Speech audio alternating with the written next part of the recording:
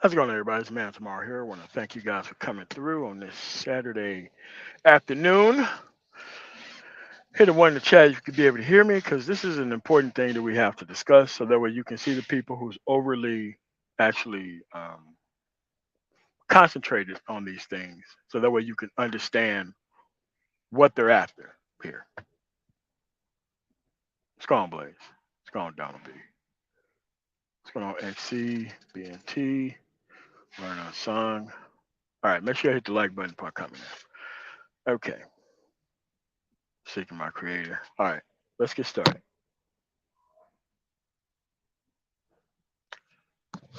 Those people who bring nothing to the table concentrate on skin color. I repeat that. Those who bring nothing to the table concentrate on skin color. Because when you bring nothing to the table and the only thing you got is your would be genetics that you bring to the actual table, these are not people that you need to be focused on or concentrated with. Because you can make and take actions inside your own career field of choice, unless you don't have a career field. So you have to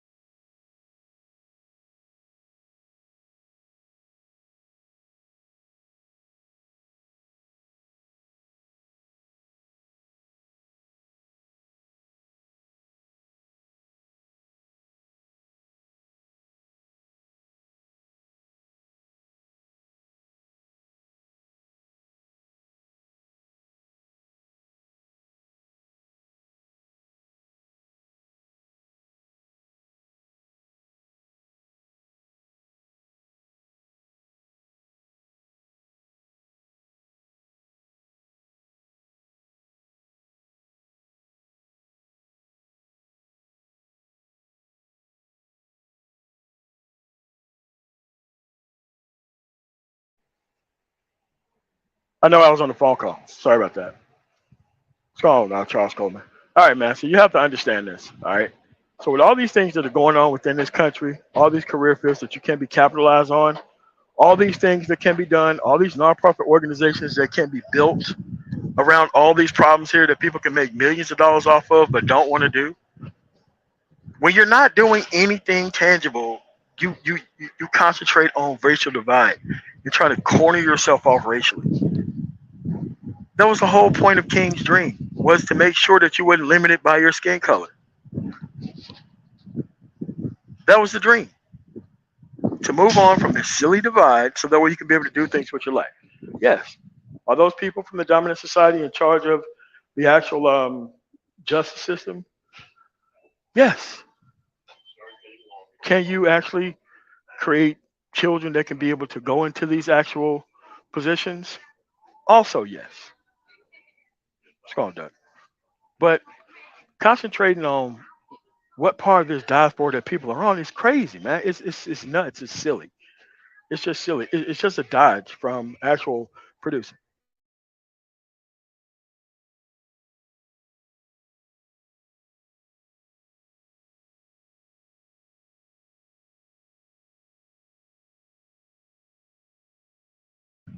Again, most people who focus on these type of arguments, they're not out here producing anything because their actual method of production is making sure that there's no cooperation between other productive groups of people. Because most of the people who concentrate on this stuff, if you ask them, how many Jewish people do you know and do business with? How many Latino people that you know and do business with? How many Arab people that you know and do business with? How many Native American people that you do business with? How many people from India that you know and that you do business with? Japanese, et cetera, et al. The answer is always zero. You want to know why?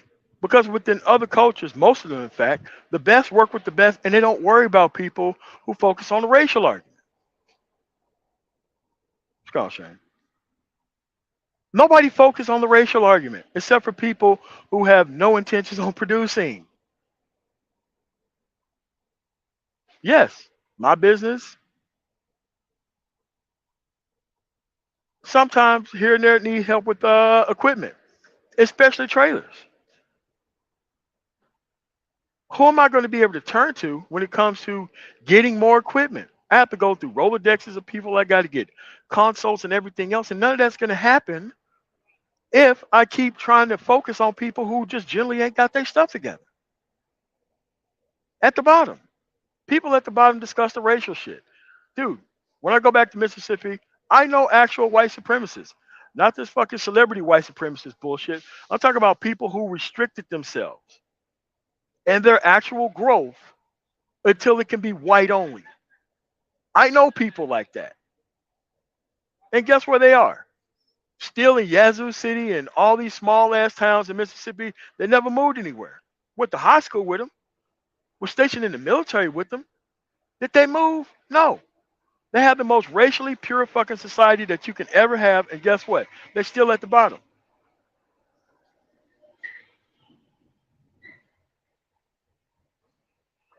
Correct. Productive people split off and they team up and they do things together. As much as this church division that you think it is, actual religious people work together all the time. Yes, they do. The black church works with Episcopalians and Southern Baptists and Mormons and Catholics and everything else. Why? They share best practices to get some of this government money up out the government by providing services to the actual community.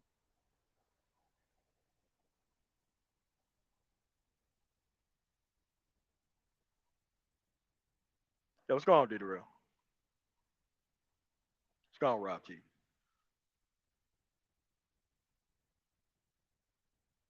But if you're consistently worried about the racial argument, that means that you're not producing much. Because if you're a woman, your egg will probably produce a black child, more than likely. If you're a black man, more than likely, your sperm will produce an actual black child, more than likely. Does it really matter if you have dark skin and if you come from the Caribbean or the continent at whole? No, it doesn't matter. It truly doesn't matter at all. Because unproductive people have really charted out their way to pretty much corner the argument around things that don't matter. There's a difference between conservative culture warrior and conservative as in for yourself and for the actual people itself. But I'm never like my grandfather taught me not to take people seriously who don't produce. If the only thing that you're producing is racial arguments, and if the only thing you're trying to do is leverage everybody else's accomplishments among the group, but you ain't got none of your own, it's pretty clear the problem is you, not the race. Because productive people don't get down like that. They don't. We can't wait to work with operational people who know how to act and know how to function. It's always the people who won't code and all this bullshit are the main people pushing this racial bullshit fucking argument, both white and black. That makes sense if you're actually white. It makes sense. But you have to violate all the principles of the Constitution to keep this shit alive. Everybody here knows that when these people showed up on the shores, they genocided their way across the United States in order to make their quote unquote land through this manifest destiny bullshit. And they even used their own people to hunt them down and to put them on reservations. Yes, these people joined the United States Army and hunted down their own people and rounded them up and put them on reservations. That is what happened.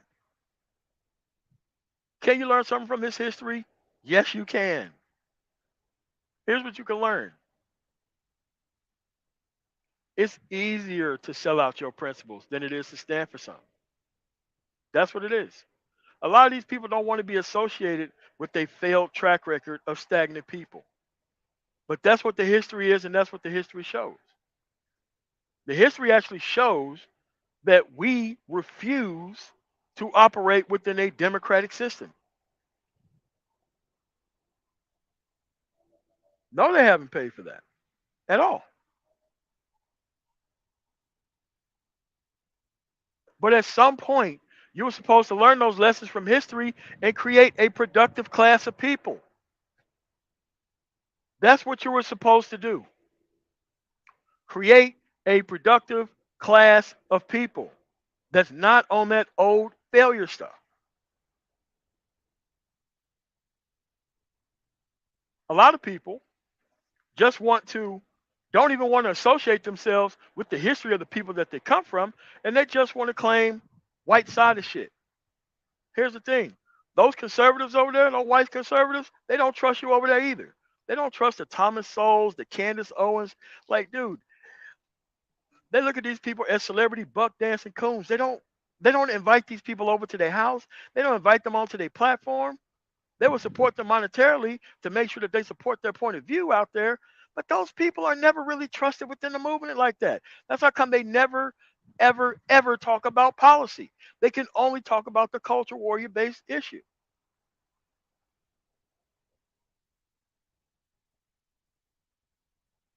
And this history just ain't ours. It's American history as well. Yeah. Because a lot of these people don't get anything out of tax cuts for wealthy corporations. Tax cuts is a balance issue item after everything's already paid for. Could the money be better spent on free training for people to move to being a productive individual? I think that college should be free, 100% free.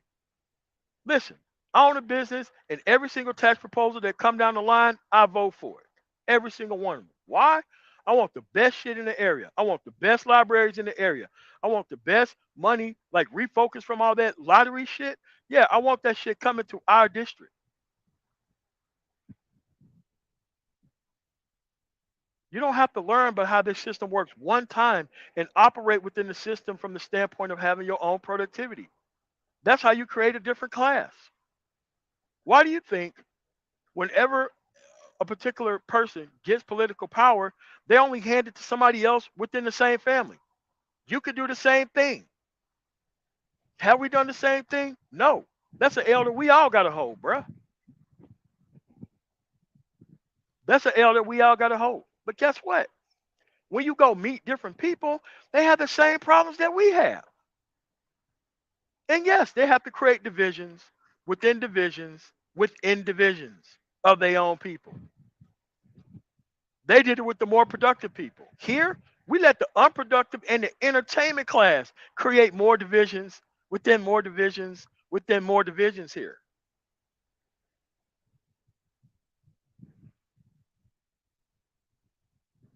It's going on, Johnny Play. It's going on in more Red Pill 81. It's going to Secret My Career. It's going on Uncle Stu.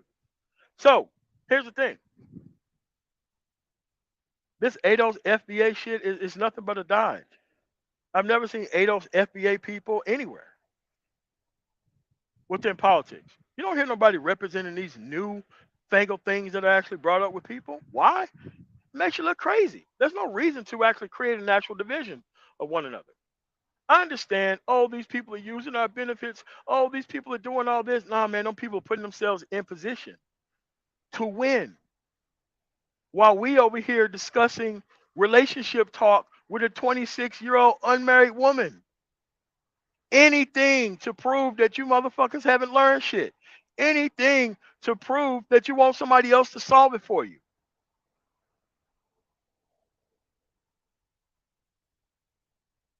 Again, you learn the history one time, it's over with. You can take tangible action. And here's the thing. You have people that are not even accomplished enough in their individual right creating different groups of black people. What kind of crazy ass shit is that?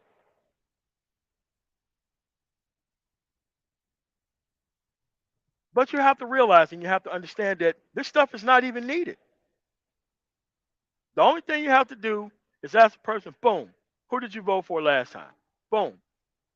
What did your actual ballot look like? Boom. What did you vote on each one of those initiatives?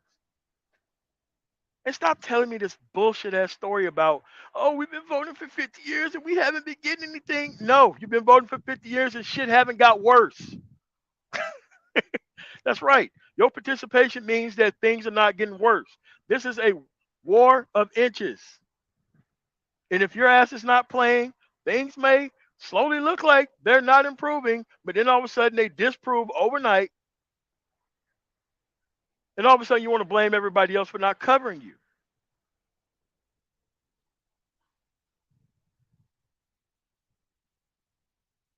So, Mr. G's world.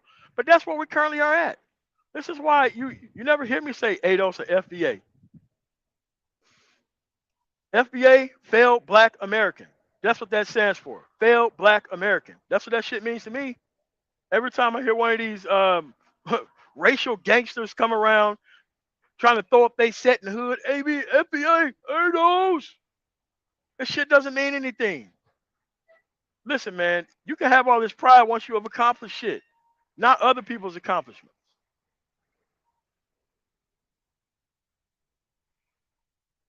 This shit doesn't make any sense.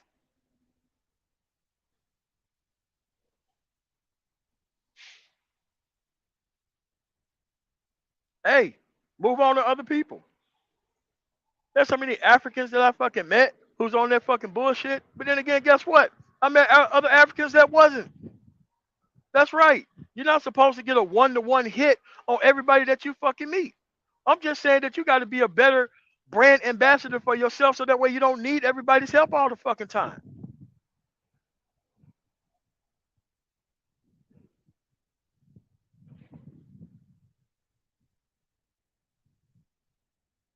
Say it again. These people see shit improving to the point to where their cushy cush position in society is fucking being challenged. Those people don't, and this is the time where you don't want to take advantage of all these opportunities out here. Those people already given up. Those people gave up, expect the whole world to give a damn about them, and now they think their way to the top is restricting women's freedom and tax cuts for the rich. Is somehow going to give them back their totally white fucking society. Wrong. That shit is never going to happen. That shit's never going to happen. Never going to happen. Like, bro, it is not going back to those days, man. Seriously. Most whites don't even check their own conservative family members. They don't do that shit. They leave them dudes out there on that homestead act land that they got a long time ago, and these people moved out with education and went to the city. That's exactly what they did. And guess what? It's time for us to do the same thing. It's time to leave these motherfuckers in these neighborhoods who want to stay there, get our shit together, and move on with the productivity piece. That's what this shit's about, producing. I don't want a woman who give up ultimate fucking power to kneel down to me who ain't got none. That ain't gonna produce no good ass result. That's not gonna produce no good result for me.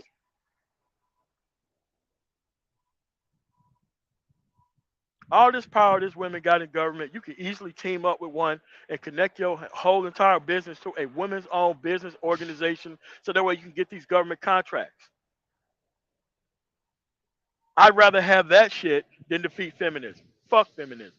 Go get you somebody cultured from another fucking environment to where this shit don't affect them. And socially isolate them from these piece of shit ass people. Boom. Problem solved.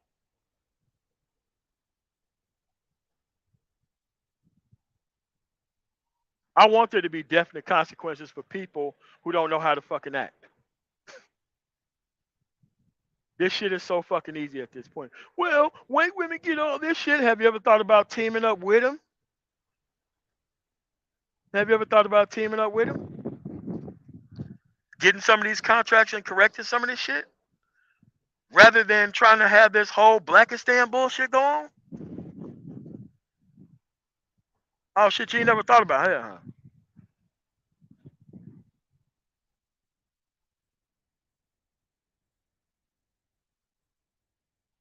They sure are. They sure are. And you know what they're not doing? They're not trying to break bread with anybody who haven't broke bread with them. It's the same shit in Denver. Them motherfuckers completely took over.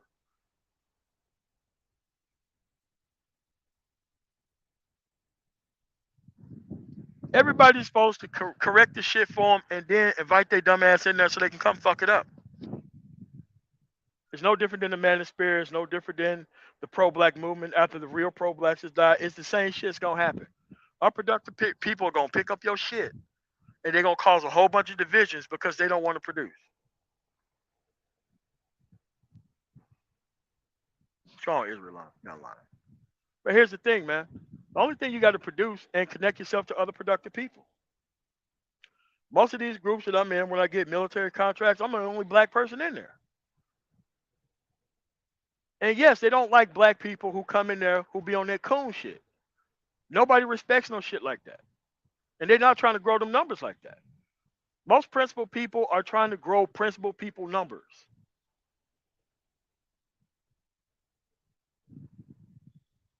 But at the end of the day, bro, you can't keep fighting this battle this way. That's why I don't believe in this ADOS FBA bullshit. Because it's always causes unneeded division when there needs to be cooperation between these groups. Do we really have to go through history?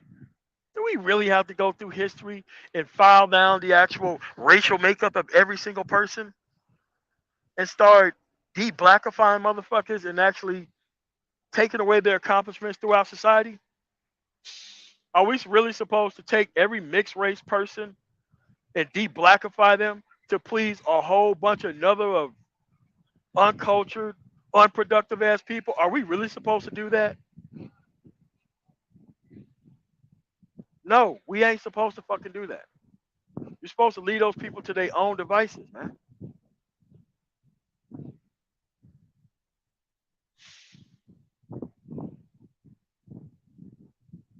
No, it doesn't make sense.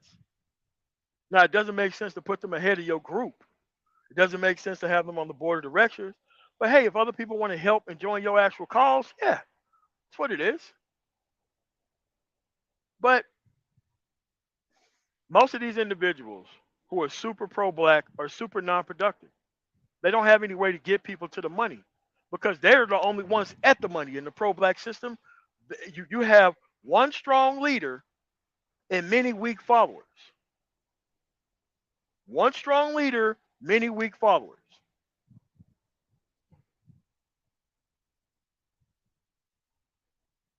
There is no reason to not create a system where all these people can just come in with their actual access to the productivity piece and we can all get there. But a lot of people have given up on the productivity piece. That's why they so inclined with this relationship talk shit. This relationship talk shit don't get you access to better women. It gives you access to better excuses on how come you failed with women. It's going D Raptor. It's going me on my Perry. Having accesses to the perfect excuse for how come you haven't moved anywhere in life doesn't really help you. It helps the people who gave you those artificial answers to be stuck and be proud of it.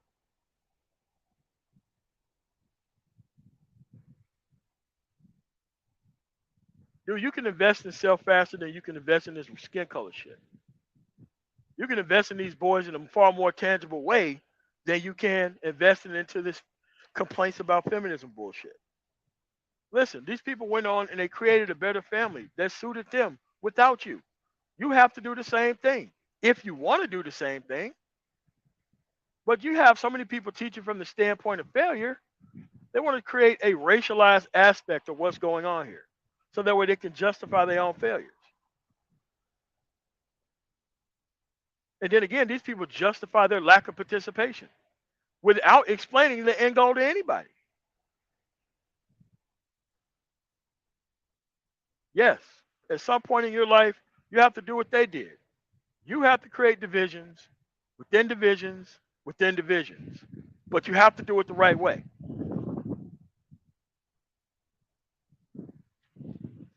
You can't keep multiplying and dividing by zero. That's what they expect you to do. What do you think all this game talk and all this bullshit is about? Getting you to multiply and divide yourself by zero. So that way you can always need their help with shit that you can already figure out on your own. You already see the end of this actual standpoint. You already see it.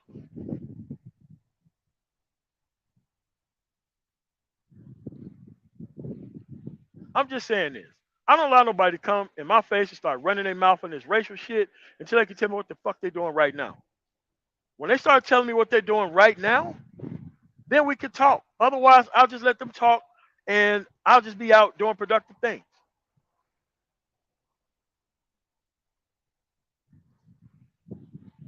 Now you can see the outcome of 100 different classes and modifications of people out here.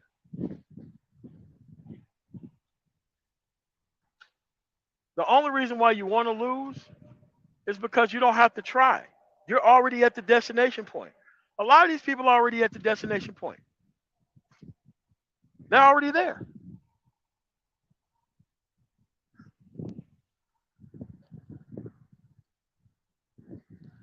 Yeah, man, they are like they're acting like the women are stopping them from becoming productive men. They're acting like the women are stopping them from separating. They're acting like the women are doing all that. So they take a lack of accomplishment in life and they superimpose it on women that you should stay the fuck away from. I'm sorry, but at some point you trying to damage the entire group with with this mainstream manosphere shit. I don't want nobody looking at me like I need help formulating a family. I don't want people looking at me with a depth of pity. I don't fucking want that shit. I don't want that. I want people to look when they look in my direction. Oh yeah, this dude right here got his shit together. Oh yeah, this dude right here, he don't allow nobody to ride on this team if they don't pull their own weight. Yeah, I dealt with this dude right here before. This dude has shit on lock to the point we got to have this person on their team.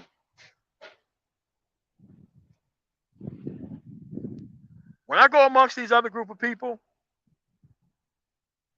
if they don't see my wife with me, they're like, "Well, you still married?" Yeah. I'm like, "Okay, we got a woman waiting on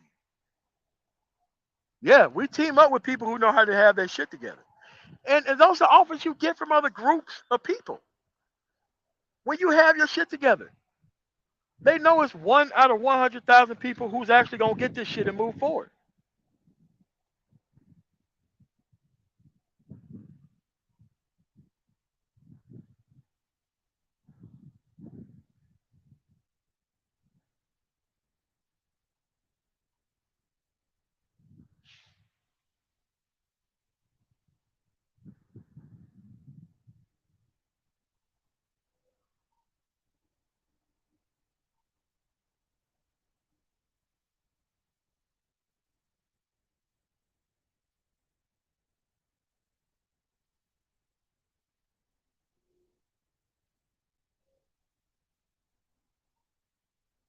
But that's currently where we at.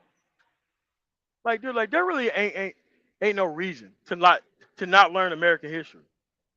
There's no reason for it. The only reason why you obviously dodge it is because you don't want to explain any of the things that happen within the history. I get it. A lot of shit bad, tons of L's, but guess what? You can learn from all that stuff. You can learn from all that stuff. Hold on a second.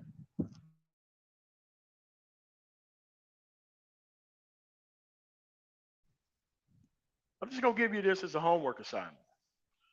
The moment you leave this conversation, and the moment that you look at these people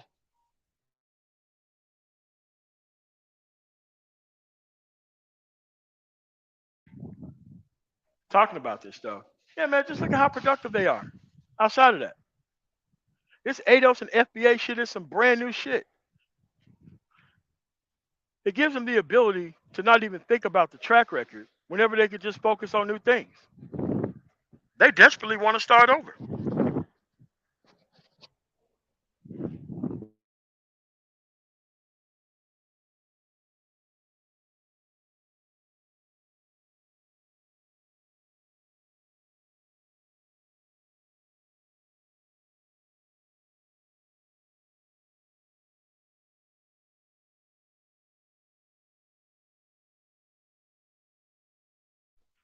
But those are the things that you have to look at.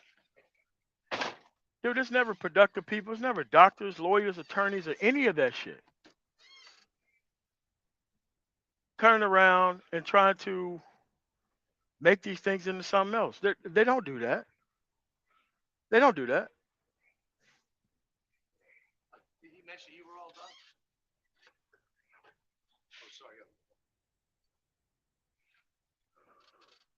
But that's currently where we are. The homework assignment that you have to look at is what do these people actually produce? What do they produce? We understand that you're leveraging these groups. So if you FBA or ADOS, you have to start your track record right now. You can't call yourself FBA or ADOS and then start leveraging everybody else's credentials and accomplishments throughout history. That's some coward ass shit.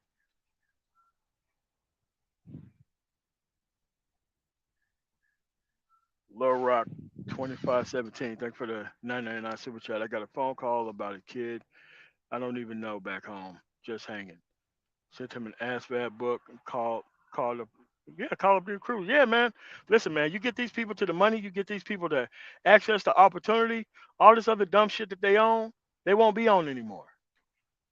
Most of these kids give up for the simple fact that they don't see themselves in the future because they socialize around these piece of shit ass parents that they didn't choose. The moment you give most of these people a way out of this shit, they know how to move after that. Mr. G's World, $5 super chat. No real life productivity professors and careers. Go to a YouTube space, learning the talking points, then you're ready to copy and paste it. Yeah, man. Bro, listen, man, this stuff is different. This is a moonshot.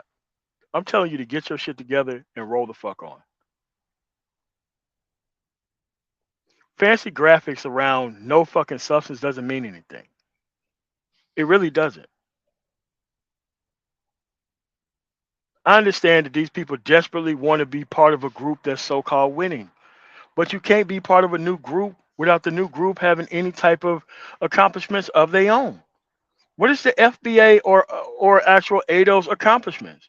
Remember, you just established these groups. You can't establish a new group and then turn around and try to leverage everybody else's things. You can't do that.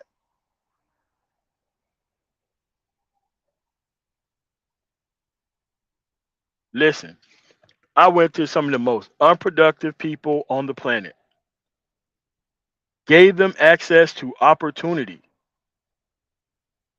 They were off to the races then. Off to the races.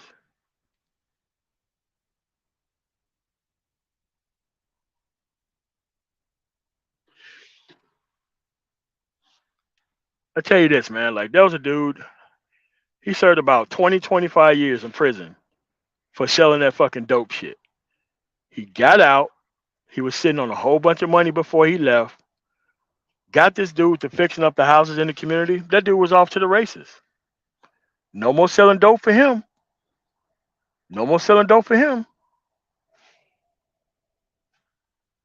That dude was like, man, look, if I knew that I could put this money into fixing up these houses even before I left, dude, I never would have sold any of that shit. Yeah. Have you ever heard of the Native American descendants of the Trail of Tears? It sounds crazy.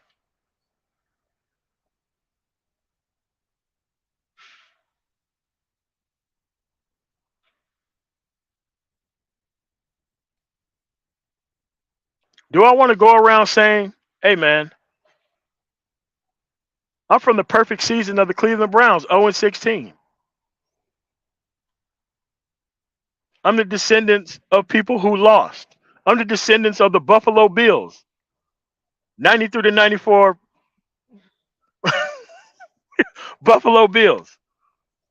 I'm a descendant of people who lost 4 Super Bowls in a row.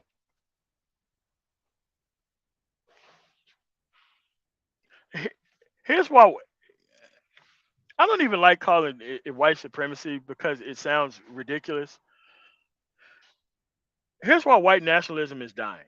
White nationalism is dying is because most of the whites decided to sit there on their own laurels and not produce. Yes, most of the people still went to school. They still went to all these things. They still took over the school boards. They still did all of this shit. They did everything that they possibly could to maintain their power. These Fisher Price ass white supremacists, dude, they didn't do none of that shit. It's going on Great Pill Podcast.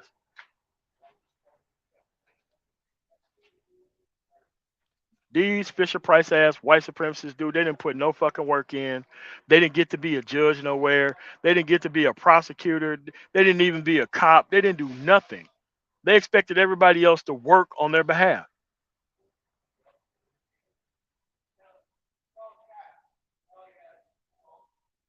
There, these generations of do nothing white people destroyed fucking white supremacy. They're destroying it on its own.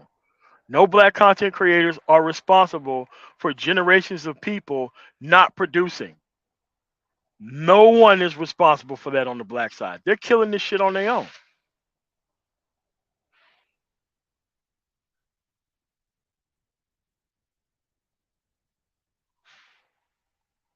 They killed it. They're killing it.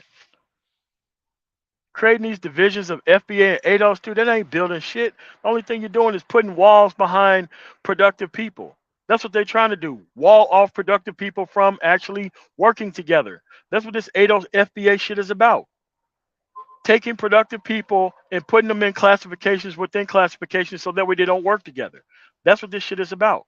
Creating another racial divide that doesn't need to be created. Yeah, if a Puerto Rican motherfucker got his shit together, guess what? We're gonna do business together. And guess what happens if you step out of line? I'm taking your ass to court like everybody else I take to court. No problem.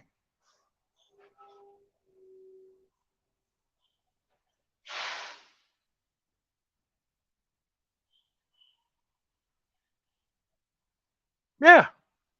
LOM, yes.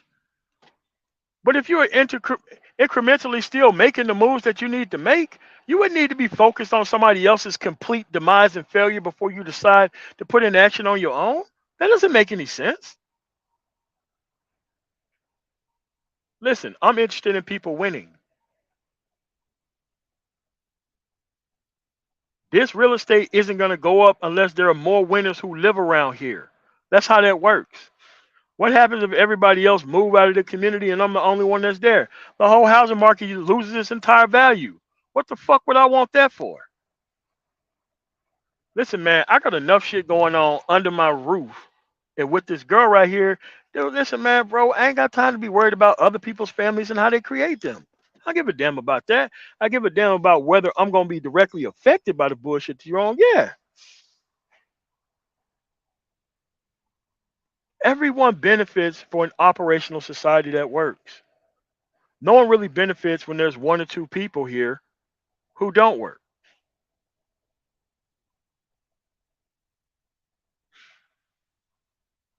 One or two people benefiting while everybody else loses, that shit don't work. That's what the black supremacist bullshit model is about. That's what the white supremacist bullshit model is about too. And all these people telling us to go over there and debate them for fucking what? For what? These people ain't even challenging their own family members, but we supposed to go head to head on a panel because you dumb motherfuckers want to see a fight? Man, fuck that. I'm not doing that.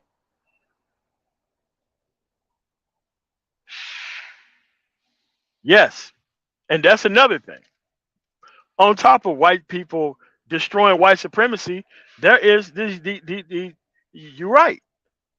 These pro-black motherfuckers are trying to keep that shit alive too by creating nothing ass fucking kids. So those kids can create problems and normalize those problems and keep them lost. Well, that way they stay at the top of this inverted pyramid. In this inverted pyramid, the black supremacists and the white supremacists are at the top, and they create generations of helpless fucking children to bolster their own productivity at the top by not doing shit. All supremacists work by the same model. They all work by the same model. It doesn't matter whether it's black, white, Latino, Native American. Like, dude, it's the same. They have no accomplishments of their own. They know the accomplishments of everybody else. They never produce shit, and they depend on division in order to keep their shit going.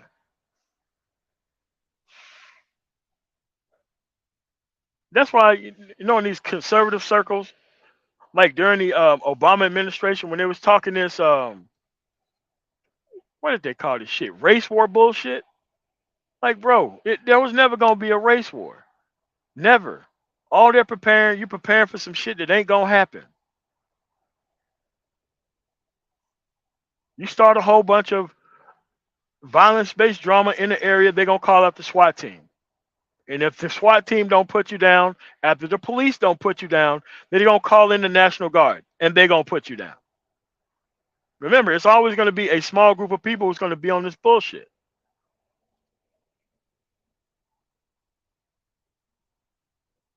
They keep thinking that a group of people who think like the Confederacy is gonna operate like the Confederacy. That's not true. The Confederacy had a whole army. They had whole states that separated from the Union. And those people within those states fought those wars. That's way different than groups of military cosplay idiots deciding that they want to prepare for shit that ain't gonna happen. That's way different.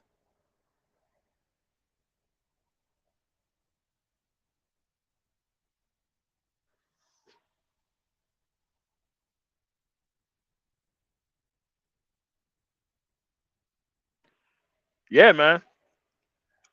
I just completed the game on easy mode, so now I'm about to go to new nigga plus. New nigga plus game mode and do the same shit within the same area. When I know better. Nah, man, this stuff is crazy, bro. Divisions within divisions don't work. It don't work. The only thing they're trying to do is separate productive people from unproductive people. That's it. That's it, man. Cosplay and reenactments. What's going on? What's going on, man?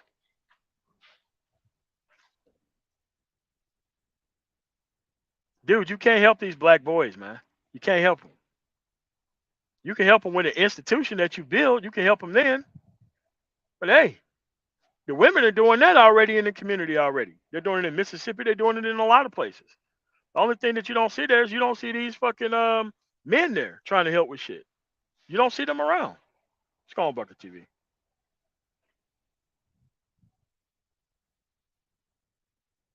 Again, man, leave these titles alone. You leave this shit to the people who created them.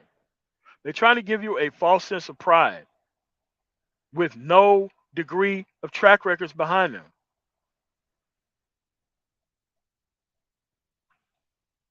I'm sorry, I'm not giving up my title as a fucking American citizen. Fuck that.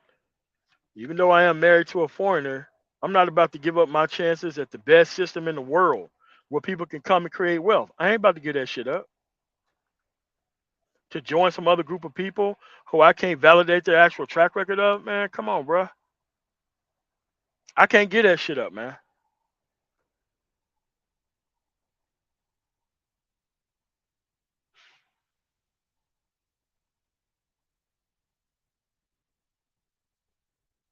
That's what I'm saying. You declare war, you surrender, and you just allow them to take over.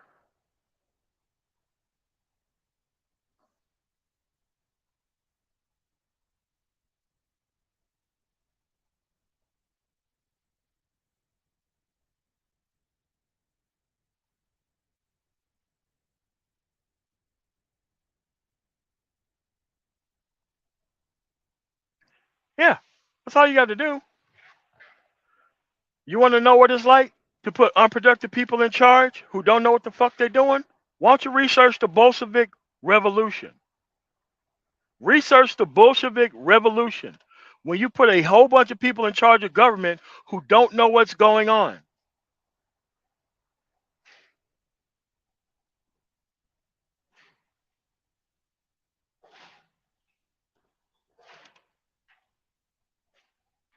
Yeah, man. I don't even.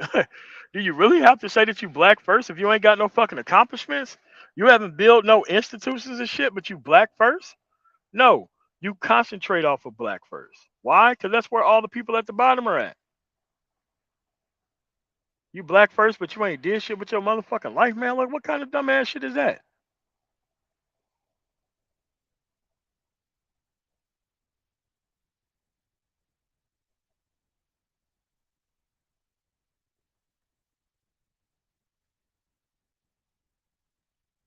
Bucket TV, man. This isn't an Austin Holloman based conversation. People have been traveling across the world for years. People who are part of the military, dignitaries, and all that shit. That dude was just out of pocket on his own. I wish him the best, but at the end of the day, our conversation is not even about that dude.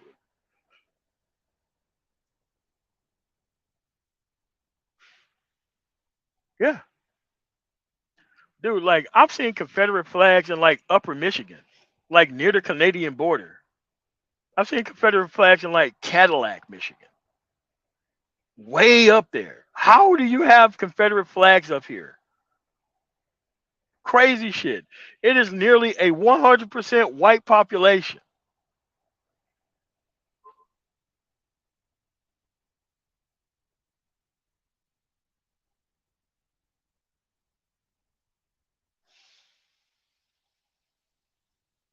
Yes. Remember that guy? He was in North Dakota or maybe Montana. He was talking.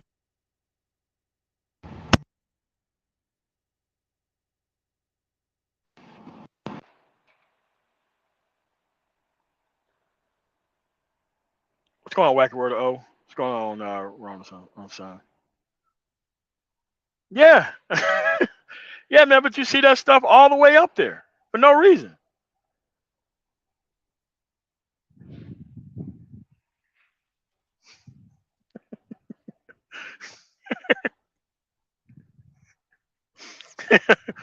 Yeah, Mike, which crayon would you like me to write it in?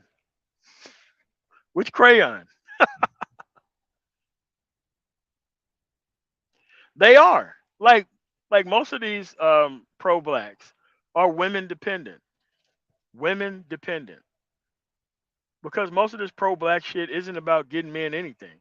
It's about taking up for these women's actions that they made in the past against people or else for themselves. And they're just here to save these women.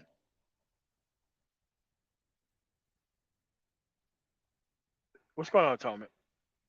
But this is what you guys have got to understand, man. Like, bro, like most pro blacks don't offer shit to anybody. They don't offer shit to white people either.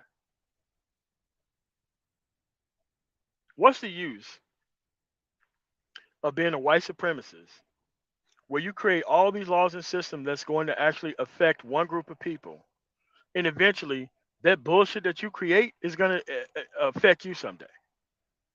What's the use of coming up with qualified immunity if police can shoot your ass for no reason?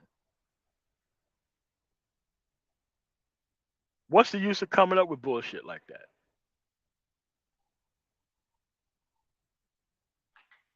What's the use of doing things like that? Again, if you just solved all of black people's problems, you take care of rural America at the same time.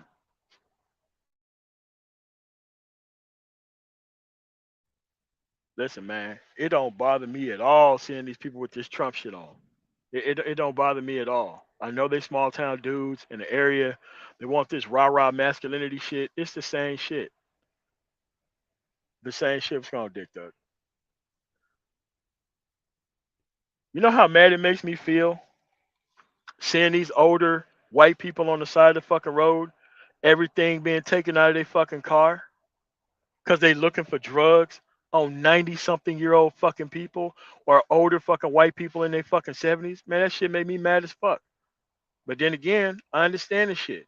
Because when this shit was happening to other people, they didn't even fucking worry about it. They didn't even fucking worry about it until the shit started happening to them.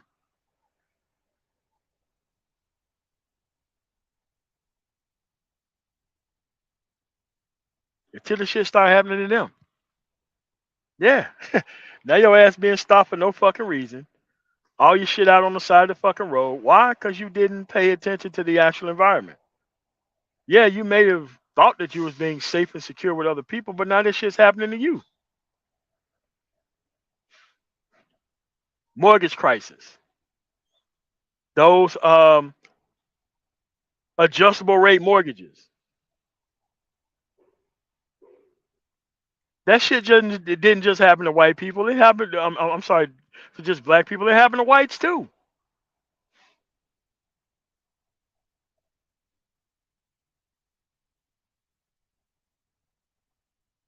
All these mortgage companies popping up out of nowhere, giving people mortgages that they knew they wasn't going to pay back.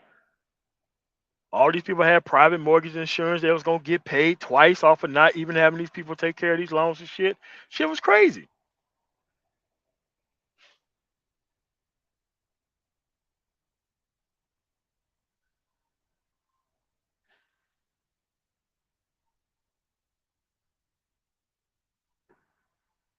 Say it again. Trailer parks. Most of them who living there are white too. How can you be a supremacist at the fucking bottom? How can you be a supremacist when you just fight for welfare benefits just to go to you and nobody else? That shit doesn't make any sense.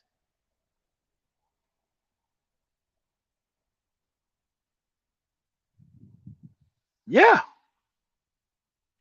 all those people that was proud as shit of that union busting going on until their jobs started to get outsourced and sent overseas.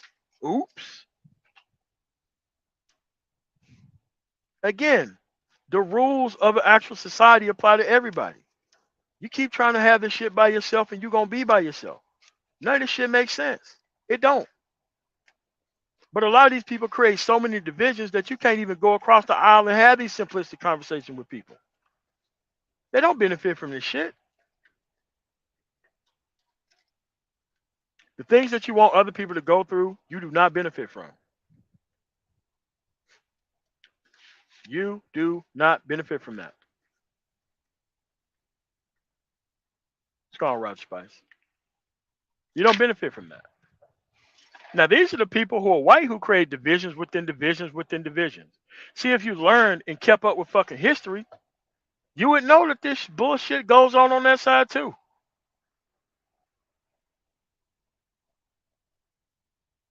You would have to know that these current banking scandals don't mean shit. They had the savings and loan shit that happened. They had the savings and loan shit that happened. People didn't pay attention to it. What's going on, Inquisitive Prince? They didn't pay attention to it. And the cycle just keep repeating itself. As long as you keep allowing these people to get off and create this two-tier justice system right in your face, dude, we gonna continuously be affected by the shit.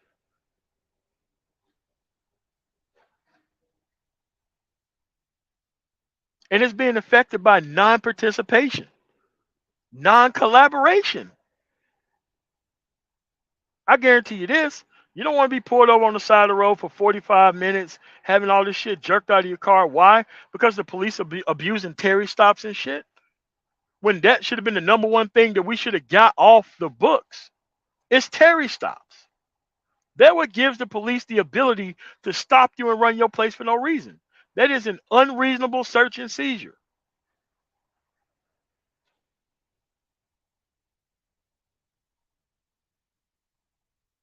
Say it again. But the people who was connected was able to get the loans though.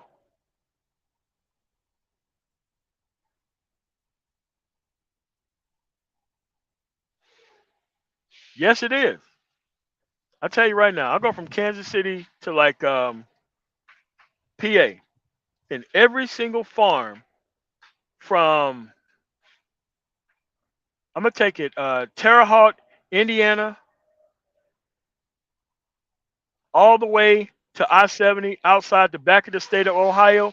Every single one of those farms went out of business. Every single one of them. You know who running those farms now? Chinese and Latinos. And I don't fucking blame them.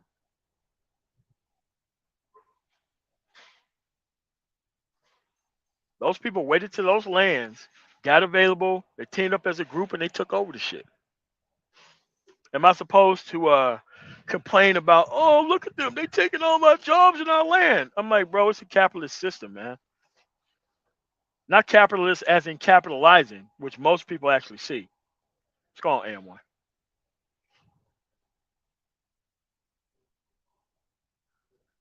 I can't see what AM1 is saying, so if AM1 is saying some profound shit, can somebody please repost it? Because I can't see him in the chat. It's not a big deal. It just happens to people who moderate on a lot of channels. Like I can't see BK from the Rockies too whenever he's here. Even though I know he shows up to most of these streams, I can't even see him chatting in the chat either. It's not a big deal. But this is the thing, man. The productivity piece is something that's within everybody's grasp. Yes, being productive and separating and having your own shit, that is within everybody's grasp. Racial purity is not going to solve the productivity problem. It haven't with whites, it won't with blacks, it definitely won't with Latinos, and it definitely won't with Asians.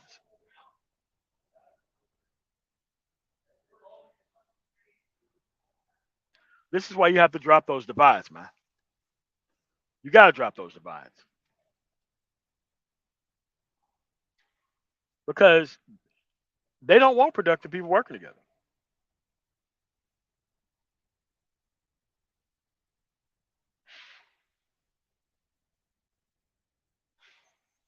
Oh, okay. Thanks, Roger Spice.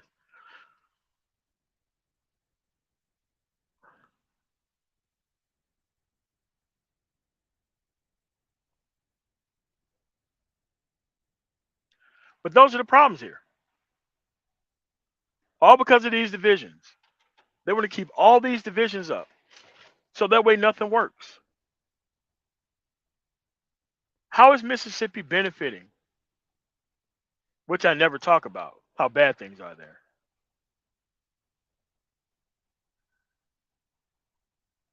How is Mississippi benefiting from not having an operational state?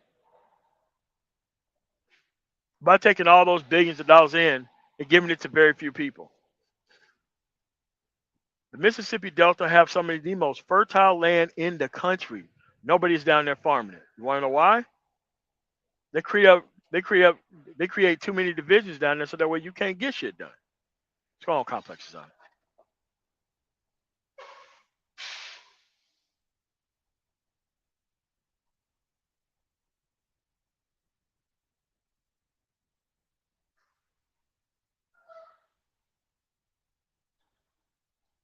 But that's the problem here. You got the people who don't bring shit to the table creating more divisions than the people who are actually producing. That shit is really not supposed to happen in any operational society.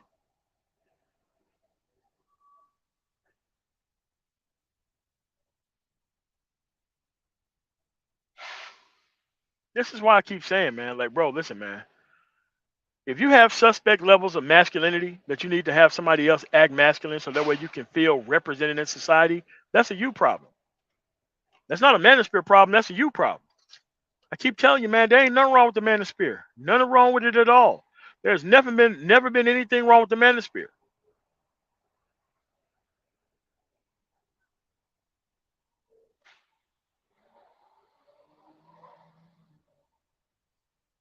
Nothing. Dude, listen, man, we already knew we had a clientele problem. We already knew that. We knew that for years that we had a clientele problem. This was supposed to be the digital divide. But the digital divide and the cultural divide, even that got corrupted.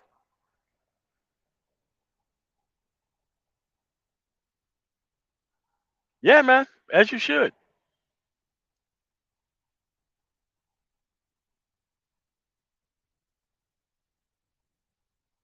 As you should.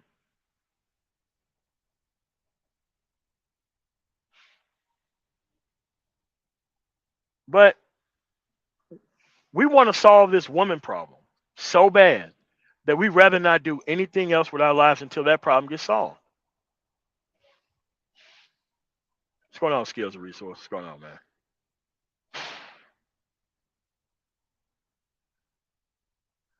Yeah, I can see that. That I can definitely see. Bro, listen, man. The relationship talk is a dodge from the productivity piece, man. Anybody can claim that they have problems with women with problematic women. What about this productivity piece, though? What about getting your shit together so that way you ain't got to be complaining about women? What's going on, Ike? What about that?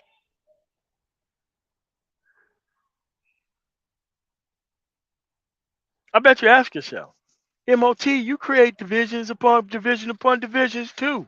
Yes, fuck niggas and people who are educated and have credentials but ain't doing what the credentials should have is a problem. It's definitely a problem. It's always been a problem. It's just not enough to empower oneself among depowered individuals rather than raising a whole group up.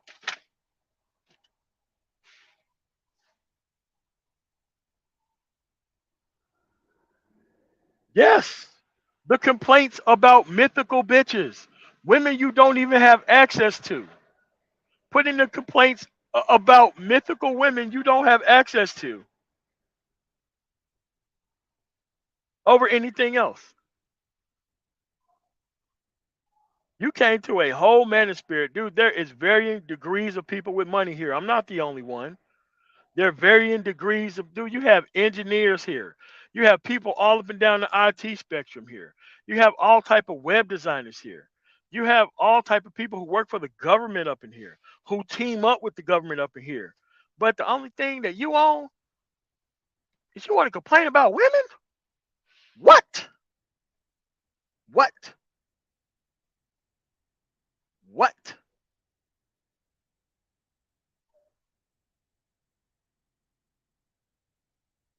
You want to build an audience so that way you can hide behind the collective ignorance of a group by pandering to their insecurities? Is that really what you came here to do? Really? Is that what we're really on? Do we want to keep pretending like we wasn't on the same thing that we now see other people doing?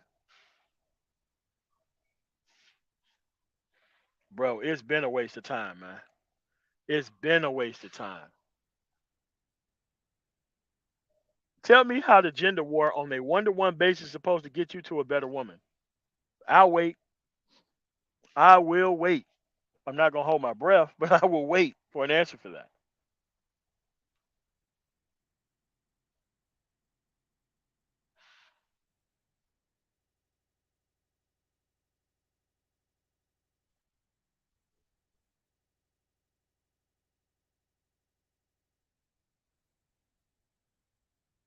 Yeah, it's not supposed to work, man. It's not supposed to work on a one-to-one basis. Not learning about the history is not supposed to work on a one-to-one basis. Not picking a side, not supposed to work on a one-to-one basis. It's not supposed to work.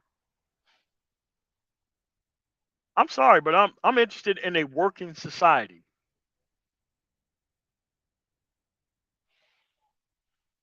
Me benefiting alone doesn't mean anything.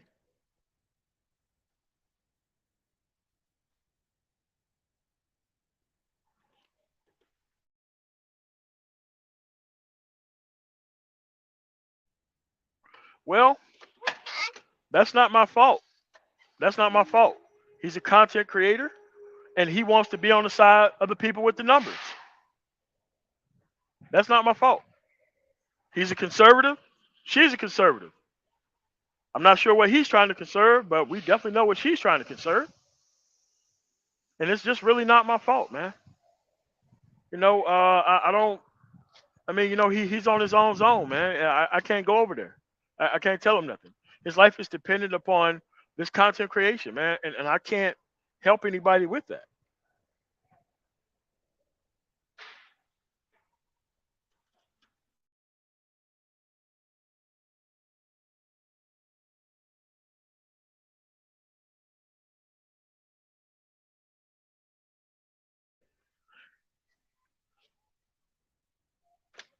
Yeah, but that's what you got to understand, man. Like I can't. You have to think about the individuals who need to hear that type of message, man. Like I, I don't know what the message is. I don't understand the message. I mean, I haven't understood the message for years. I don't understand what they're trying to do over there, so I don't know.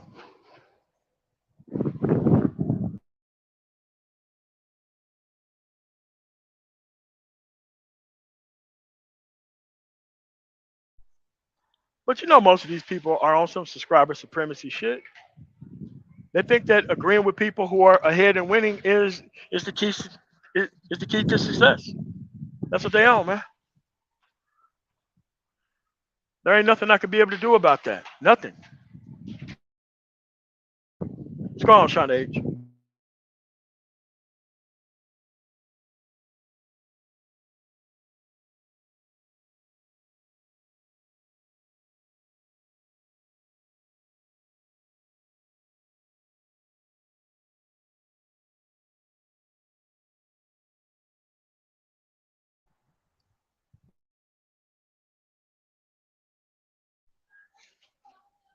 But unfortunately, a lot of these people are looking for the quick path to masculinity, and that's nothing that I can fix. Go ahead and swipe it.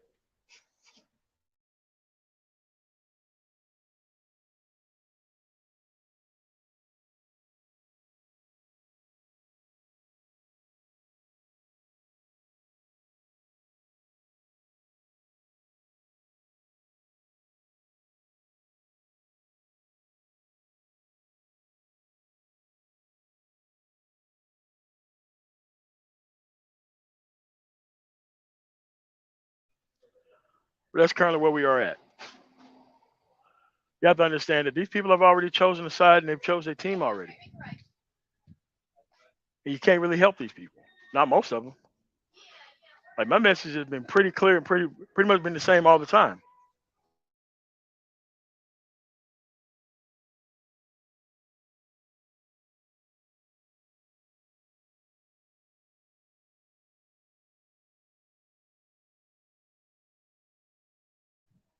How easy is it to go and get your stuff together so that way you can have less complaints?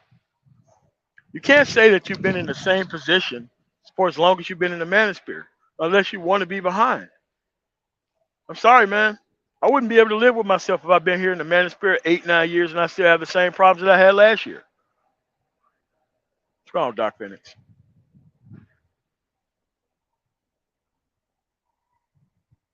They keep making it look like that men and women can't even work together. They keep trying to make that shit possible. They keep trying to think that white supremacy or this fucking feminism shit is more important than getting your own shit together as a man or a woman individually.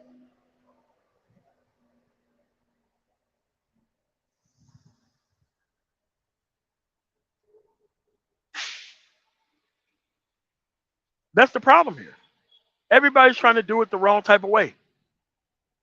Everybody's trying to do it through the moonshot system.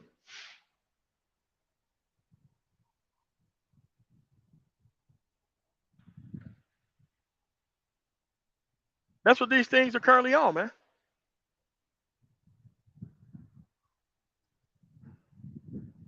Yeah, I don't think I can see Nick Penn either. Nope.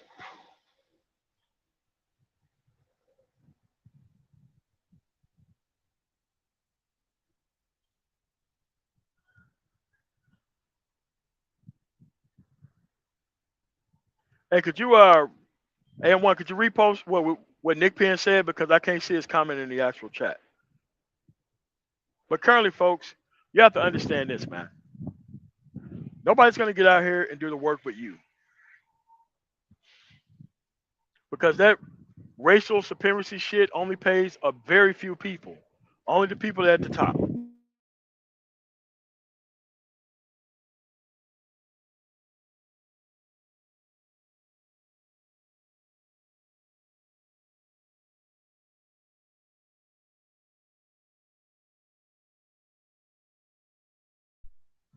What I'm gonna do is drop the link real quick. Let's get some people up here, have a conversation, then we're gonna get up out of here. But at the end of the day, man, this whole racial division shit, it doesn't really help that many people, man. It never really has.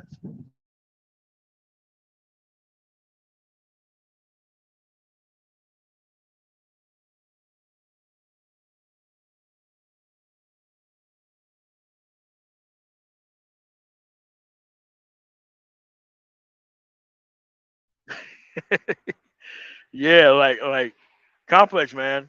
They want to ask, you know what I'm saying, chat GPT about everything, man. That's what it is. I didn't see a super chat from $10 from who? What's going on, Mary Joseph? Who did I see a $2 super chat from? Because I don't see anything on the screen.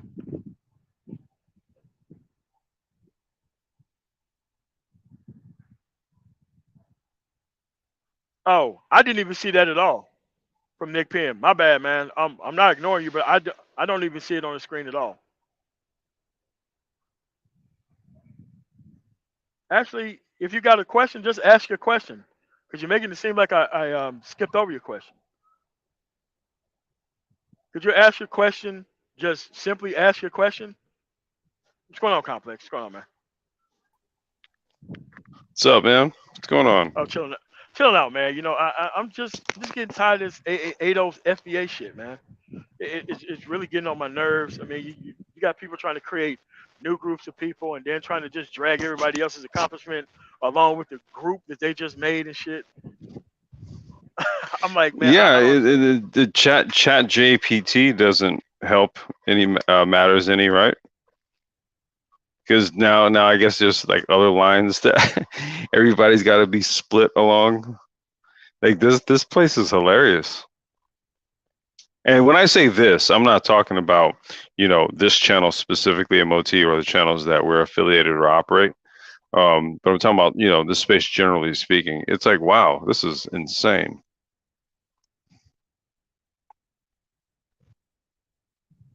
Yeah, the thing is that okay, now we got red pill information. Now it's gonna be said about women.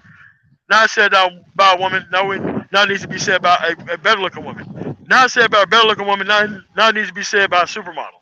Now it's said about a supermodel. Now we need to get behind, I don't know, superstar celebrity. Now this is being said about a superstar celebrity. Now it needs to be said about a president of a country. It's always resetting the conversation behind shit that they already knew the first time around, right? Yeah. Yeah, And it's like, I, what's the I'm waiting. point? I'm waiting for them to throw all that weight behind the El Gibbet, and that's when we know to go ahead and just signal the death knell. That's where we at. That's where we at. That's when we need to go ahead and signal the death knell. So I think we're like literally like I think we're like one step away from that.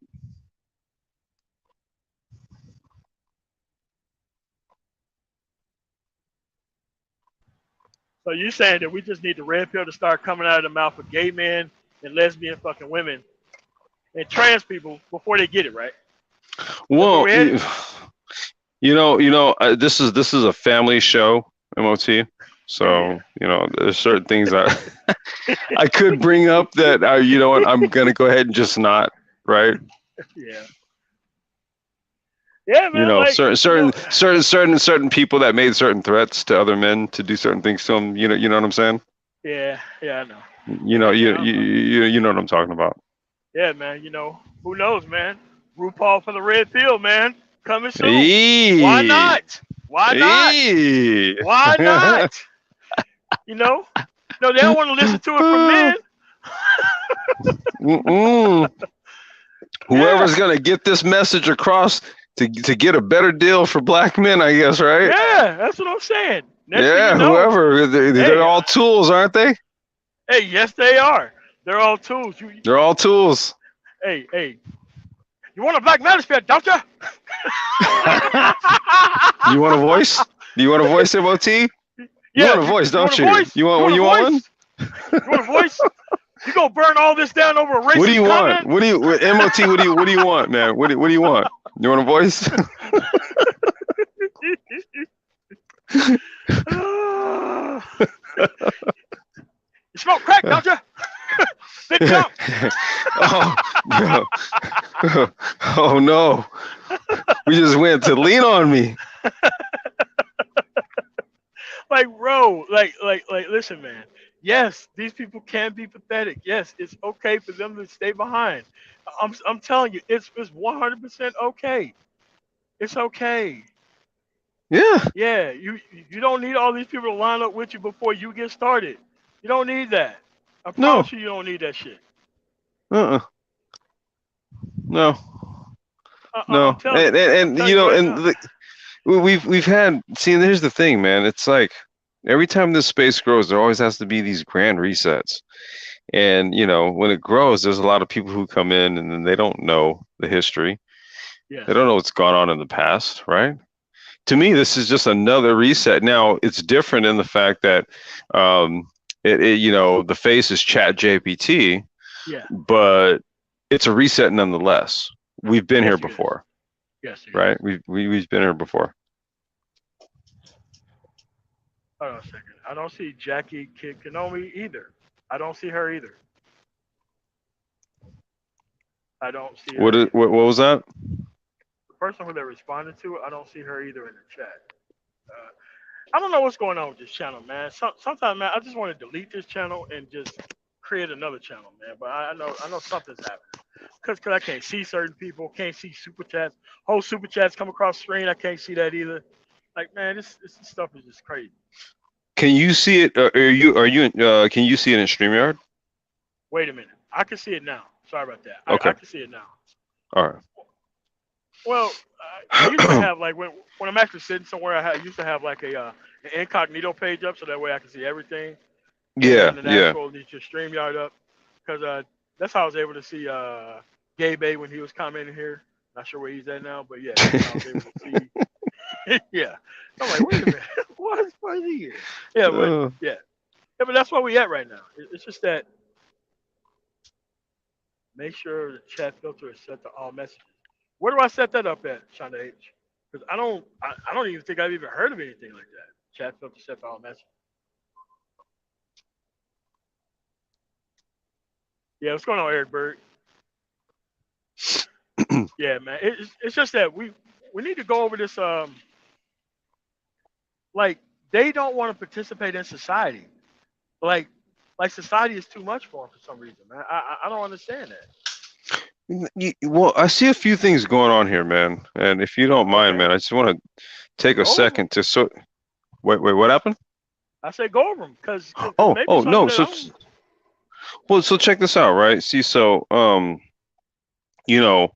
noticed a Dennis Sperling, right?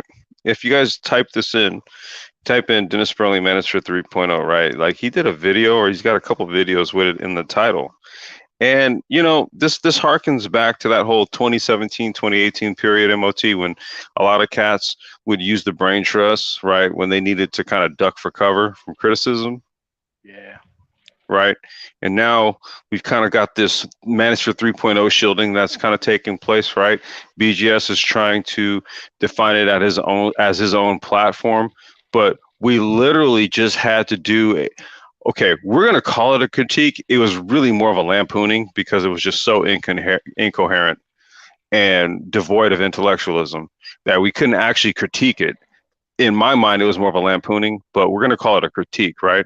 We had to analyze his position on all this, and we, bumping it up against our catalog. Mike V even brought it up, and we kind of like showed some videos and stuff, and it's like, how is this 3.0? How's this Manosphere 3.0? Dennis Sperling, I honestly think because of his associations with TLA and MTR and Kevin Samuels and all these people, and then the proximity that Pearly has to all of those gentlemen and stuff, I think he thinks is a convenient cover for him. If he's listening, or maybe he's not, but somebody can send this to him. Dennis, check this here out, bro. Don't do that. Don't try to use us as a shield. I don't think he cares. I don't think he cares. I'm just saying, bro, like this has to be put on the record bare minimum, MOT, because I see it happening in real time right now with all this bullshit that's going on. Yeah, because they always want to come behind the productive people whenever they get caught doing anything. That's what we're here for. Oh, no. We're productive. I mean, we just had an economic stream last night. Yeah. You had other people in economic stream last night. You were in economic stream last night. The fuck? And then like, oh, I don't talk about women. Next thing you know, women. What the next fucking live stream? What is it about? Women. The women's. Yeah, but it's kind of like. It's like fucking A, man. Dude, accomplishments is supposed to take. It's supposed to make its own divisions, period, naturally. Mm-hmm. But unaccomplishment is supposed to also make its own natural divisions, where don't nobody want to be like you, right? Yeah. But what is it when unproductive people get a hold of productive resources? It's kind of like having an armless man set up on an M60 machine gun. It's like, hold on, bro. Like you can be of use somewhere else. You don't have to like sit up, but like, bro, we need that gun to fire on these people. If you don't have any arms, what are you doing there? Are you intentionally trying to get us all killed? We need you where legs and feet are important. Yeah, it's like, bro, we get that you could be smart, but this is a time where we need the people to shoot with hands. We need strong arms. Yes. Uh, And it's like, bro, listen, listen, we're being discriminatory, but we're trying to live too. Okay? I mean, we got to find a happy medium here, MOT. God damn it. That's why that's why companies have human resource department. Yeah. And they don't Oh God. understand that sometimes that what do you call it? Political correctness is to make it so that way everybody else don't look stupid on your behalf, not just you looking stupid on your behalf. Yeah, it's to make everybody comfortable with Yeah, stupidity, basically, dude. yeah, that's what it is. That's everybody's got to be okay with stupidity, right? So nobody feels awkward about it, right? Correct. Yeah, yeah. I Yeah, mean, yeah. it's kind of like you have to be so inclusive that you have to include people in there that don't belong there, so that way everybody else can. I'm like, So yeah, no. and don't we all just feel great about ourselves afterwards? Yeah, I mean, like it's always this type of inclusion where they want to include everybody to the point that they don't want the original aspect to work properly. Well, I mean, it's like, how do you do it? Like, okay, but there's got to be some form of hierarchy, man. And here's the thing: I was at the bottom of a lot of shit, and guess what? Yeah, me Sometimes I too. liked it, and sometimes I didn't. And guess what happened when I was at the bottom? I wanted to learn, so that way I wouldn't continuously be at the bottom of shit. But wait a And minute. guess what? Sometimes we also understood that it was necessary, right? Because we just weren't the top ranked dude when we came into the game, right? Sometimes you have to understand, like, yeah, you're gonna come in at the bottom, right? Yeah. And then I learned that I've done it. you didn't want to be the bottom dude. In Germany and all those protests over nuclear weapons, I'm like, yeah, man, it's gonna be a piece of cake. I'm like, where'd you get this guy? We're about to go out there and get our ass whooped. Yeah, you would go out there and, saying attempt to not make shit worse and get beat up by these drunk Germans and we, go back on base. That's where it was. Yes, somebody had to be at the bottom of that pile to do that. When somebody get high as fuck or drunk and puke all over the goddamn jail cell, yeah, somebody had to go clean that shit up. Of course, you didn't want to be the bottom guy all the time. But Yeah, man. at the end of the day, man, like a lot of these dudes have just given up on the actual productivity piece to the point that they want other people to act out the masculine shit for them. I don't want to outsource stuff like that, man. And man, look, bro, like this stuff is my responsibility, man. Like I am not comfortable with doing that. Well, what you can also do is nominate people that didn't say they were going to do it. Yes, that's the other portion. Also, let me read. Yeah, like how do you? Yeah, how do you? Berlin left the space, but most of his content on the space makes sense. Just like KS, then. Wait. What is? Let me see. I have my phone. Let me see here. What does Shonda say? Let me see. Yeah, you have to understand, Shonda, that Dennis Berlin came through claiming SYSBM, came through claiming Passport Bros. Then he turned around and called dudes lame and stupid for not dealing with broken women, and then he somehow connected. No, Passport Bros. He ended up on Passport Bros. Yeah. And then now Manosphere 3.0 is popping up in his titles. Yeah, I mean, but you have to understand that you can't really help people who's on this non-integrity shit. You can't help people who's on that type of time, man. You can't do it. And it's just at the end of the day, the dude's just here. A lot of people failed out of their career fields. This is a quick way to make a quick buck, and I don't think it's all. I don't think it's all monetary. I think the fake level of appreciation that they get out of these people online from the shit that they don't get in their real life, I think that's more powerful than money. I think that's more powerful than money. The level of appreciation by thinking like you're this type of person that's here to help somebody, yeah, I think that stuff is way more powerful than money. Yeah, I just, man, this space is really. I don't want to say discipline. No, not when you already know when I say this space, I'm saying more like in a macro sense, not in the micro sense of what we occupy. We already know the integrity that we hold, right? So I'm absolving us and then those who frequent us, right? I'm absolving all of us. I'm just saying in the greater context, man, how this kind of causes what you see right now. Like there's so not any sort of impetus for any kind of solution implementation, and you're seeing it firsthand right now. All right. What was that? I'm still old man on the block. I will explain.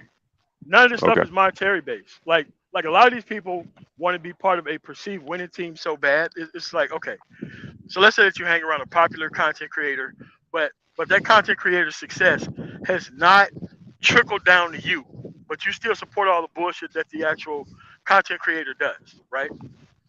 So a lot of these people's lives are so bad, they want to be a part of a winning team no matter what happens, no Right. matter who it destroys, no matter who, because deep down these Scorched people know earth this shit ain't policy. helping. Yes, but it's scorched earth for their own voice and their own Right. voice. Like Right. they're Right. not trying to make things better. Like they don't have the capabilities of making things better because they're not better. They know they're Well, not better. their content proves it, and that's the ultimate testament to all of this, right?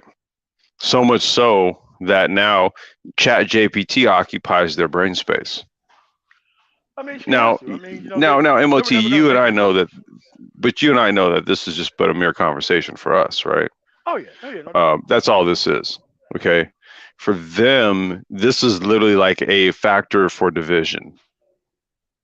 Yes. Our position has been firmly planted. We're agnostic to all of it. Um, you can't Google, you can't YouTube search Manosphere 3.0 and well, I guess you can now with BGS trying to get in on the Manosphere 3.0 schema. However, you won't see the brain trust attached to Chat GPT in any way, shape, form, or fashion. So that right there, It's in just and of pointing out what itself, happened. is, huh? Yeah, man. It's just pointing out what's happening and what's going on. Like Yeah. you have to realize that But a lot of these I'm saying people. you won't see us attached to the shit. That's the thing. That's because it's proof positive in the content. That's never been modus operandi. That's never been the MO from day one. Never has. So I'm Now you saying got the other people content is giving proof our is criticism the to proof. them. Yeah, so now you Yes, got yeah, people yeah. giving our criticism to them like it's new criticism. Like, dude, they've heard this criticism before. They know what They've this heard it criticism is. before. That's what I'm saying, dude. How many resets have we've seen multiple resets in a year, even some years. They've heard this before. This isn't nothing new. It's Get nothing back to you, new. May. I mean, but you have to realize, okay, so let's say that you had a son or daughter that you put a ton of time into. You mean like how the one I have right now? Correct. Okay, so all right, so let's take your daughter. For example, you put all this time into your daughter. Why would you turn around and turn your daughter loose on one of these dudes here? Why? Why would you do that? Let's say she 27 years old and looking for a husband. Like, why would you send her to these dudes? Why? I wouldn't. My daughter already knows. MOT. She already knows right now that she stays with me until she gets married. Yeah, that's what Shaquille O'Neal just said. The same thing to his daughter. Yeah. Well, you're gonna stay here till you get out of college and get married. Dudes got to go right away. Go out there and make your mark. But at the end Yeah. of the day, they're not trying to create better people, man. They're trying to create worse off people so that way they can have an artificial position for themselves. This is an artificial position that is not needed, that didn't need to be filled. That's all it is.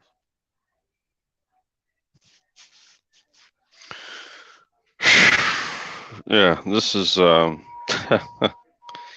this is wow. Our numbers are too few to think about trying to save all these people, man. It isn't. Like I Well, said, no, that's you. Like, yeah. like I said, there's only 1% of men that could be scaled to five, and there's 0.5% of women that could be scaled to one. And given how the numbers are, there's about an equal group of people who's trying to move forward. It's really not that many people overall, man. Dude, you could tell by what they put inside of their ears and what they put in front of their eyes about where they actually want to end up at the end of the day. That's why I don't worry about it. I don't worry about it. Not Hmm. now. Like, why would I worry about individuals who've already quit? Who've already quit by design? They've already quit. And the only thing they want to do is, you know, have this best countdown and they're just walking a whole group of people and detonate. That's what they want to do, man. That's what they want to do. That's what they always been on. And I don't really worry about all that much. No, that's fine. You know, MOT, that's fine. What I'm saying is don't use us as a shield. Don't Productive people co-opt. Don't always don't become a co-opt shield. what we've carved out, right? To do that. Don't do that. Yeah, but what else are they gonna do? They're not gonna get out here and produce. No, I'm saying go ahead and walk off the cliff. Walk off the cliff. Go ahead and do what you're going to do. I'm just saying, don't use us as a shield to do it. You're Yeah, walking but off a they cliff. You don't need a shield. no, like they want to use us as an actual parachute to like not hit the ground, even though they did quit. That's what they want to do, man. They want to use the productive man as a life preserver, Oh man. no. Not that they I jump was their ass thinking into the about it goddamn wrong, dude. ocean. I was thinking about a shield. You're like, no, dude, parachute, bro. What are you talking about? Yeah, parachute. They want to jump off the cliff and grab a productive man, so that way they can drag a productive man off the cliff too, because they know there Oh ain't that many God. people. They Damn, know it there ain't makes that so many much people. sense now. It Yeah, makes so that's much what it is, sense man. now. That's what it Yeah. is, man. Like they just want to be like, they want to tie this rope around your leg and they jump off the cliff, and next thing you know, You're fucking your like leg is yeah, yeah, exactly what it is. Oh, You're that's leaving right funny as with it, man. hell. And here's the thing. They're warning us about the gynocracy. No, you're the gynocracy. You're it. You are. Yeah. Tag. You You're are. it. Yeah. Yeah. Like You're the you are literally gynocracy. it, man. Jesus. Yeah. Yeah. It's like, no.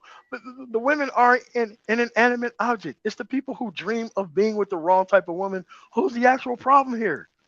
It's not the woman. I'm like inanimate object. Like, bro, you're literally trying to tell us that you're trying to off us all. Like, we get it. I understand it.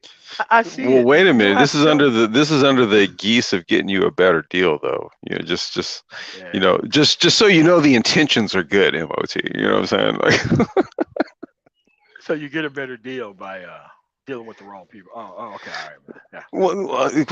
you know. Yeah, but that's what it is. It's like, look, they don't need your help. So if they don't need your help, there's no deal that you can offer them, especially from the standpoint of non-productivity. How do you offer them a Well, better deal than well, what they no. got? See, we gotta go back to Trump's book, right? Art of the Deal, right? You know, if you want a better deal, you have to be from the position of power to do the negotiations. That's how you get the better deal. You always have to be in a position of power, dude, in order to get the better deal. Yes, and it's like, okay, they have their minimum needs taken care of already. Like this is why I don't worry about it. There's two groups of people who you don't worry about. A person who cannot manage infinite choice. You do not worry about the person now. Okay? Don't even worry about it. The second group of people is the people who think from a level of non-productivity, who think they're going to convince the people of infinite choices to give up their choices and options so that way they can become a choice or option. Both of those individuals, and that's the grand majority of the people who's here, by the way. Yeah, yeah, Yeah. yeah. That is literally it. Yeah. That's literally it, man. Yeah. And at this point, you'd be like, okay, think about the people who did it right. Like the Uncle Stu, old man on the block, raised by conservative parents, had the Hmm. conservative outcome, have a son and daughter that's doing extremely well. How is he going to have anything in common with the people within this space if what he has, no one else has? If what he has, no one else has. Yeah, because they Yes. can't. It's not a shared experience, Yes. right? It's not something we could collectively corroborate, right? We're all anomalies here. I'm just gonna grab something. Go ahead, MOT. I'm gonna grab something and I'm gonna cam up and All show right. you something. Hold on. Yeah. Yeah. Yeah. So it's like at that point, I'm not just pointing it out because I know it. I'm pointing it out so everybody else can know it. So that way you can know what you're looking at. You can know what you're seeing while you're seeing it. So that way I won't be the one who knows everything and not share the information with you.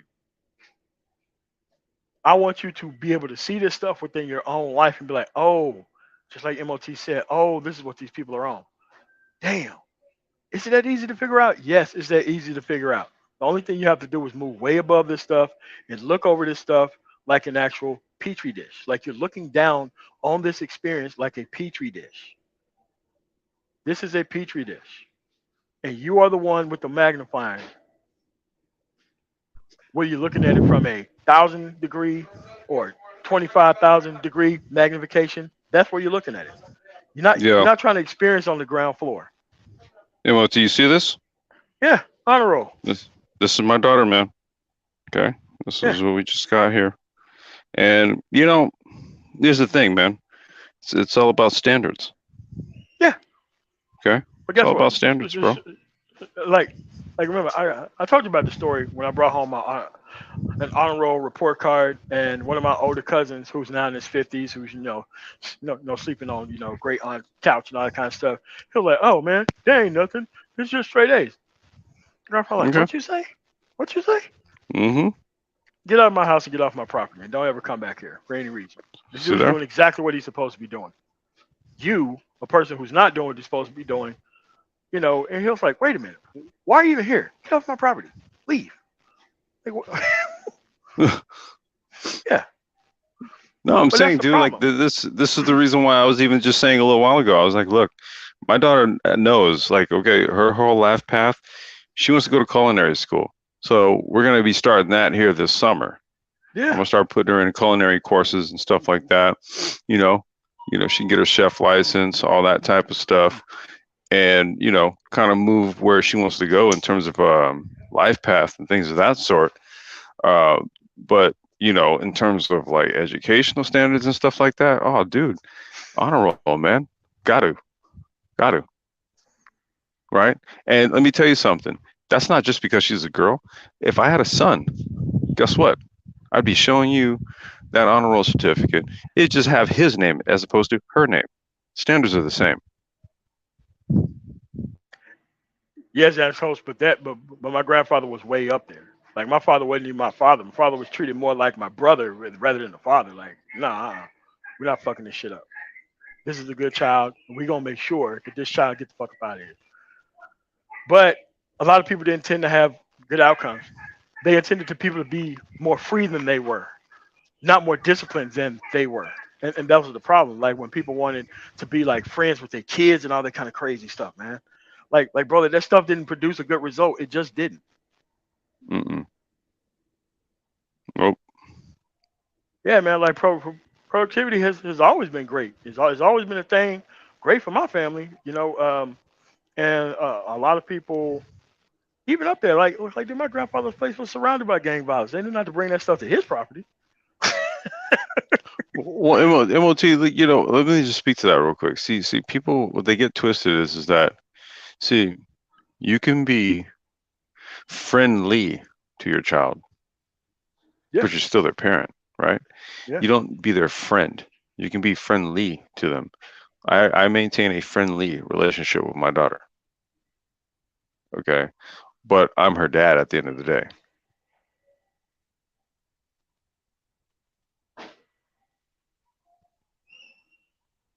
Oof. What's this? If you pair What that does up it with say? he's gonna Trooper I know says he's gonna create the video where Big J says he want to get her better for deal for men on the plantation or gynocracy or whatever that is he's trying to do.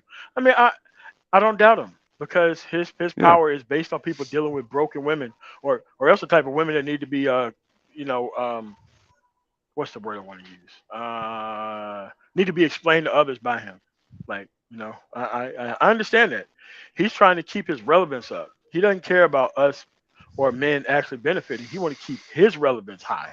He doesn't really care about the actual benefits that anybody else get in this environment. He's just trying to make sure that he's still up there.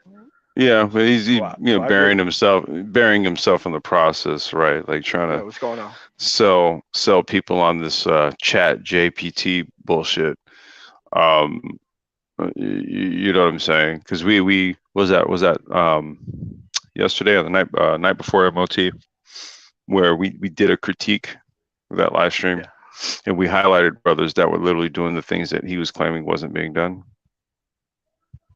yeah, what's going on? Farron Williams. Yeah, what's going on? Yeah, but you have to understand that we have to move this thing to the next stage on our own. Because Hmm. obviously a lot of people want to listen to this relationship, argument, talk, conversation nonsense. I say this because now I just started doing stuff like, the black church and all that in the South, freely. I wouldn't say giving away, but donating my expertise on transportation to like Hmm. people who are of age to actually get in it and actually do something with it rather than because I did it the wrong way, just giving it to people and just emailing it to people when I could just turn around and just donate my services to an actual organization and I get a lot out of that organization Right. for being able to. I'm like, look, your kids follow this, they're guaranteed to be six figures within 3 years, probably 7 or 8 within 5 years, guaranteed, guaranteed. This is what you need to do. I go there, I teach like 20 or 30 people exactly how to do this stuff and actually how to set it up before they get into it. And then like they have my personal contact information. So when they're going through BS problems and all that, be like, look, you're gonna run into a lot of stuff. A lot of it's gonna be bad. A lot of it's gonna be from older people who done gave up. But you need to understand that you really need to stick with this because there's a way out of this. Hmm. So that's what I'm doing now. I want to kind of do it online in like other spaces. Like I'm gonna do it with Alonzo and like other places because it's time to take this thing somewhere Yeah. because the brand of just being centered completely around um, taking advantage of people's unhappiness with the relationship argument and topic is just something that's just not needed anymore. I mean, Well, I'm gonna tell you, it's just man. ran its course. No, I agree with you, man. This is why I've been doing a lot of sim racing content because we use the motorsport and sim racing and all that stuff to market real world micro mobility stuff, right? Yeah, You know what I'm saying? See, so this is more of like from what we're doing. This is myself and a brother who's adjacent to this space, right? Who's kind of come in and right really does fit the mold of 3.0 when we're talking about this whole sort of fourth industrial environment, right? And what we're doing is we're use casing and testing out this digital marketing medium using esports, right, to market adjacent products that are real world based. And this basically comes in line with like the culmination of the 5 years of conversations that we've had on the Brain Trust about this new tech paradigm we're going into, right? We spent, I don't know, this MOT on the 20th of this month will be 5 years. oh, for real? So Damn. we'll be doing a 5 year anniversary live stream, dude, on April 20th. 420, Man, like, bro. yeah, man, like, when you say Yeah. 5 years, like, bro, listen, man, that 5 years went by so fast. Damn, that 5 years went by fast. Yo, dude, this is like, Man, that 5 years went by. Like, dude, I remember, like, after that BGS live stream that I had to create a channel after that yeah, live stream on that thing. It's hard to believe that that's 5 years ago, man. it's It's five hard to years. believe. Yes, It's dude. hard to believe That's that is literally 2018. this is what I mean, bro. Like it's like we have to, and that's what when we do the anniversary live streams, that's typically to kind of synthesize. Like each year, we kind of put it all together, right, and sort of synthesize the time that we've been spending here. And Yeah. so we're on year 5, and just think about what's going on, dude. Going on into our 5th anniversary. Think about think about what's going on in this space. Look at Yeah. the 5 years we spent doing in terms of like curating the content that we've done, right? And then look at what everything else that we had to deem as 2.0, right? As a demarcation indicator, right? There's 2 and then there's 3, right? So 2.0, 3.0, right? We separated them. Look at look at where we're at. You have people that weren't even here in the space Yeah. at the time, right? When the paradigm was created, that are actually people that are suffering from the fallout of it, i.e., that whole Anton Daniels and Six Tagadas and Danica exchange that happened. Oh, I don't This even is know a anything about that. Yeah, I try no, not but to watch relationship exactly, people and online. MOT, and this is my whole fucking point. Like this stuff is so expansive. It really is greater than maybe we even realize. And I'm saying this because what about like the impact that 3.0 is having? And I would say this, right? We do understand that A lot of people listen to our shit in the clouds. A lot of people take our talking points. There's literally no acknowledgement whatsoever, right? See, so to what degree or what extent, we've actually been serving as true thought leaders, that's a question to be examined, number one. But number two, what's very telling is the people who then start to then come out and then openly do things like use Manosphere 3.0 as, right, a meme in their own content to attach it to something that obviously they're familiar with, obviously. Yeah, but right. Hold on a second. Let me address this comment. And the reason why Go that's ahead. not going to happen, Made the Alchemist, is because these people are about promotion of self. That's why it's like, I got the numbers. I got this. I talk about stupid shit. I don't have to be serious. Look at all the adulation that I get for wrecking, ruining, destroying, and stagnating these people. Look what I get. Look at my analytics on YouTube. Look at what I'm doing. Because I'm like, bro, if you was actually doing it for real, if people actually wanted your bullshit services, they'd be doing it. Nobody looks up to this shit as something that they need to be doing. Hell, you don't even have most doctors even on YouTube explaining shit to people. We don't have it. Why? Dude, they're not giving away their good ass information for free to people that they don't know. Just to be stunting. Like nobody does shit like that. Well, no, MOT, here's the thing, right? No, they do, but see what they do is they understand the intrinsic value in their own knowledge, and then so what they do is they create their own channels, right? And they just monetize it for themselves. See, so in looking at that comment, can you bring that comment back up? Because there was a point in there I wanted to address. Okay, so she said, if Manosphere men follow, like MOT says, focusing on productivity and not women, they could fundraise to create quality YouTube studios to focus on business and personal growth. Okay. See, here's the thing, right? We don't need more YouTube studios. No, we don't. No. Right? It's not going to make people listen. It's not going to make people get to the productivity piece. That's not. It's like this. Pearl having her studio overseas in the country, that doesn't mean people are going to focus on productivity shit. I mean, like, that studio is good for what she's doing, but she can have a green screen and pretty much do the same thing. Like, you don't have to rent anything. That's why they came up with green screen technology. So that way you wouldn't have to rent all this expensive ass equipment. Yeah. But at the end of the day, if these people are inherently not interested in being more productive, it doesn't matter what you get. Like, exactly. I could put this productivity piece in the middle of a Victoria's Secret modeling show. If they still not interested in the productivity piece, they're not gonna watch, regardless of what I'm surrounded by. Oh goddamn. Yeah. No. Yeah. It doesn't matter if it's a studio. But then again, you have to look at what Doc Phoenix said. Boom. What do you say? There isn't a need to do such if everyone was pulling their own weight and stop asking productive people to do all the lifting. That's what the other part of the conversation is. The other part of the conversation is we're willing to and have the information. People are like, oh, well, you're just boring. Boring? Motherfucker, boring? What the fuck you wait. Like, what? Like, see, now there lies the crux of the problem, right? Because that's why I was like, well, actually, no, you don't need a studio. You don't need this. You don't need that. You don't need all that. What you need is the information. That's what you need. Now, if you find the information boring, that's a you problem, not a me problem. Listen, the first class on economics that I had, man, bro, I could have went to sleep so hard I would have bounced my head to that fucking I did fall asleep. What are you talking about?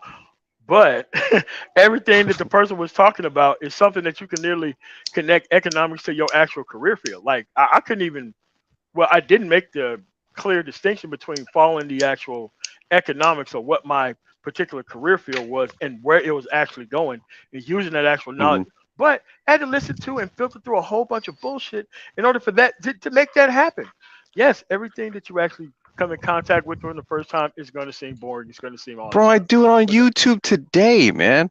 Yeah. If I want to really learn some shit, if I'm really serious about it, dude, I gotta literally sit there and listen to every goddamn thing this person's saying. Because the reality is that when you want to learn like real true information that's beneficial to you, what's always ideal is that you're learning from somebody who has experience. And see, with experience comes this thing called nuance. And sometimes people are long-winded with nuance because it's all the subtle details, right? And that's the whole point of learning from somebody that has experience. You want to know all the subtle details. And so it's not an entertaining pursuit. It's not. Learning is a discipline. It is. It is. No matter what it was. No. What's going on, Ray S? I don't think I've seen you on before. What's going on? Hey, good afternoon. How are you? I'm doing all right. Oh, Peace. That's good to hear. Peace. Yeah, I came up because of the discussion. I've been cooking, cleaning, and working out, so I didn't keep up. So I don't know where you are in the discussion in terms of ADOS FBA. Okay, so ADOS and FBA, I don't think it's a needed distinction that needs to be made. I think that people need to be focusing on being more productive within the group that they're in rather than trying to create different groups. I think if you create a different group, your different group starts at whenever the point that you just created it, and you have to come up with your own accomplishments. You can't come up with a different group and then try to take the accomplishments from the previous group that you was a part of and put them on the group that you just now formulated. Okay, understood. Now, I will agree. Everyone needs to remain productive. That's a given. But as a person of half Black immigrant descent, these other Black people have separated themselves already. So what you're saying we shouldn't do as Black Americans, they do already. So what is the difference? My difference is don't focus on what they're doing. Take it from a group beneficial based aspect and take it all the way down to an individual base and an actual household based aspect. Because people want to be part of this group, but the group has no accomplishments. People are concentrating on the group, leveraging the actual productivity piece that they need to be doing themselves, not the individual. Okay. Wait, MOT. Can I respond? Wait, MOT. Can I ask him to repeat what he just said? Can you repeat that? I'll repeat that after I respond to him. Now, when it comes to the group aspect and focusing on yourself, I totally get what you're talking about, because you're saying there is no but. I agree with you. There is one thing that happens though. They focus on us and then they squander our resources, which can be used for us. So yes, we focus on ourselves. We don't focus on them. That's why this is happening right now at the right time. Can I just finish this point, please? Yeah, go ahead. So we never really focused on them. And you're talking to a New Yorker. There's millions of them here. We didn't really focus on them. We actually gave them reprieve when they needed it and gave them help. But then they ran off with the goodies, and now they expect us to continue this hustle. And now we have to focus on them because now they're turning into treasonous traitors because they haven't raised their children right. Their children were raised to hate us, and now their children are showing us who they are. Okay, well, I have a question because I'm kind of lost here. You use the words they, them, us. Who are you talking about? When I say they, I mean Black immigrants. I have the first generation, new arrivals, second generation, third generation. That's what I'm talking about. Gotcha. That's what I wanted clarity on. That was what I wanted clarity on. Oh yeah, I kind of figured you're going to ask the they question. We all know what they means when we have a clear conversation, and the topic is ADOS. So when I say they, it's opposite of ADOS. Thank you. No, I didn't know if you're ADOS or not. See, that's the thing. That's why I was. I'm half. I said I'm half. I said that earlier in the very beginning. I mean, but that's what I'm saying about not even focusing on that. Catch that. That's why I was going to ask for clarity. Okay, excuse me. I'm not. I'll be real. Okay, so here's the thing. Wait, hold on, sir. I don't like none of this conversation was heavily leveraged around or nor gave a fuck about what percentage of Black you were. You just refuted the entire conversation by coming up here and pre-qualifying yourself. Like what I'm saying is, are you going to meet those individuals who think and believe that way? Yes. Should you formulate your entire opinion and not get your shit together because there's a couple people who believe some of that shit? No. I don't even focus on the people who I can't team with. Who I can't even do shit with. I thought you paused. So I agree with you. I said that in the very beginning. We can't stop our progress. We have to remain productive. But like I said, hold on a second. Sir. Yes, go ahead. Sorry. Those are my points. I apologize. Sir, those are my points. Yes, and I agree with your points. But you're restating them, ignoring the point I already made. I said we did that, and then they focused on us and stole all the goods and siphoned off resources. Respond to that response. Wait a minute. Wait. MOT. Okay, go ahead. Hold on a second. Siphoned off what resources? what resources specifically at what specific point in time are you talking about? Because you're saying our resources. What is our resource? What are you talking about? Okay. Anytime you see a diversity and minority inclusion program or anything related to that, that stems from the Civil Rights Act in the 60s. That was intended for us. Those are resources intended for us. Whether you devalue them or not, but they are resources. Okay, so can I actually respond to that? Of course. What happens if you don't create children that actually keep those actual opportunities available? What happens when you don't create a culture of kids who are actually keeping those opportunities available? In order to keep that program alive, they're going to have to give it to other people. Now, the people who are complaining like they didn't have access to that stuff, they still could create productive children in order to be able to take advantage of those opportunities. So you're blaming those people for actually getting something that was meant for you? Okay, can I respond? Yeah, go ahead. I want to respond afterwards. Understood, sir. And I appreciate your patience. I am not good at this. Okay. For you to suggest that the latter generations will squander the wealth is a gross assumption. You don't know this. You haven't seen this in your own life on a large scale, so you don't know what. Or I said on a large scale. Where have you seen that on a large scale? What black community that you see that was well off that is now utter ghetto? I mean, when I say well off, that's not the issue. No, that's not the issue at all. It's actually the reverse. Community have you seen that is striving? Let me explain it. And then it let me explain it. Tell me let me explain it to you. And there's still black Americans. Let me explain it to you. It's actually the opposite of what you are actually saying. You don't start off with concentrating on the people who got money. No, you concentrate on the people. I never said that. That's exactly what your statement that you just said. I'm addressing your point where you're saying they will get the money and then their kids will squander it, correct? No. That's what you said. You're not building a culture where let me re-explain it. Let me re-explain it. Please, I am slow. Okay. So here's the thing. The opportunities are there. If you didn't culture your actual kids to take advantage of those opportunities and other people are taking them away from you, you should practice to what those people are practicing. Because those opportunities need to go to somebody rather than them go to nothing. Okay, now, I got you. Wait, hold on.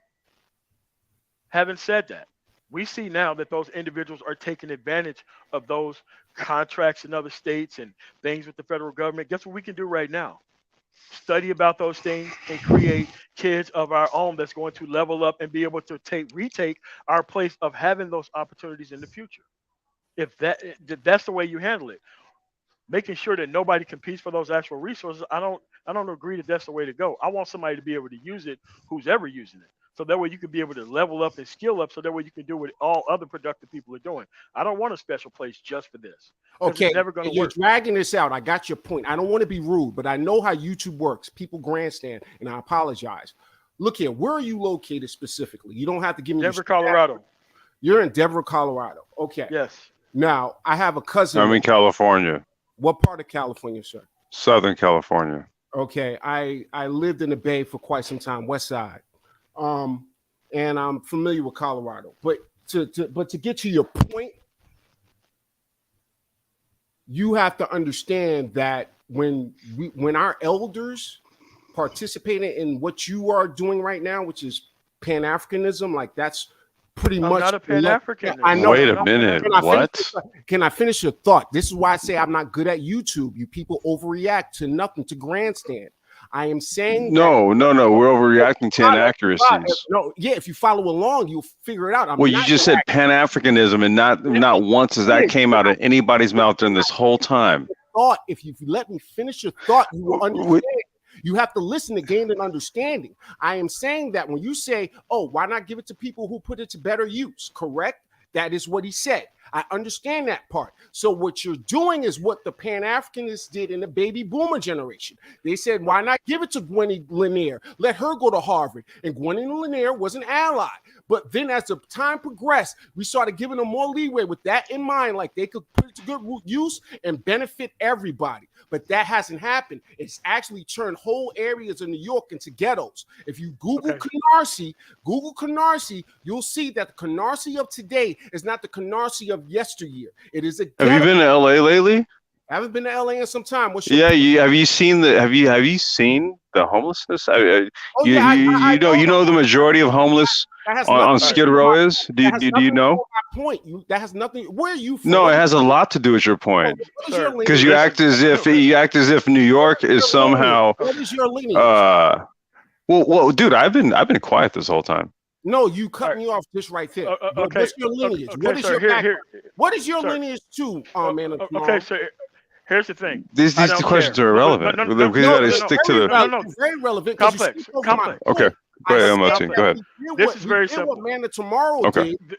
We did what Man of Tomorrow suggested, and it didn't work. Sir, if you keep talking, I'm gonna drop your ass from this panel. Hey, I'm good. Go ahead. Okay, so here's the thing.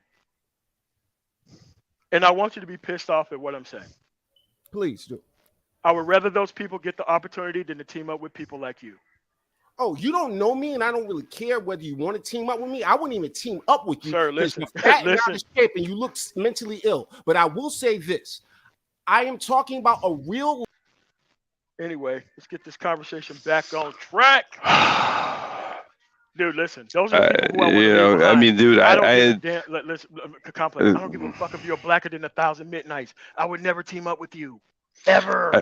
Well, here's the thing. About to get this shit away to white people. I would never. No. See, MLT. See, here's the problem, right? Here's the problem, right?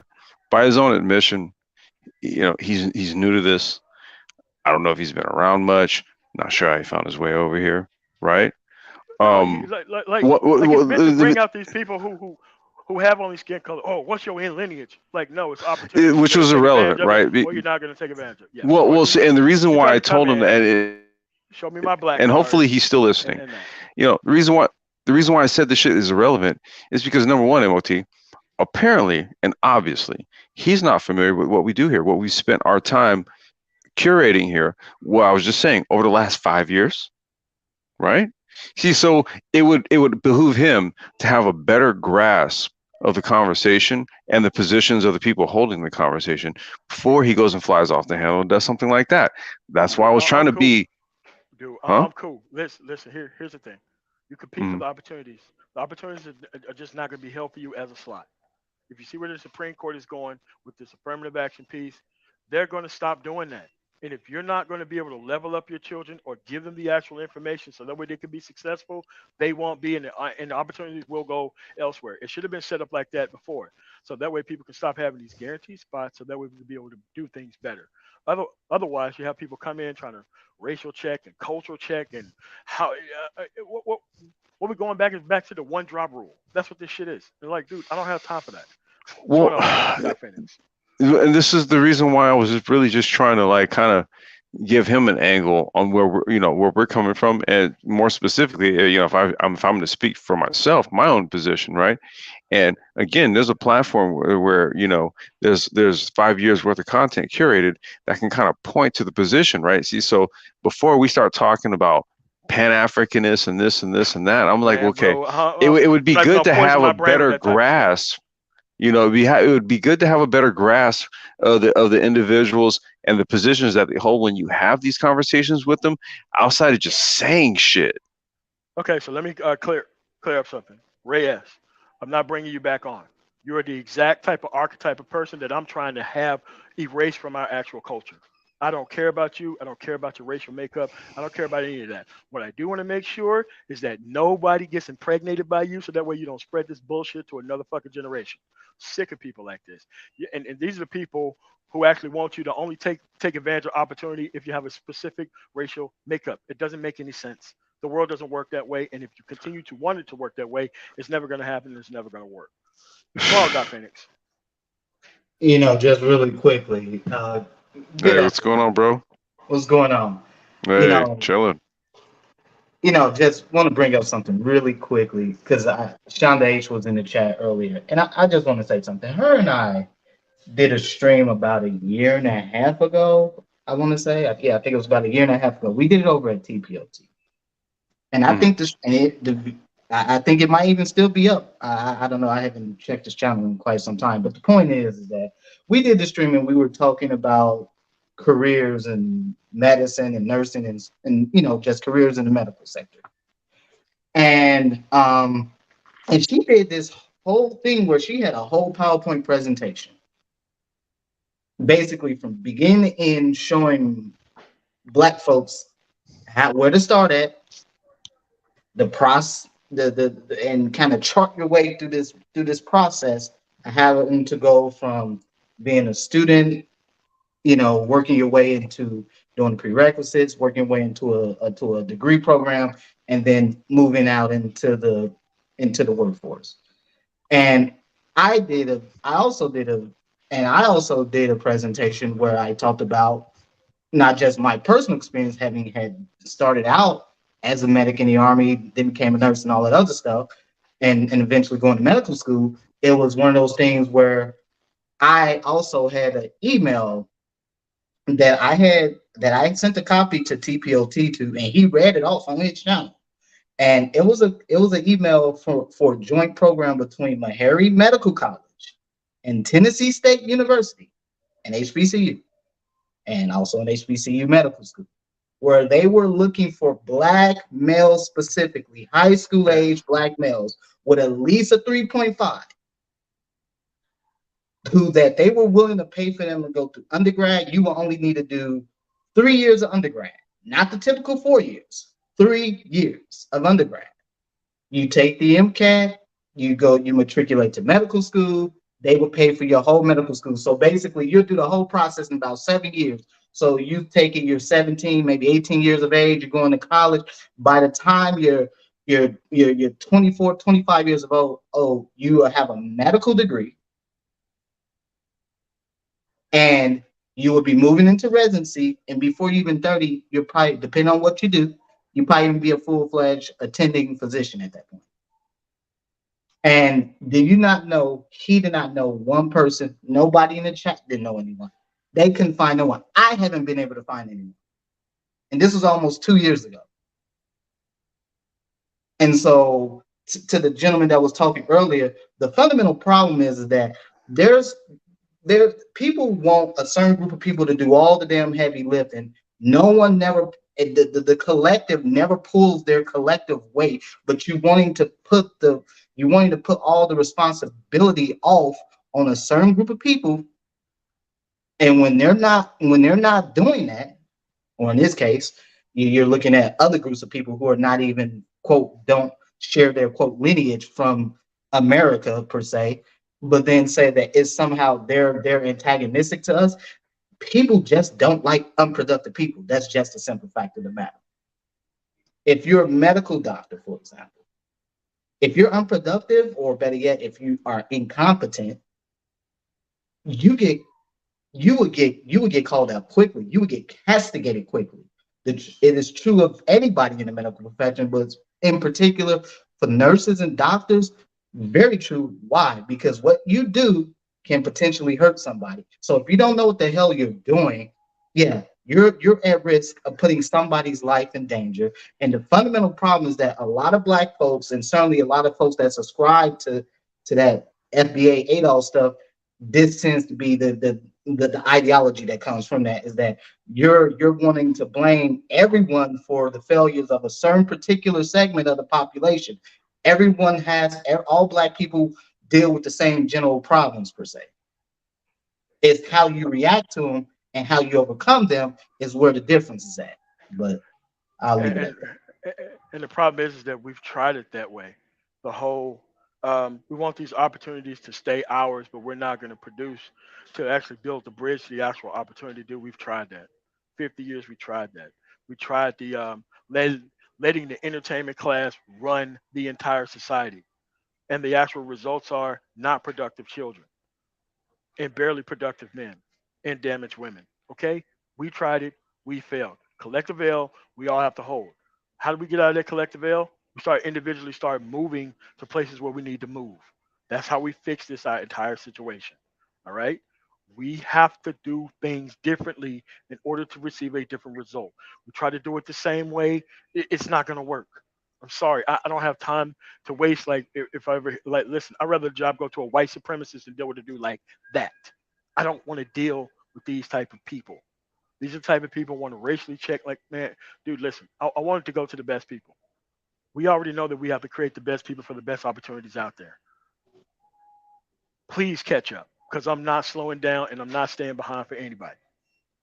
Go Look, ahead, it Ryan. is, you know, MOT, it is truly not uncommon for folks, especially folks who gone into medical based careers where they do a lot of mentoring in undergrad, or they oftentimes they do a lot of tutoring.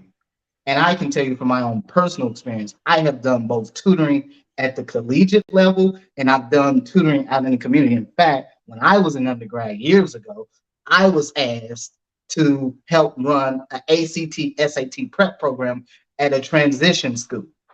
Now, I did this for free.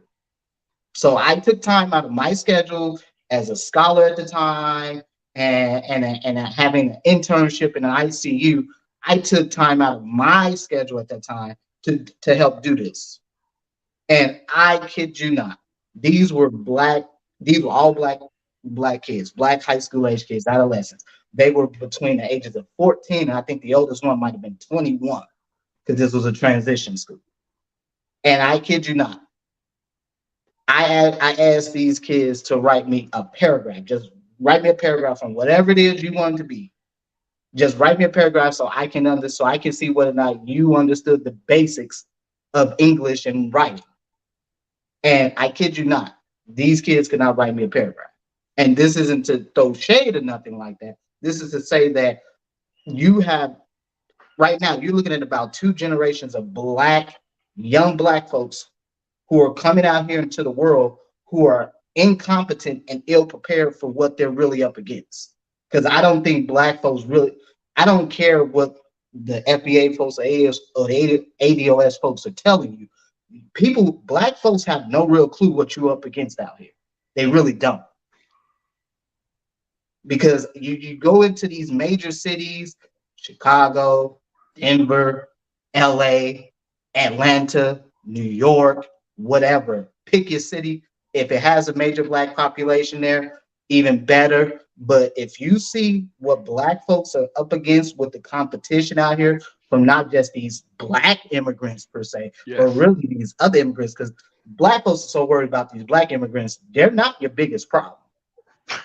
Indians and Arabs are your biggest problem, and your Asians are the biggest problem. Yeah, in your medical careers, you can go look. I kid you not, you can go take a look at any medical school, and this is true of where I'm at.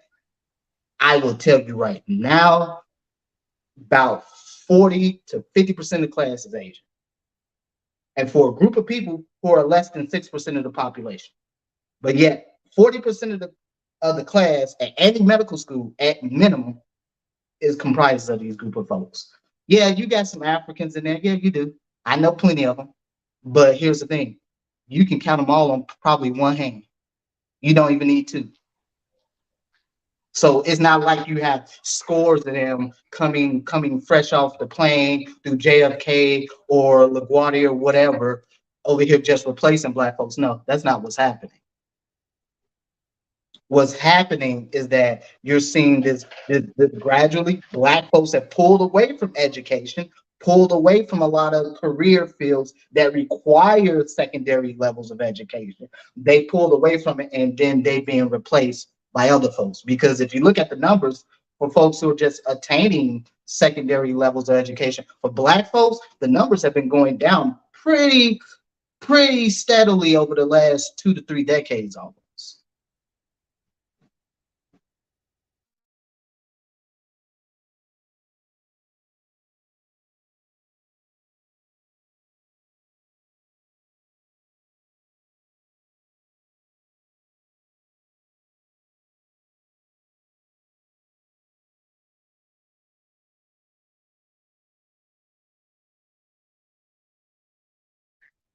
Is everybody there? Yeah, I'm Yes, here. I'm here. Yeah. Oh, okay. Everybody just stopped talking for a second. No. I was just finished. I was finished. I was letting you run to say what you got to say. All right, Rael, man, what's going on, man? Thanks for coming to the panel. All right, Rael, you there? You're on mute, Rael. All right, well, I just will go to Complex. You got something? No. I was just listening in, and then I heard Dr. Phoenix finish, and then I just didn't know if you were going to follow up, MOT. No. Or if Rael had something. It's just that at this point we got to create a culture of competition. I'm sorry, we done it the other way. It doesn't work. This is why these FBA ADOS people should start reinvesting in that, because it's still reinvesting in just being something and not going out and doing something. It doesn't work. It hasn't worked. It never will work. We got to be able to move. Sorry, man. We got to be able to move. This stuff doesn't work. It doesn't work. It doesn't work. It's never have worked out for us. Okay. We have to be able to just admit that creating a new group and trying to start over with no accomplishments, that doesn't work either. Okay. We got to be able to move. We got to move. We got to move. I mean, we see what we up against, and we got to move. I don't like being outnumbered either. But at the end of the day, you're still gonna have to move to higher ground. You're still gonna have to get away from these unproductive people. I don't care how fun they are to be around. I don't care how stuck they are. I don't care if you think this is your actual culture. I don't care about any of that stuff. Okay, we need a culture of winning. The people who have that mentality, you gotta leave them behind. They just want to be something without doing anything, and I just don't want to be a part of that. We've already wasted enough time and enough resources trying to include those people. Artificial inclusion got us nothing. Made us real weak. Made us weak. Well, I I mean, mean, and I think, and I'm gonna say this, MOT, and then I gotta go run to the store. I'm gonna start getting some dinner together here. We're gonna throw something on the grill here today. Um, but you know, it's this is kind of what happens here when you really don't have like a strong foundation to stand on. You know, that foundation is very weak, as you're saying, right? Because it could be something as simple as, you know, some chick who, you know, basically is just kind of grifting talking points that can really sort of like test everybody's integrity. You know what I mean? And I got to tell you, man, from the position over here on our end, you know, this is more of an outsider's observation. I'm just like, man, like you're not going to be able to get out in the real world and do some real shit, right? When your foundation is so shaky and so weak that you'll hedge it on something like this. Because a lot of people are really in a very peculiar space right now in terms of how they have to position their content. yeah, it's You it's know what I just at the mean? end of the day, man. Like I don't have these problems.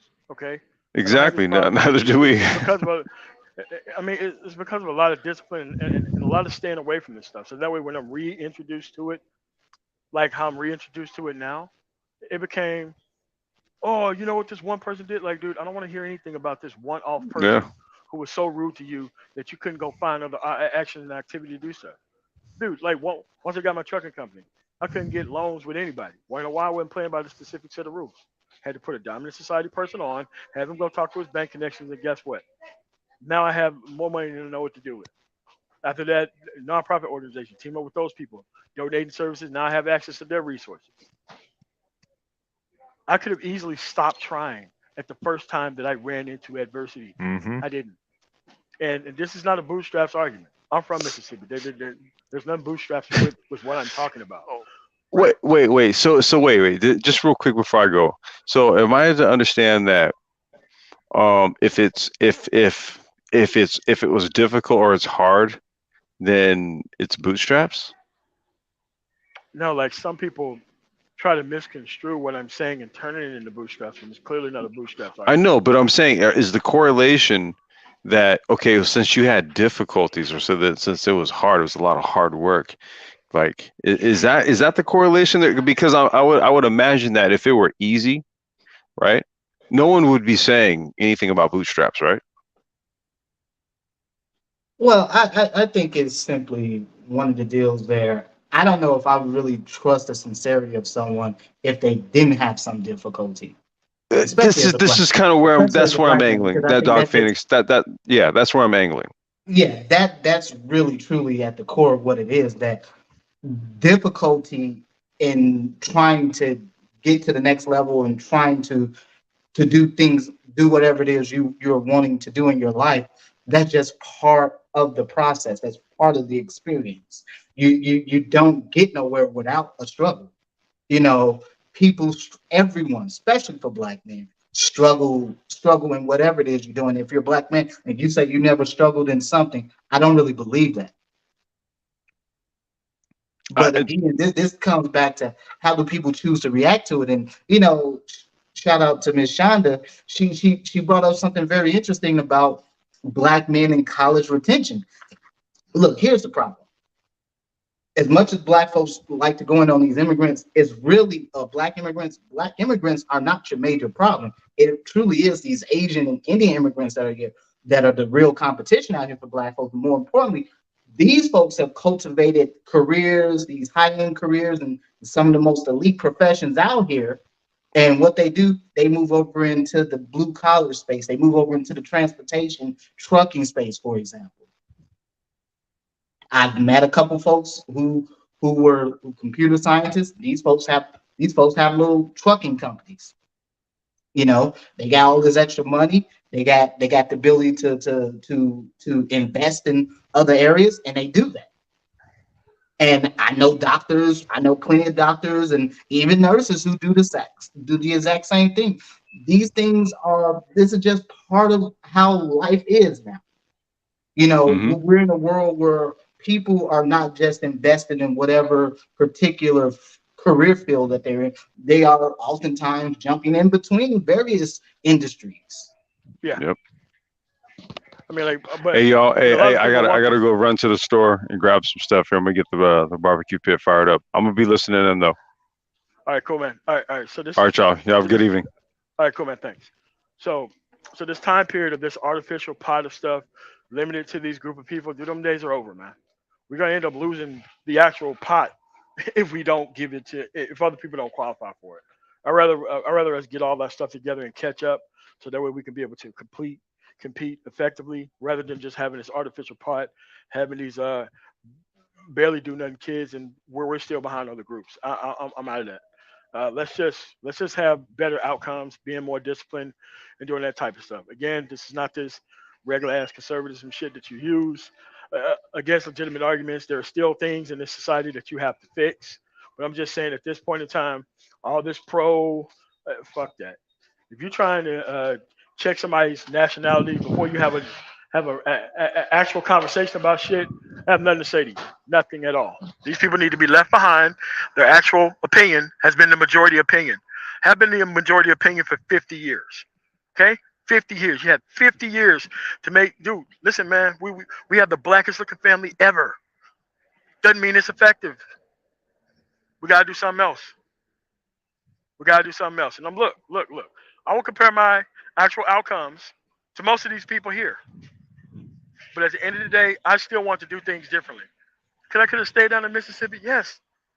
Perfect society built off nothing. Perfect society for all the complaints I could use to not get moving. I still had to move anyway. At the end of the day, man, you're still gonna have to move somewhere and do something with your life, man. At the end of the day, I don't want to be around nobody who's pro-black. Fuck all that. No, sir. I know what this shit means. It means focus on unproductive people and broken kids. And broken women. That's exactly what it means. Providing them levels of acceptance when they should be feeling horrific and bad about what the fuck they've done to themselves or what they left behind. I don't want to be a part of that loser streak. So that's what I'm on. Well, thank you for having me, MOT. I will drop off now. Thank you. All right, cool. All right, you still there? If not, I'm gonna close the show down. All right, you know what? I want to thank everybody for coming through. Again, the ADOS FBA argument is an unneeded argument, unneeded division that doesn't need to happen. What we need to concentrate on is our own individual results and actions that we need to be taking right. What the fuck is this? I'll just say May because you got your real name there. What's going on? Nothing. I wanted to say, first of all, I enjoyed listening to your show. I'm gonna be honest with you. I'm very rarely sincere in my interest in the so-called pseudo manosphere. But you are very thoughtful, and you sound like somebody who has a very clear vision of what is the what purpose and what the mission for people should be. And so I listen. I mean, I know I'm not a dude, but I think you have so much to offer. So I listen. I don't chat as much as I listen. I'm pretty new to your channel, but I just listen mostly. So I wanted to say that. But I came up because I wanted to share my thoughts as a former educator. Okay. Yeah, you guys are talking about children and the next generation. And I just retired from teaching after 15 years. And I'm gonna tell you, as an English high school teacher, one of the most important things is present moms and dads, really engaged with children. It makes all the difference in the world. I have a lot of students that taught all Black in Atlanta, and a lot of the kids were emotionally broken at a young age because of abandonment and so many other things. And then I'm be honest with y'all, most of my kids, I would say 96% of them, 95%, single mother households, absent father households. And that was the difference that made the difference. No matter what kind of mentoring programs we had, no matter, what kind of literacy, self-esteem, character development, none of that stuff, as much money as we pumped into it, nothing made the difference. I do know what made the difference: when I had a father who actually was involved, even if he wasn't in the household, and I can call him and talk to him and explain to him, what's going on with his son, and he was responsive to his son. I could see a change in the child. So I would honestly, I think fatherhood is the difference that makes the difference, especially in young Black urban youth. And I want to say illiteracy and inability to do basic math, y'all, it's so prevalent. It's so sad. I literally was in 11th grade teaching kids how to write a paragraph. So the guy who came up and he said that he couldn't get kids to write a paragraph, couldn't actually process thoughts. They're about to go into the real world, can't speak correctly, can't write a solid thought, a basic paragraph, a one-page paper. Illiteracy. Yeah, but that's an environmental based thing. That's why I'm saying that we Hmm. just need to create better results. Like we know what the bad. Like I have people who are still teaching, taught for 50 some years. I know what I was surrounded by then. It's far worse now. We know how bad it is. I'm just talking for the individuals out there who want to create better outcomes to create that. Stop expecting for people to just be kneeling down and giving you more and more opportunities that you don't have to try for. I'd rather have better outcomes and better, like like a lot of these people had kids with people that they know damn well they shouldn't be having kids with. Right. But like that's the majority of these pregnancies nowadays. I mean, there is no sitting down, there's no family planning, there's no nothing. There's just reacting to the kid being there. And once you react, you react in a form of neglect. And so what I'm saying is that we got to be able to compete.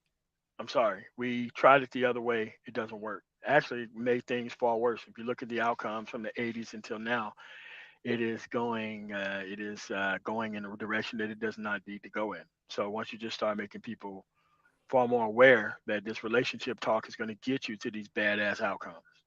Oh yeah. Oh yeah. And I mean, Yeah. all I'm kind of looking at is just, some of the basic things when we talk about next generation. Because the sister Shonda, she was saying that I think for Black men to go into college, there's only 36% that are actually following all the way through. If I read what she wrote correctly, only 36% out of 100% are graduating. So then my Yeah, but it's question way lower is, than that in Mississippi. It's more like 20%. But this is why people need to go into the skilled trades, because the skilled trade is something that's take less time to get to the productivity piece. You can get back to the school thing later.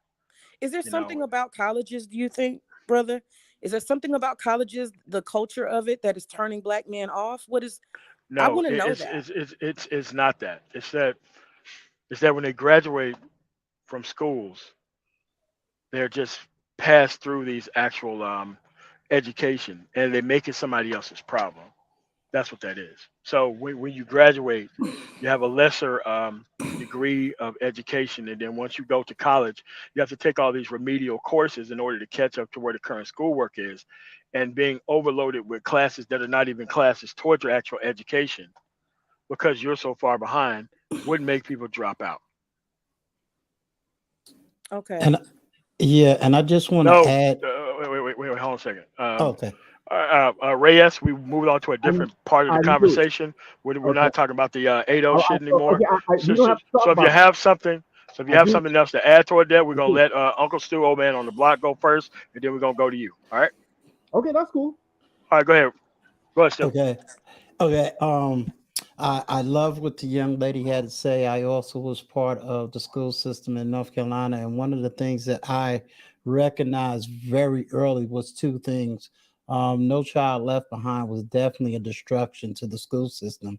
The second thing was that I saw, even whether it was two-parent homes or one-parent home, they pushed a lot of boys into sports, and that's a major issue that I had.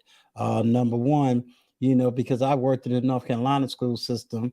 My mother worked in the New York City school system. And I could speak definitely for the South.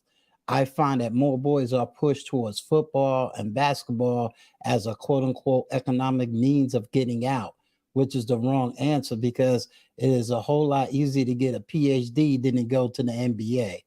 I definitely agree with you on a two-parent home, but I also saw even in those types of homes, you also had a lot of people who was not totally invested in their own children's education because they had a poor education. So there Yeah. was no real cultural motivation for education, and you should see it even in adults. An educated adult is not respected as much as an uneducated adult. You can see that right here, online. So I am so happy that you're here. I'm so happy that you have been able to, give a voice and a different form of understanding as to what is really going on in the school system. Somebody tried to argue, about, well, who pushed the father out? The fact of the matter is we got a serious problem in just respecting education. I agree with MOT because I have another partner who was just showing me all these certificates you can get right out of high school, six Yeah. months to a year, and start 3 months making to a 50, year. right, Yeah. and start making 60 grand a year. So, I mean, the opportunities is out there to make the money. We just got to go do it. Yeah, I really do feel that a lot of stuff goes back to parenting. Absolutely. As a teacher, we have thrown money at everything. We tried the discipline route. We're going to discipline you into there's 1,000 things. The testing route, they've tried everything. Teacher accountability, and what it is their schools are the place where society gets real. You know what I mean? Was right, but see, here's the irony. When I was growing up, I didn't want you to call my mother. I didn't want Oh you to yeah. call my father. You start talking about calling their mother and father, they hand you the phone. Oh yeah, to tell you, well, she gonna cuss you out. Call her. Exactly. So you already got a problem right there. And then the second problem that you have is, and it goes right back to policy and politics. Ask the parent, who are you voting for? What policies you voting for? They don't show up to the school board unless they want to get a teacher out, but they ain't showing up to the school board in order to understand what the curriculum is all about. And brother, you know what the saddest thing is, as a person who's been in the educational system for a long time, Yes. um, I literally know the value. I live in a upper middle class Black area in Atlanta suburbs, right? Okay, you're in Atlanta. I'm in the DMV. Ah, okay, similar area then. Right. So even with all of that, the culture for the Black folks to me is not Hmm. the correct mentality. I Right. have to drive my daughter. I'm a stay-at-home mom and businesswoman. I Hmm. have to drive my daughter all the way across town to the Jewish area, and that's where she has to go to school. Mm. And so when MOT says stuff like, we got to separate ourselves, you literally, in every aspect of your life, if you want to compete and you want to have high quality, you have to not forget the Black, but you have to look past it. Like you have to do for self. And even if you end up in places that you might not look like anybody else, you have to go there. I would even argue it's not even forget the Black. You got to forget a certain level of culture. I was on somebody else's platform and I said, it is sad that we only have one narrative for African Americans. We all come from poverty. We all supposedly came out the ghetto. We all lived in the projects. We all starved. We all was around drug infested neighborhoods. And when I have to tell my story and say, that's not who I am, that's not where I come from, they don't want to even talk to me. They don't want to communicate with me. They don't want to do anything with me. I could sit up here and I have a platform right now and say, well, you know, some of the types of people and characteristics that y'all speaking of I was never a part of. First thing they want to say is that I'm old.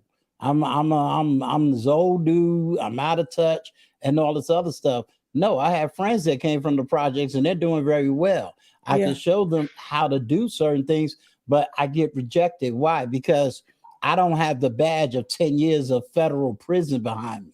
Right. Yeah. I mean, I'm gonna be open.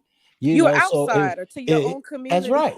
To my own community. The same way. You understand? And I'm not even looking down on my community. Right. I'm trying to be a part of the community, but it's like, oh, you didn't do 10 years in prison. You ain't got a felony. Now I don't want to talk to you. It's really sad. It's really sad. And I mean, and that's why I resonate so much with what this channel is about, because I am like that too. I'm an outsider. And the Manosphere, I'm gonna be honest with you guys, it irritates the hell out of me, because I'm like, I do not know what Black America you guys are experiencing. Not you guys. Wait, hold on. Wait, hold on. What did I say? You have to understand that you have to understand that my channel is with the original mission. My mission has not changed since I got here. The professional class of personnel with no skills other than keeping up nonsense want to take this mission into another direction. So that's why I have to go out to like the general populace and be like, those people are not Manosphere. Just like Wahhabist Islam doesn't speak for all of Islam, those people do not speak for all of the Manosphere. They speak for a certain type and group of Manosphere. So that's why, you know, when these people come out with these documentaries and all this kind of other stuff, it's like, dude, everybody in the Manosphere ain't doing that. And it's not my fault that I don't have a bigger channel. At the end of the day, I put out the stuff that is the right thing and the right way to go. Why? I have personal results. Everybody else is trying to keep people comfortable, and keeping people comfortable doesn't require that level of investment at all. Okay. Because all of these people, they can't look at the real world. And look, none of my content is about women at all. I've been here for 7 years, probably 5 or more being a content creator, and almost none of my actual content is about women. It's about men, progress, and building our own power. Now, people decided that the Manosphere was a way to build their own power by focusing on the wrong type of man, trying to leverage them onto the wrong type of woman to get the specific and systemic type of results that we have today. This is why we're outnumbered. They're just a different iteration of the Black exploitation era. They're just doing it with relationships rather than presenting a false narrative of Black masculinity through the pimp of the nowadays. And, you know, I got confused because when I first heard about the Manosphere, I was like, oh, no, my God, that's a great idea. You know, Black men creating communities, talking about productivity and all this stuff. And then when I got, you know, I think it was during COVID, the Kevin Samuels and all that stuff. And then I started saying, oh, that's the Black man. What? That's not what I expected it to be. And so I guess that's why I kind of gravitate towards your channel, because it's actually the expectation I had. Not that it matters what I expected, but I thought it was going to be about Black manhood, growth, productivity. And that's what I was hoping it would be. And it turned out, and I'm not saying it isn't, but like you said, the bigger noise making is all about bashing and focusing on females. And that's not productive at all. I'm gonna. All right, let me get to the super chat. Oh, okay. Before I get to Ray S. Hold on a second. Thank you for the 1999 super chat. I have a friend making 85K in IT without any degrees, military trained. Unfortunately, he feels low when people bring up their degrees. I keep telling him he's a success story, but he doesn't see beyond the degree. And that's what the degree thing is. Like, I'm gonna use myself as an example. I thought that degree equal money. I did. I thought that wasting my time getting an education meant something, but guess what? I still had to go out and I still had to produce. It wasn't just learning all these programming languages in actual college, which was pretty hard. I still had to produce. I still had like you know, when you go do your internships at different places, I still had to produce. I still had competencies. Nobody really cared about the education. The education was fine, but when they put you in front of a Unix box, or if they put you in front of a database, you're going to have to be able to put them codes and command in and actually achieve a specific result. Fast forward, DeVry bought out my actual school, Denver Technical College. They turned it into a degree mill, like a puppy mill.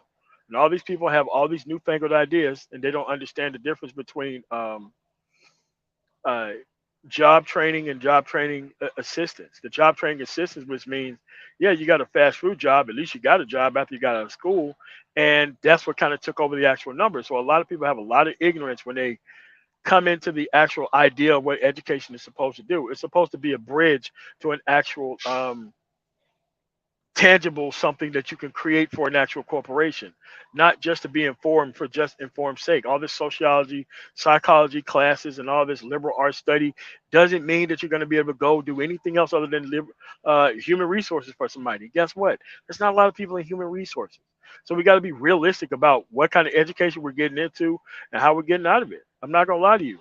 When I went to my first station and I called myself getting this community college of the Air Force degree, and as soon as I told my actual sergeant that I was doing that, he was like, "Are you trying to make an Air Force career?" I'm like, "No." So why are you getting a community college of the Air Force degree? I'm like, "Well, it's a degree." He was like, "Okay, hand me the sheet. Could you tell me what class on here that you're gonna be able to take to the outside world?" Yeah, it's nothing but liberal arts majors and classes and BS and nonsense that I was not going to be able to. But I had a degree. I can hang my hat on that. Again, when I went to college afterwards, I had a retired colonel came up to me and told me that I'm taking you back down there so that way you can sign up for another specialization. You're not about to waste my time here. You were in the Air Force. I was in the Air Force. Let me tell you, don't make me pull rank on you and embarrass you because I was in the uniform at the time. Don't make me do this in front of everybody. You need to get yourself another degree. You already became a cop. You didn't want to be a cop. I'm not going to let you run into the same situation and waste your time on another BS degree. You need to go get a degree in something tangible, unless you want to teach. Then you can go get all this other bullshit degree. So I had other people point out to me that I was on the wrong path, and I had to take that L. I wasted a lot of time when I clearly could have went out and got a certification and got moving. I was a project manager, and I went and got a master's degree in project management. Total waste of my time. An L I had to take because I thought education was more important than job experience and training, direct training. That's something that I did wrong. I'm not going to let nobody else go down that path and waste their time. I'd rather people go and get these skilled trades and get in the workforce and go and get all this stuff later on, these degrees later on. Trust me, nobody likes what they're doing out here. You might as well not like what you're doing and make some money at it and be able to live rather than getting a degree and still not being able to live and still going to have to get to the skills and resources some other way. It's not going to work. Yeah, but thanks for your super chat, Johnny Blaze. All right, go ahead. Ray, yes, go ahead, sir. Okay, I will. Can you hear me?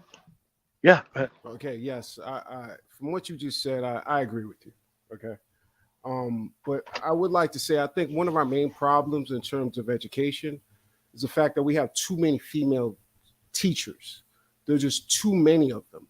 When we look at sir, hold on, sir. So wait, hold on, sir. Wait, hold on. I'm not a part of the Manosphere. I'm just wait. Hold on. Let me go over something here.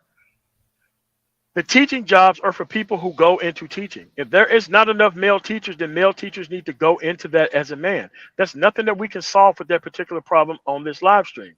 You have to understand that being a teacher is. I'm just stating a fact. I understand that, but I'm not teachers don't pay about that much. Cause and effect. Nobody cares about that. I'm telling you the root cause of why.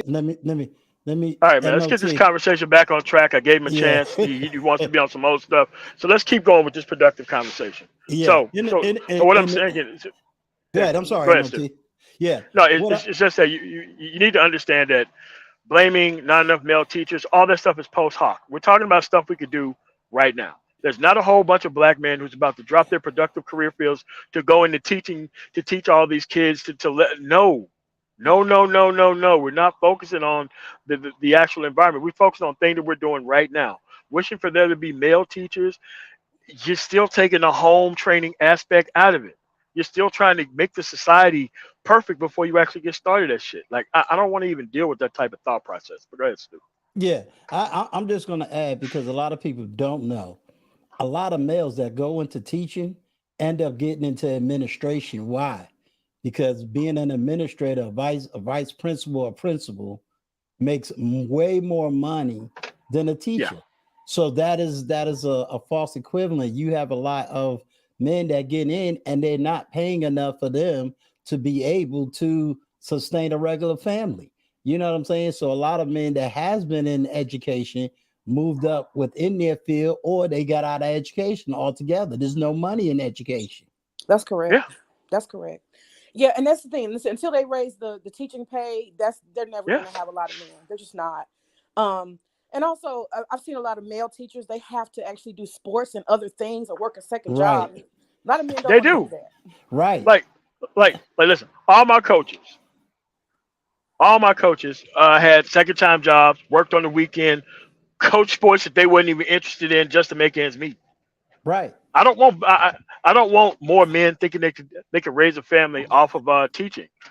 I want there to be more men in the actual household, so that way you can process that actual information that's being taught at school in an environment where you can be able to get out of that kind of stuff. It's just that I don't want more men being teachers. You can't raise a family off that. You're not going to be able to effectively produce in society. And most people, like you said, once they start leveling up in those career fields, they left. All my programming teachers, they left. They taught adjunct these actual skills and abilities, but they went back to the actual real stuff. But at the end of the day, I don't want there to be more liberal arts majors. I want there to be more hard science-based majors that you can go out here and create some stuff for. So that way you can build your own schools and have your own platforms so that way you can do better stuff with it. Like, I don't want that to be that way. Yeah. Yeah. Yeah, I totally agree with you. Especially where a lot of the kids are nowadays, they need, their brains move very quickly. They're kind of microwave. I'm talking about the next generation, and Yes. they need immediate results. They don't, even now, these minimum wage jobs, they're paying they're even paying daily or weekly, because the kids don't have that kind of mentality to be able to wait 2 weeks for a paycheck. And so even when it comes to education, it has to be faster. It has to be real skills, real building, something that's applicable, that's going to make money faster. So I absolutely agree with you that we got to shift away. I do think that, when it comes to certain professions, you're not getting around formal education. You're not getting around it. No. But when it comes to the mass majority, especially this next generation, they absolutely do need to do technical work. And I just want to share this about myself real quick. And I'm a little bit embarrassed to say this, but I have 4 degrees, and I did my job as a teacher, professional. I made about $87,000 when I retired per year, based on the level of education. But the average teacher starts at about 45 in the South, and 45K. And this is the truth of the matter. I wasn't really making any money. 87 was not a lot to me. Hold on, Luna. And so I'm gonna get them for you. And so this is the thing that happened is I decided I'm done. I need to focus on really building and stuff like that, making some real money before I get older. I'm in my most productive years. So the thing I did is I decided to just retire. After 15 years, I said, okay, I've given to the community. I've built all these children up, got them across the bridge to graduation. I've done my part. Time for me to focus on self. And so I quit my job. I took my 401k. I didn't let them keep any of that money. And I turned it all into a business. And Good for you. thank you. And so it's a warehouse where I do party rentals. I do tents, tables, stages. I bought all of this stuff cash. And I have a warehouse with offices and stuff. And so I have a crew of men who work. I'm going to call it a family business. It's initially my idea because I'm an event planner. But my husband and we have 2.5 employees. The other one's part-time. But this is what we built for us, And I'll be honest with you guys, all them degrees, I could burn them right now. I could burn mine too. Yeah. I could be honest with that. A grand waste of my time. Yeah, Grand waste of my time. I'm not using any of my degrees at all, and I have 2 degrees. Don't be ashamed behind your degrees, because especially being a teacher, number one, you always had to keep going back to school. That's Yes, what you was did. taught. If you wanted an increase in pay and education, you're always going to have to keep going back to school. Right. So don't be ashamed. But the part I'm ashamed about is the $190,000 that I owed. Woo! Well, yeah. Let me say it again, $190,000. Whoa. Yeah. Yeah. And Yeah, so but- people, when they say it costs a lot, it's not a lie. But let me tell you what is the blessing is what is it? is a public service loan Yeah, forgiveness. public service forgiveness. Yes. That came through for me in December, and now I have a zero balance. Thank Good for Beautiful. God. you. Well, see, Thank I'm gonna God. Again, tell good for you, you. right, and then you got to remember something. I don't know how old you are, and you don't have to divulge that, but what I am gonna say is this: number one, in this economic times, you have more opportunity to make that money than we did. I'll be 56 this year. We couldn't really come out at 18 and make 50, 60 grand. No way. No There was way. that money No way. wasn't out there like that. True. We did not have international money that you can get. We didn't have it. This internet has done something that people don't even realize. Just like you know, my YouTube is a business, and I have it more based on family. I just told my sister-in-law about 6 months ago. I said I can take my nephew, who's only 12 right now, and I said by the time he graduates school, what he can do just doing this back analytics, just doing videos. He can make enough money just doing video editing to pay his whole way through college and never have to pay a dime. Video Yeah, or editors, sound or else, I design. mean, he could do so good at school that he don't have to pay for that either. And it's like Exactly. Yeah. the information is not shared. Like like listen, most of my brothers and sisters got into the relationships for the wrong reasons. And even though they had good intentions, they stayed in them for the wrong reasons. And so they had to have a job and go to school, and their kids were just neglected. I can walk in, have a conversation with this kid, and get this person so interested in the future that they're not even worried about their home problems. I'm like, look, just sleep there. Just sleep there. Go out and do other productive things, and like all the stuff, like, they used to be stewing in their own stuff, worried about what mom and dad is doing. I'm like, look, as long as they're putting the food on the actual table and you ain't skipping no meals, they really have done their job. Everything else is up to you. You want to know what successful people are doing? Get with the people who are doing the best in your class and start doing and hanging out with them and do what they are doing. Don't be in these neighborhoods focusing on what these people who are never going to win are doing, because you're going to be just turned into another one of these personnel. So you have to go run with the moving crowd. The moving crowd is going to be winning, and those people are not going to be in that situation for long. You got to be able to move and be around other people. I know you think this is a cultural obligation. You need to let go of that. You need to go win now. Don't worry about anyone else. Run ahead to the finish line. Everything that you do is going to be way different, and different is good. Not that you forgot, you're just being a grown up and doing what you need to do right now. So if you can get through to your nieces and nephews who want to listen, you ain't got to put all this time in. You can just aim them in the direction of going to get a skill and what the actual outcome looks like when they're actually moving toward it. They're very selfish. As long as they know that they're not going to be in this house and under these situations and circumstances, their whole child to change his whole mind state toward everything. And next thing you know, they're doing all the stuff that they know the parents didn't teach them. But at the end of the day, the parents can take credit. Just take credit when things go right. You ain't got to care about your child doing better than you and all that type of mental. Like, get out of that. Just give these people the answers that they need to get up out of here. That's all I'm saying. So, Yeah. And I would just want to share this again. Just before I go down off the panel, I just want to share this. I can't emphasize how much literacy is so important. The ability to read, comprehend, navigate words. It's really important for young kids. So, as much as you can, encourage nieces, nephews, children to really master reading.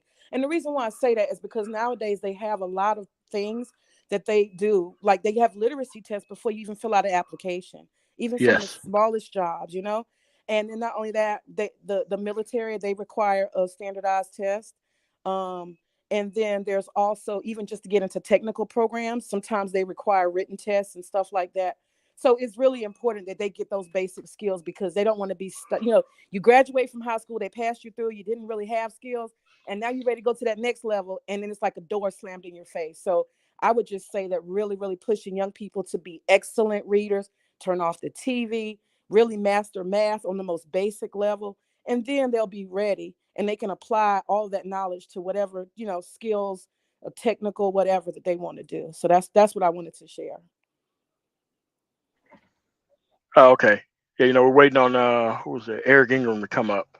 But yeah, he's an experienced guy, ex-military, just like most of us on the panel. But hold on a second. Yeah, Sean H, I do agree that the Thank both you. parents have to be engaged with the teachers. Like I think it's Illinois where they have these parental involvement schools. Those things do very well, but it takes parental involvement. And if you're not parentally involved, you can't really go to their school district. And it's kind of like a broad range district in Springfield, Illinois, I believe. Yeah. So I suggest that it's like, look, a lot of these people want good outcomes, and a lot of these people want to leave it up to the school system. We have to get out of the culture of just trying to leave it up to the school system to correct your child. You have to be able to have the investment in the actual outcome of the child as well. And we just need to move toward that model.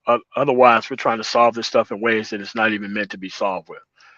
And no, Manosphere talking points. I just ain't got no time for that type of stuff, dude. This is a problem discussion and solution stream, not a we just want to complain about women and what the fuck women are not doing stream. I ain't got no time for that shit. Yeah, fuck out Yeah, of here. I had to get in on that one. Just what I'm saying, just to bring clarity to what that really is all about. I've Yeah. heard that talking point, but there's more to that than just women took over. There's a whole economic piece to that thing. So it's not Like, that bro, men I don't don't want want to get most in black it. men to go into schools. I want most black men to actually have families with women that actually want a goddamn family. That's more Right, controllable than expecting the school system to be full of men. I don't want schools full of men that are lowly paid. Fuck that. right, I right. want men to be out here fucking having jobs doing real shit. So what? Fuck that. Like, nah, man. Like, nah, man, you're going the wrong way, man.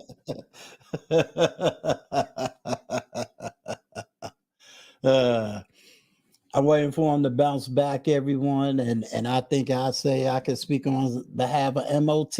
Appreciate all of y'all in the chat, and the lady that came up, I think she gave a great deal of knowledge, wisdom, and understanding. So I definitely salute her and hope for the best on her business down there. So salute to you. I think you got somebody coming up, MOT. I don't know if you can hear me. Yeah. I can hear you. I'm still Okay. waiting on them to come up. Okay. But yeah, just to let the lady know, I don't really consider myself Manosphere. Matter of fact, they did a big alley thing, and my name wasn't even on it. So I'm mostly an interview channel, but this year, I'm doing more on trying to help fathers to be able to navigate family life and financial life. I also do more on self-development.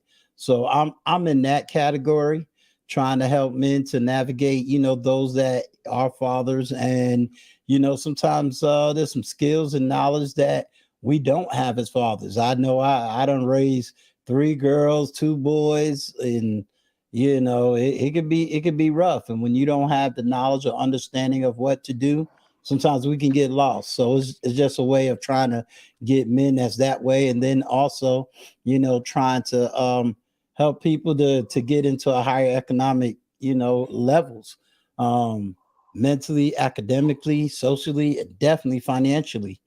Because just talking about women all day, when I know there's a whole lot more that needs to be talked about. What is your politics? Who are you voting for?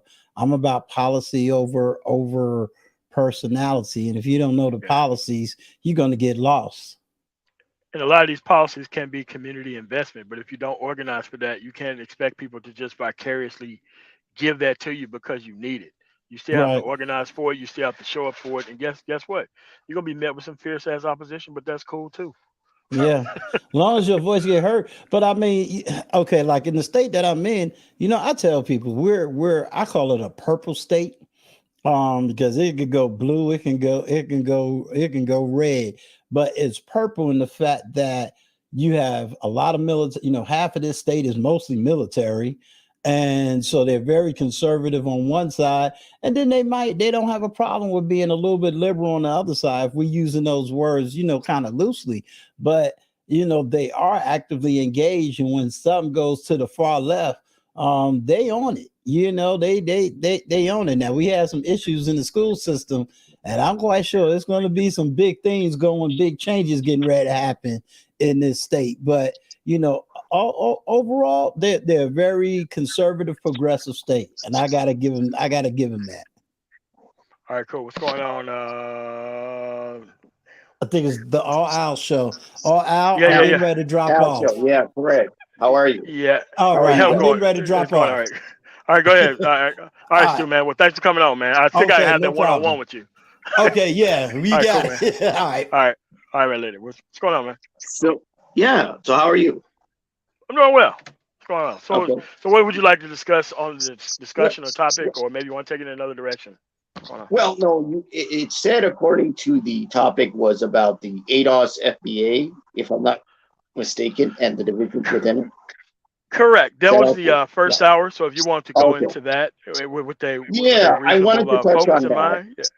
Go Yeah, ahead, sir. I wanted to touch on that, if you don't mind. Go ahead. The Yeah. reason I wanted to is because I guess you're looking at it from the perspective that it is not only a division, but it's causing divisions, right, within Black communities.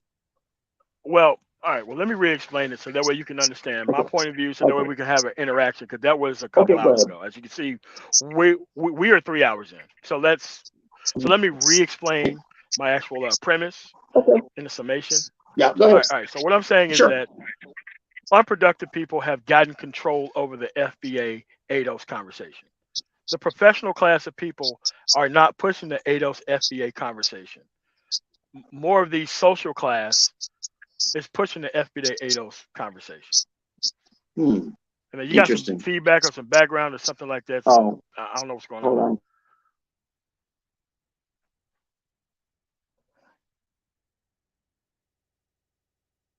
Okay, so what you're saying is that the people that are behind ADOS and FBA you're saying they're not in the professional class, as you call it. Correct.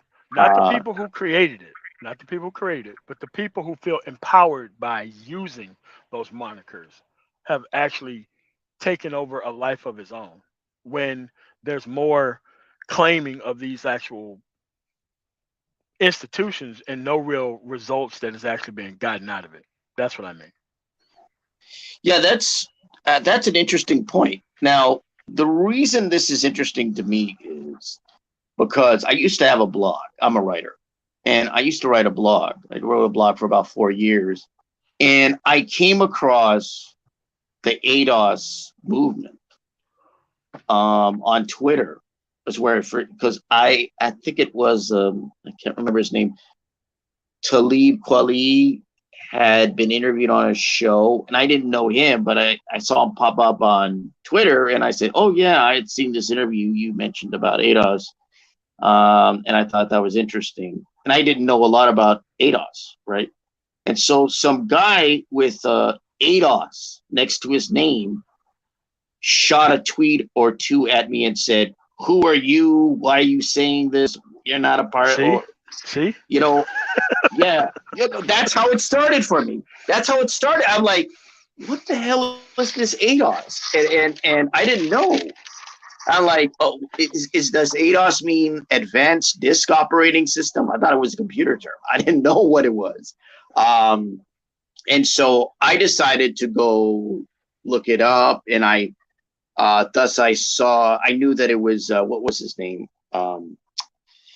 Antonio Moore and Yvette Carnell. And I know they had, their own YouTube shows and so forth. And so I looked into it and I wrote about it. And so I wrote a critique of the ADOS movement. It was not a harsh critique. It was a critique. It wasn't a harsh one. I wasn't saying it's the worst thing since sliced bread or it's horrible and terrible, but I did critique it in my blog piece. And people who were involved with ADOS, the reaction was you had individuals who were, and this is a technique of theirs, because there's a report about ADOS written by a lady called Jessica Mitchell, I believe, called Understanding ADOS. And one of their techniques. Hold on a second. Hold on a second. Eric Ingram, your camera's on. Could you turn your camera off? I'm gonna put you in the back until you turn your camera off, man. But go ahead, sir. Go ahead. Yeah. So one of the techniques that I'd read that report, and one of the techniques which was visited upon me was swarming. And what the ADOS members of the ADOS organization or movement would do was they would go on your Twitter handle or on your tweet or whatever thread, and they would start attacking you on the thread. That's what is known as swarming. I guess that's their term. I don't know whose term it is, but that's what they did. They did not like my piece, so they swarmed my thread, where I guess I said, okay, I wrote this piece, and because I promote, like anything, you promote your own stuff on your Twitter account or Facebook or whatever. And they swarmed my account. And they were like, your article sucks, and we don't agree. Wait. We're not here to discuss the article. We're here to discuss what is your agreement or disagreement with. No, I'm not talking about the article. Yeah, I'm not talking about the article. We need to speed this up. We need to, right, sir. No. Sir. So let me reset the conversation. Okay. Do you agree or disagree with the concept of the ADOS movement? Yes. Well, no. I'm critical of the ADOS movement. Okay, why? Well, I think I was critical of the ADOS movement because, primarily because I didn't think that was the right organization or the right movement to deal with reparations. You already had organizations like in Cobra that have been around that have dealt with reparations. And at the end of the day, what ADOS kept saying and they kept promoting, and I don't know if the movement's still around to this day, it may still be, I don't know. But what they were talking about is, we promoted the conversation, or we were responsible in getting the conversation out there. Okay. Let's stop right here. Yeah. That's why I say it's a grift at this point. How you get the actual thing. Okay, so here's how you actually get it. You have to look at the other people who got it. Starting a conversation about it and all these rallies doesn't get you it. It makes you a successful individual off of leveraging these people's pain over what they think they're going to get, but it's not how you directly get it. How you get it is by politically organizing and doing all that kind of stuff. But if you're not doing that, you're literally not doing anything. Well, I would agree with you on that. And you said an interesting point. You said they were leveraging people's pain. That's a very good description, I think, of part of the problem with the ADOS movement was that what I read and what I saw people involved with the ADOS movement, they were people were very emotional. They had very strong feelings about, the ADOS because of their ancestors, because of their, because of the history, because of their family. And so when you talk about leveraging pain, I think that's a very good way of putting it. I really do. I think that's a very good way of putting it. But people feel very strongly about it.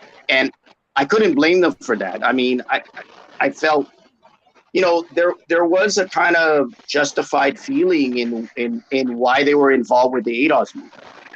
But yeah, I was but there's a lot of fun. Because here's the thing. So, I do mute up. I think it's D Darrell. Could you mute up? I think there's a lot of background coming from your microphone or background or something. Yeah, I think so. We'll just mute up for a second to see if it's you. Nope, it's not him. Ingram, could you mute up? Okay, it was Ingram, not you, D Darrell. Oh, okay. All right. So this is what I'm. Okay, so along with your criticism, like me, there's a specific way to get this done. This doesn't need all this leveraging of people's emotions, having these rallies when there are no rallies about signing up to vote and all this kind of other stuff. But we're doing all this fundraising operation around something that they're not really organizing for tangibly. Like that's what I mean. And it's always these overly emotional, can't really have a conversation about specific things, unaccomplished people who get in contact with these actual monikers and they end up destroying it. And the people who create them don't police their moniker. and it becomes something for people to think that they're just going to rush in at one time and get these actual results. But I just don't think that's the case. Go ahead, Didero. What's up, brother? How you doing, man? Can you hear me? Yeah, yes, sir. Go ahead. I'm doing all right. Go ahead, man. Okay. So when I look at FBA and I look at the ADOS movement, I look at it from a position that it has its positive and its negatives. But from my perspective, I'm hypercritical of them as it relates to actually putting some things in action, not just people on YouTube and social media. It hasn't, in my position, it hadn't really gotten any legs as it relates to spreading and creating some type of movement on the ground. You know, that there's no infrastructure created. Uh, there is no, you know, anything I would say tangible to grasp from, and where there is a mass amount of people who are ADOS gathering, having meetings, you know, accumulating capital, trying to develop some type of policy change. I mean, when we're talking about reparations is not just limited to just the fact of getting reparations. To me, it's about doing things that can better the overall life and function of Black people or people who fit in ADOS and FBA, and nobody's doing that. What I see is that you have people who are, to me, race hustling at the top, that's using this as a way to make money, you know. And one of the biggest reasons influenced me to this point, because when I was in college, I joined in Cobra. That was actually one of the first groups to start talking about reparations. And I see similar issues that in Cobra had that ADOS had. I mean, they only relegated as far as spreading and educating things about reparations and the legalities of it to only people who were in that small, minute group. That there was no mass communication or, you know, advertising of information through other ADOS organizations or Black organizations, churches, community, whatever organizations, Masons, whatever fraternities, or economic group, small businesses. It was only relegated to those that joined the group. And I see the same thing with ADOS. I don't see anybody pooling any type of resources, capital, etc., to further this cause, because it's going to take capital to reach the goal. You know, that and that's the thing. All of this stuff, worrying about who's this and that, and people are arguing over semantics of who's going to qualify. That is irrelevant if you don't have an organized means of either going to the government for this, or you go to the what is that, the international, go or you take it international. UN. Yeah, UN. Yeah, the UN. Yeah. I mean, but that's why I say that it is a fundraising operation. It empowers the wrong type of people who want a quick once and one and done. Like they think, oh well, the Japanese got it and the Indians. Like, dude, these people. Right. This is a long going economic thing, and every step that they go through, they still met with a wall of resistance. And they've Right. been fighting this stuff for a while, and all these people think that okay, we talk about it, we go and vote one time, and it's ours. Okay, what do you think is going to happen if reparations get to Mississippi for actual Tate Reeves to actually disperse it or actually Right. block it from the state level? Right. What happens then? Yeah, there's a lot of things that we have to look at that, to me, that they don't have the infrastructure or the think tanks structurally to have meetings and to look at all scenarios and dynamics of resistance that's going to present itself. You know, one of the main symptoms, you got people who are non-ADOS, that are non-FBA and ADOS, like the Al Show, who are actually talking about this and giving their perspectives when they don't even apply to you. I mean, that's one of the biggest problems right there. Just looking at it. Well, I'm certainly not in those movements. I'm a writer, so I'm not in those movements. No, but you're not Al, the Al Show. You're not ADOS, and that's a fact. Okay, So so I got a actually, question. And when you that's say I'm not ADOS, Hold no, on a I'm not in the Wait, movement. hold No, on, I'm not in hold the on. movement, obviously. Everybody, hold on a second. So I have a question for you. If there was going to be a reparations anything, would it apply to you? It Al applies show. to me. No. I'm talking about the Al show. Does it apply to you? Would it apply Would to it you? apply to me? It might apply to me. I am biracial, so I'm half black. So it might Okay. possibly apply. I'm not quite sure. In that aspect, that's where the aspect of reparations, because I haven't thought much personally about reparations. I don't Wait, hold on. think Wait, about wait, it. hold on, hold on. Hold on.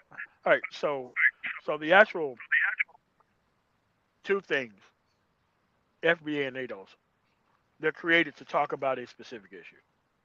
Do you understand that? Yeah, of course. Okay.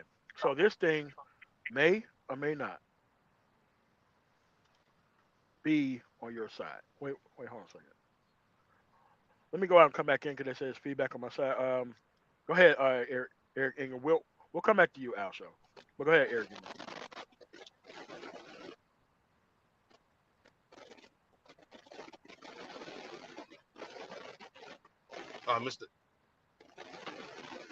Mr. Ingram, are you there? Can you hear?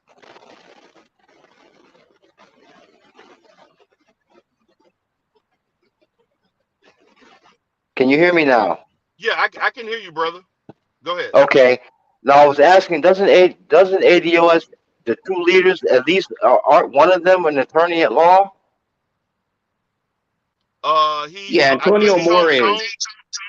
Yeah, Tone Talks Antonio is Moore is one. an attorney. Yeah, Antonio Yeah. Moore is. So I mean, so what is he doing from the legal side? Nothing. Well, Well, see, that's a big problem there.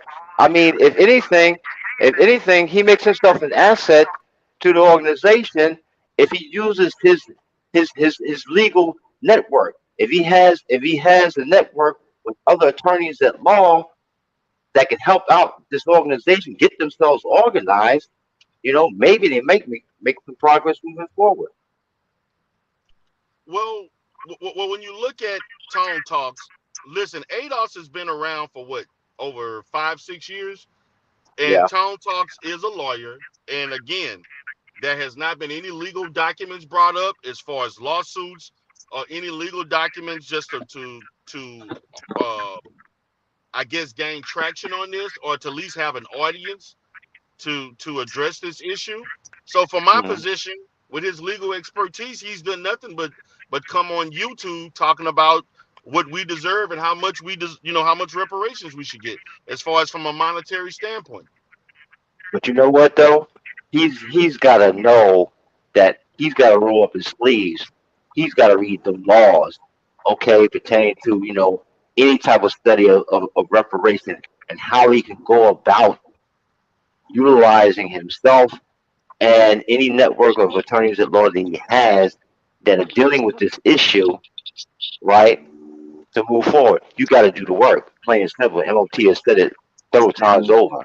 If you don't do the work, no progress is going to come forward. Plain and simple. Well, Tone Talks has failed to use his legal agency to move forward from my position. Right. Because it's been Okay. 5-6 years.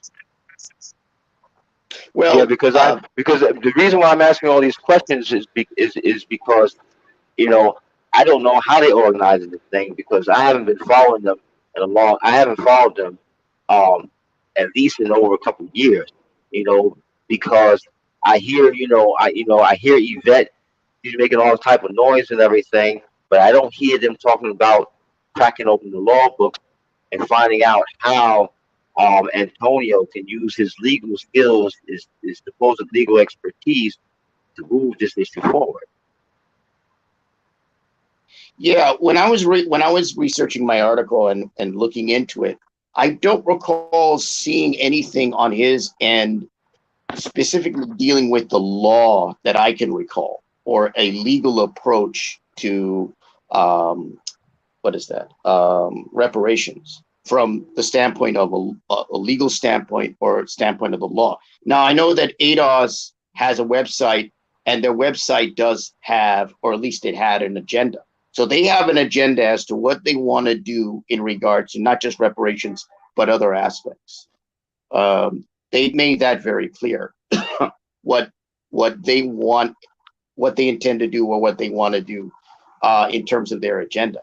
But as to tone in regards to his using the law, like I guess in terms of using precedent, yeah, I'm not aware of that. What I've known in regards to tone, like with his show on YouTube, a lot of what he's about is economics. So he's, that's why he was working with Sandy Darity, who's a professor of economics at Duke.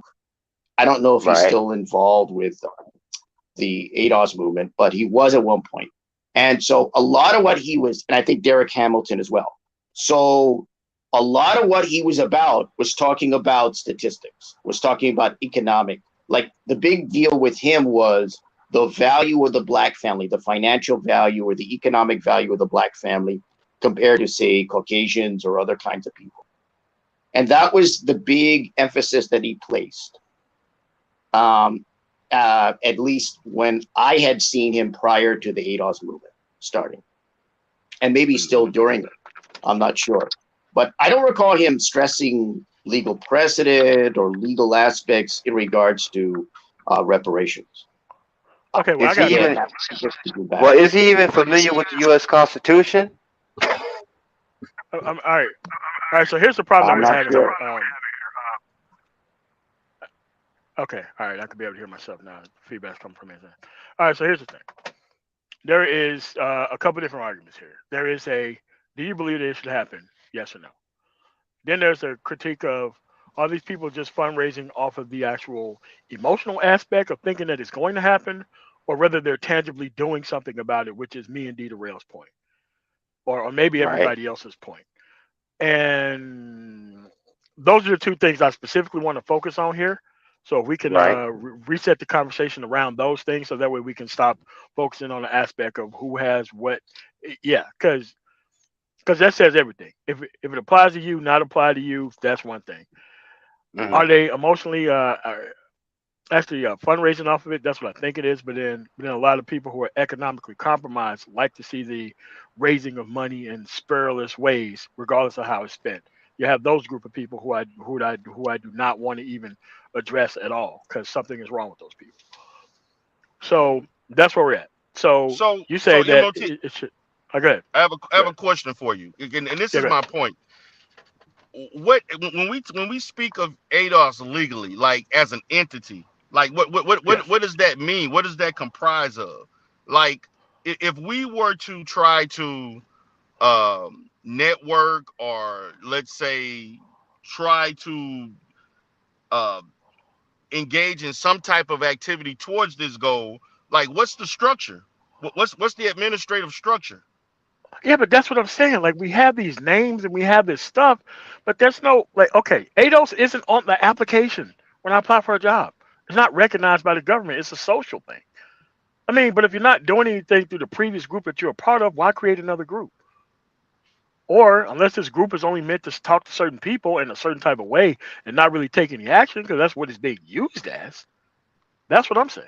So that's like what leads us to our point of wondering, is this just basically fundraising, race hustling? Because if you're really serious about this, now one thing I will say, the short time I was in Cobra actually had a legal team. They actually filed legal documents for reparations. Now it didn't get any traction, but they actually did those things. We don't have anything on record for ADOS doing anything as far as on paper or setting any type of legal precedence. Okay, so all right, so that's an excellent point. A point that I couldn't really flesh out well enough, but it is your point. So what you're saying is that in order for us to take these movements seriously, we got to see some boots on the ground. We got to see a plan of action, because we see the fundraising operation. I see that, but what I don't see is a fundraising to plan of action. Like I don't give a damn about fun documentaries and all that shit. That's all covered under. You should already know these things by now. Right. So it's like, I mean, but there's all types of entertainment that people pay for. So I'm not really against it per se, but making it look like you give a damn about politically organizing around a political issue. This is a political issue. It's not a social issue. This is an issue that you can just walk into your courtroom and file for it and actually get heard by an actual judge. People would have already individually done it already, and there would have been individual payouts already for this, right? So we know that that's Right. not the solution. But the fundraising off of the potential ability to have a said result needs a political organization structure that this stuff is actually built around, along with the fundraising. Well, it needs legal structure too, doesn't it? It does. But that's with the legal structure. What do we do now that we have this money rather than pocket it and live very good off of the actual potential of thinking Well, people getting reparations when they clearly are not? well, I would from think what I if they're really understand Wait, being hold on, is, serious hold on, about hold what they're on. talking about, they would invest No, go the ahead, Eric. fundraising money into a legal team, Yes. at least. 'Cause we could do our own studies. Like, dude, you ain't got to wait on the government. Like most of these Hmm. bills that are passed in Congress are written by corporations. Facts. So we can't just really wait on the government to do this type of study when they can use the money for that aspect. But see, this is where we're kind of going. Like, I didn't donate to this operation, so I Hmm. can't tell them what to do with the money. But if you're using something culturally that does affect me to raise money, now I have to say some shit about it. So I'm gonna say this: to effectively study Yes, the reparations piece, it's gonna take at least 3 to 5 years and I probably know, about at least $5 million, at least. at least. So, and to me, we can, and this is my issue with the fact that uh what is that House bill? I think it's HR 44, 43, 44, whatever, where HR they where 40, HR yeah 40, HR HR 40. 40, where they want the government to to to create their own study, to me is a recipe for disaster, because they don't want to give it to you in the first place. So why would they effectively study it to benefit you? So I that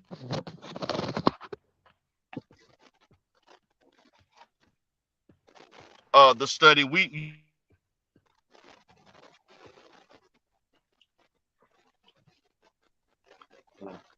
Well, What to happened? my knowledge, from what I recall, ADOS Wait, hold on a turned second. against We losing HR you. Going 40. in and out. No, I mean, dude, you have to go out and come back in the Al show because I keep getting feedback from you every time I talk. So just the link's posted. Post the link again and go out and come back in and see if that solves it. All right. Let me post the link again. And the link is in the chat. All right, go ahead. All right. So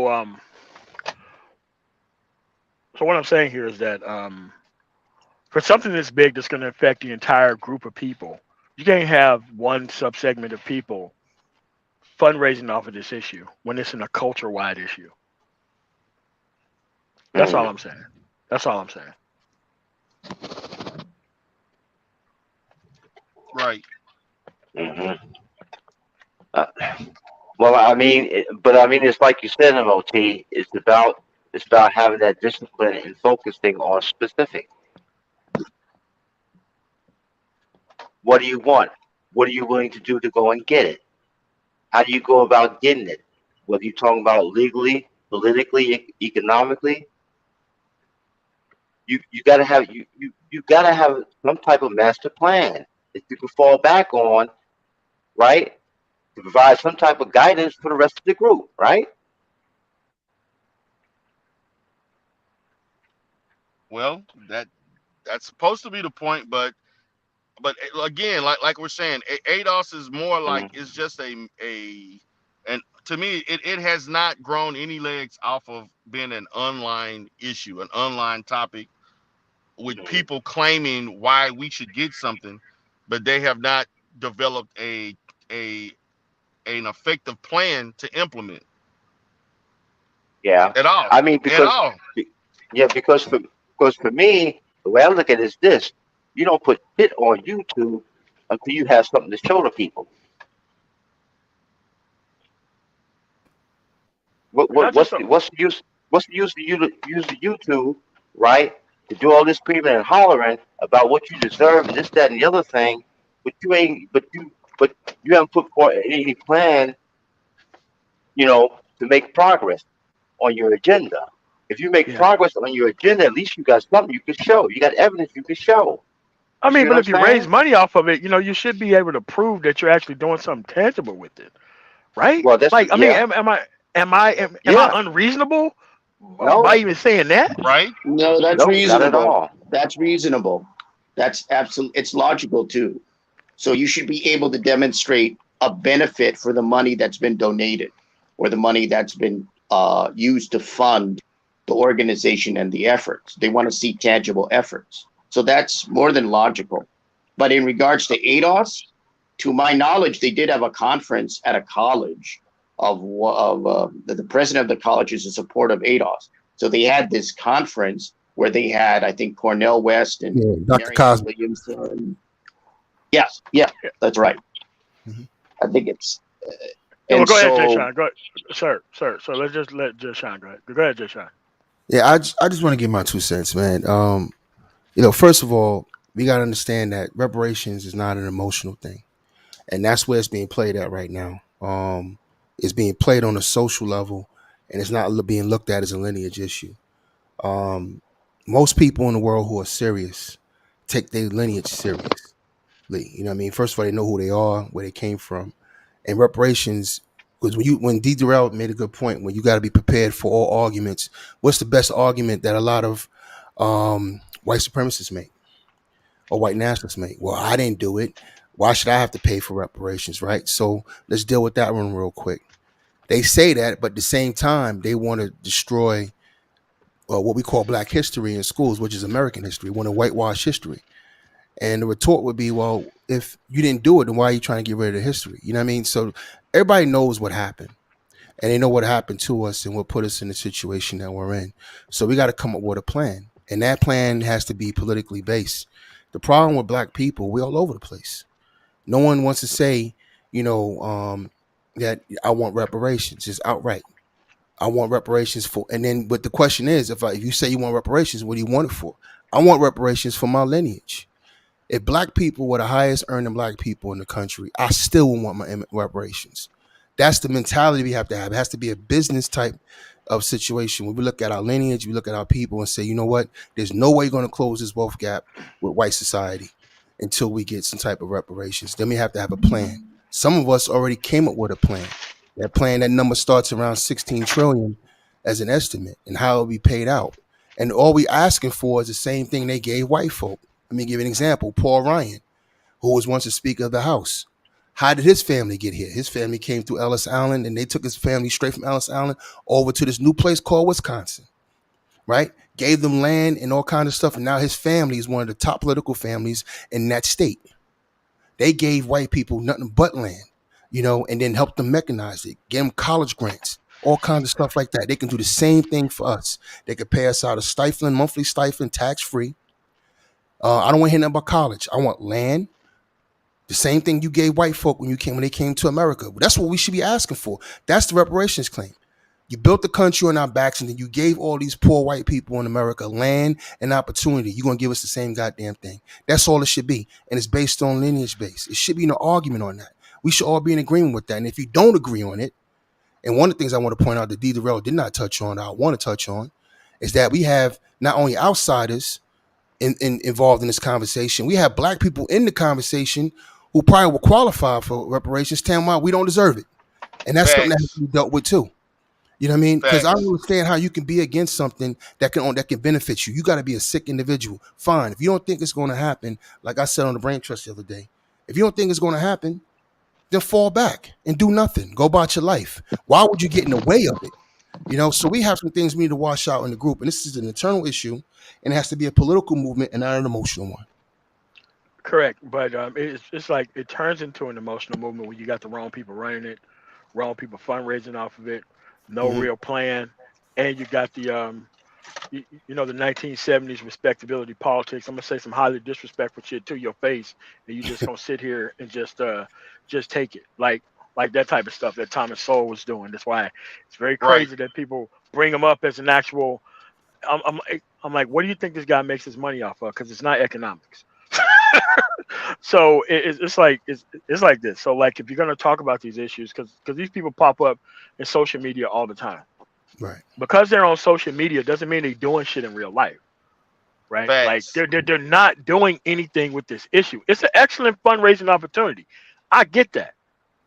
Just like church is an excellent fundraising opportunity. But please do something tangible with the damn money. So that way you're not wasting people's time. That's where I'm at with it. That's my actual argument with it. Because like most of the people get access to the actual monikers, the ADOS, the FBA shit, and next thing you know, they want to go around racially checking everybody. When the time should be well spent picking a side and organizing politically within that side that you picked, make sure Right. that this fundraising operation is not that. And it's like people be like, tangible action? Nah, I'm not within the tangible action space, but I'm within this space. Nah, man.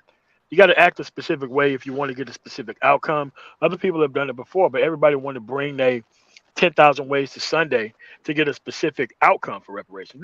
This is why the trolling and all that kind of stuff, that means nothing. Once you come up with a tangible based argument other than you don't deserve it, then I'll listen to you.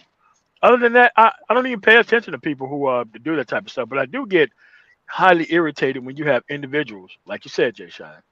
Mhm. You know what? One way You or know what, another, TD? it's not going to affect them. But somehow they're in the middle of the conversation trying to stop the conversation from even happening. I think that's some Right. high And you bullshit. know, the problem with a lot of black people is that they just want to antagonize each other for some reason.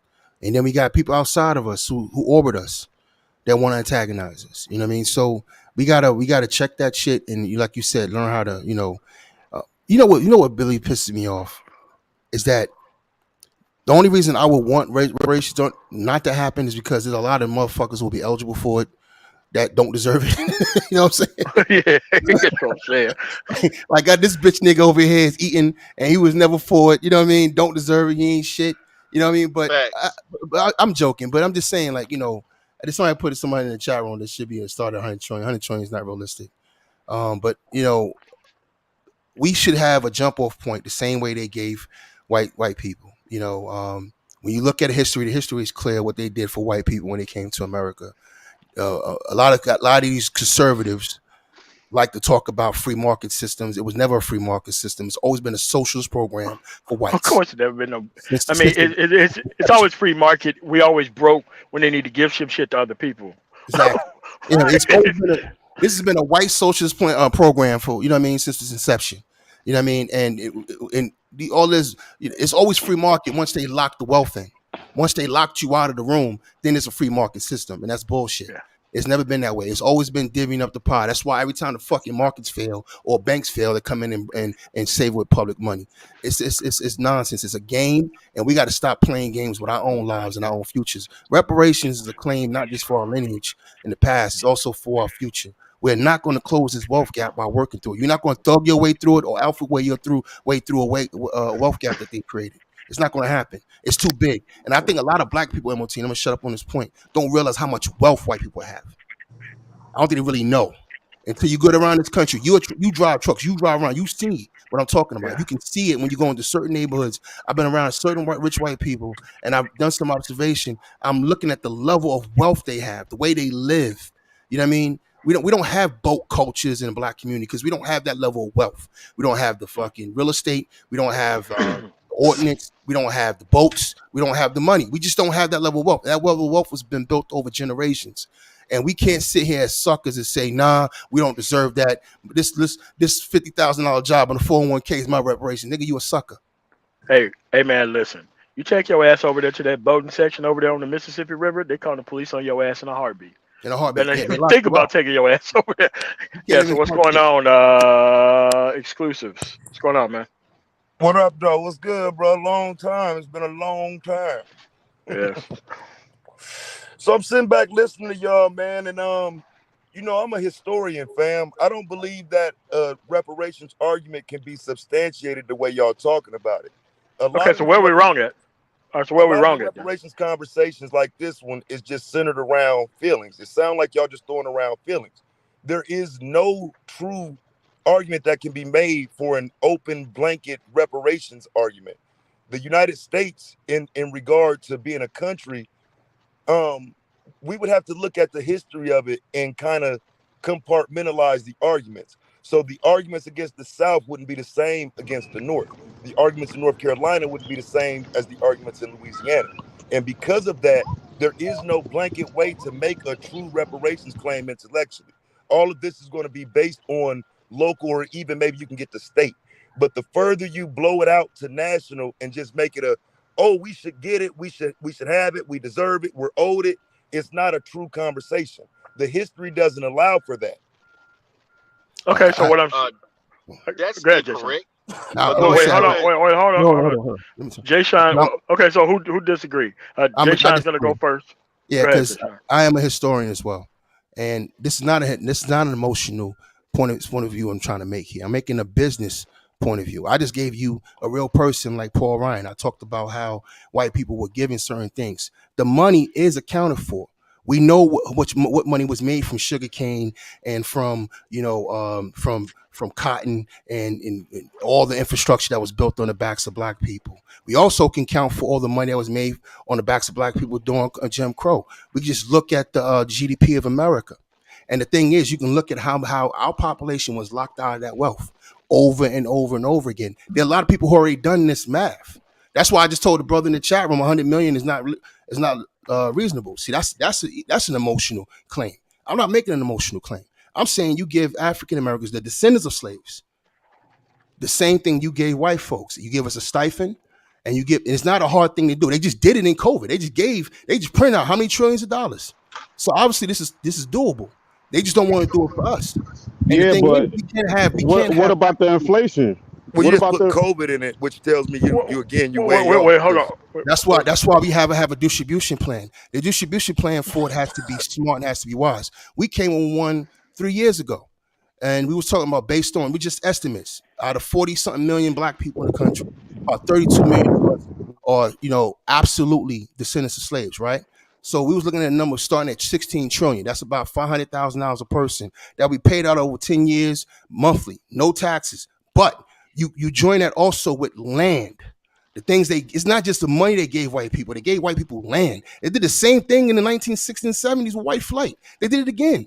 They just did it with a modern banking system. They just keep giving these people this money. is why it'll never happen, because these are all that's what I'm calling an emotional argument. See how you jumping around from the 60s to the 70s to the sugarcane fields. Wait, hold on a second. Factually occurred. Yeah, you can say it factually occurred. I know I teach it, but I can also tell you that saying it factually occurred does not account for you getting owed for it. You personally or me personally being owed for it. You're owed for it. Do you understand what legacy mean and you inheriting things? Do you understand what an inheritance means? Do you understand how most white this people? Is the insult. No, brother. No, wait, hold on, man. You don't understand what legacy. Me and you don't have the same legacy. No, brother, you ain't my family. You don't know what legacy means. How do you Hey, think? fam, you're not my family, dude. Brother, come on, we can't talk about getting the same check. You ain't my cousin. Why are you raising your voice? You don't understand legacy. Come on, bro. You don't understand legacy. Okay, so I'll say it again. Bro. I feel attacked right now. Hey, fam, I light your bitch ass up. Listen, brother, I feel attacked. Why are you disrespecting me? We having a conversation. Man, listen, man. Nobody asked you to bring niggatry here. D-Rail, I'll drop him down for a second. Look, man. We got to be able to have a conversation on this. Taz, don't leave. I'm not getting you up out of here. But I have to lay down some decorum on how this conversation is going to go, right? It's a yes/no argument. If the answer is yes, explain yes. If it's no, then explain no. Now, what actually D-Rail is explaining his actual thing. You can't troll him through his actual explanation. And after his explanation is over, you can say whether you agree or whether you disagree. That's all. So you didn't hear him tell me what I don't know? Because me and him don't have the same legacy, fam. But you got a man telling me that. Excuse me. You got a man telling me that the argument is based on legacy for black people. Me and him we just happen to be black. Me and him don't have the same legacy. So the argument for reparations for some clown in Texas ain't gonna be the same argument for a man from Lima, Ohio. There has to be an intellectual basis for this, not our feelings as black people. Okay, well, I will explain my basis for it. Like, my family lineage is from North Carolina. We actually had that shit taken from us, and that's how we ended up in Mississippi, right? That's what happened. So I have a tangible claim to this need to be reparations argument. Now, I'm not sure if everybody else is going to have that, but I do have that. So when people are talking about lineage and legacy, I think you're still going to have to prove your case beyond just being black. Now, that I do agree with you with, but I can just say that there was things taken from my family that you can see within documents. I don't think everybody has that. Right, they don't, which is the argument that I'm making. Since you don't have that, it shouldn't be some umbrella term, reparations, we all gonna get it. Oh, legacy, family, everybody doesn't have the same legacy. So each individual reparations argument, most of the time, is gonna be local, state. Like I said, it's gonna be your family. It's not Correct. every black person. You Let me can't know go when I against can shit I speak. said. You a little nigga and you Mo, know it, bruh. Like, come on, Taz, Play man. with me. We trying to have see, a that's conversation. I'm why just saying, man. I'm just we saying, can't bro. have He a started that conversation shit. with What, be thugs. the real. We can't have Like, conversations with thugs. They don't know how to debate. okay, so Make what your Taz's argument, bro. argument is, so Taz's argument is, every different locality is going to have to deal with the reparations argument differently whenever they do it. Okay, so let's say they pass it in Congress. There's going to be state legislatures who's actually going to be divvying up the money, by the way, who's actually going to be able to stop those things from happening. So what happens then when they create that? You have to be able to prove your actual you were actually affected. Something was actually taken away from you other than being black. So can you specifically answer that, Darrell? Other than being black. Yeah. Could you say the last part of it again? Because I didn't hear it. Okay, so what Taz's point was is that locally, where he's from, like Ohio would actually deal with it in a different way than, let's say, Mississippi would deal with it or North Carolina would deal with it. All right, you're in Texas. Let's say that it does get passed. How do you prove that you were part of the group that was affected in the state of Texas? Because that's what Texas is going to refuse not paying people over. Like, that's the next level of conversations. Do you deserve it? Yes or no? Yes. Okay. How are you personally affected? How is your family personally affected having shit taken away from them? That's the next level of the conversation. Okay. So, yeah. Okay. So first of all, in order for slavery, because this is what we're discussing, due to slavery, which was basically mandated and it was legalized by the federal governments. Am I? Let me know if I'm saying if I'm incorrect or not. Isn't it our government? You're incorrect. Yeah, Okay, so you're what definitely is it? incorrect. Is it state or national, or is it State. both? These were State. That's private people with no. slaves. That's not true. It's state and federal. The federal Okay, government ended slavery, fam. You have a hard time proving anything brother. When otherwise. you talk, I didn't say one word. I Oh, my want the bad. same I go on respect. mute. I thought you was asking a question. My fault. So my position is this.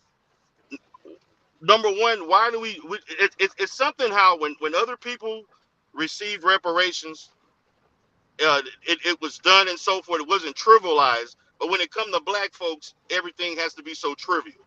So when we speak about each state, okay, of course, the northern states at one time and so forth didn't have slavery. The southern states mainly up until in the east to the east coast. So there's certain aspects of that as far as the experience of those who are classified as being black had to experience. But we cannot escape the fact that the states and the federal government made slavery lawful, and the fact that black people were exploited due to that. It doesn't matter who had land, who didn't have land. You still were limited or hindered from freedom and abilities to function from a financial, entrepreneurial standpoint, educational, and our other areas due to those laws. So it doesn't matter whether my family had land, and I'm actually from Louisiana, not Texas, but or whether I'm in Texas or so on. The fact of the matter is that all black people, particularly those that if you It's were not not a all black freedman. people. No. Can I finish my statement, brother? I said unless you were a freedman or you were freed or you were born through indentured servitude and so forth. There are exceptions, and even through that you had certain limitations.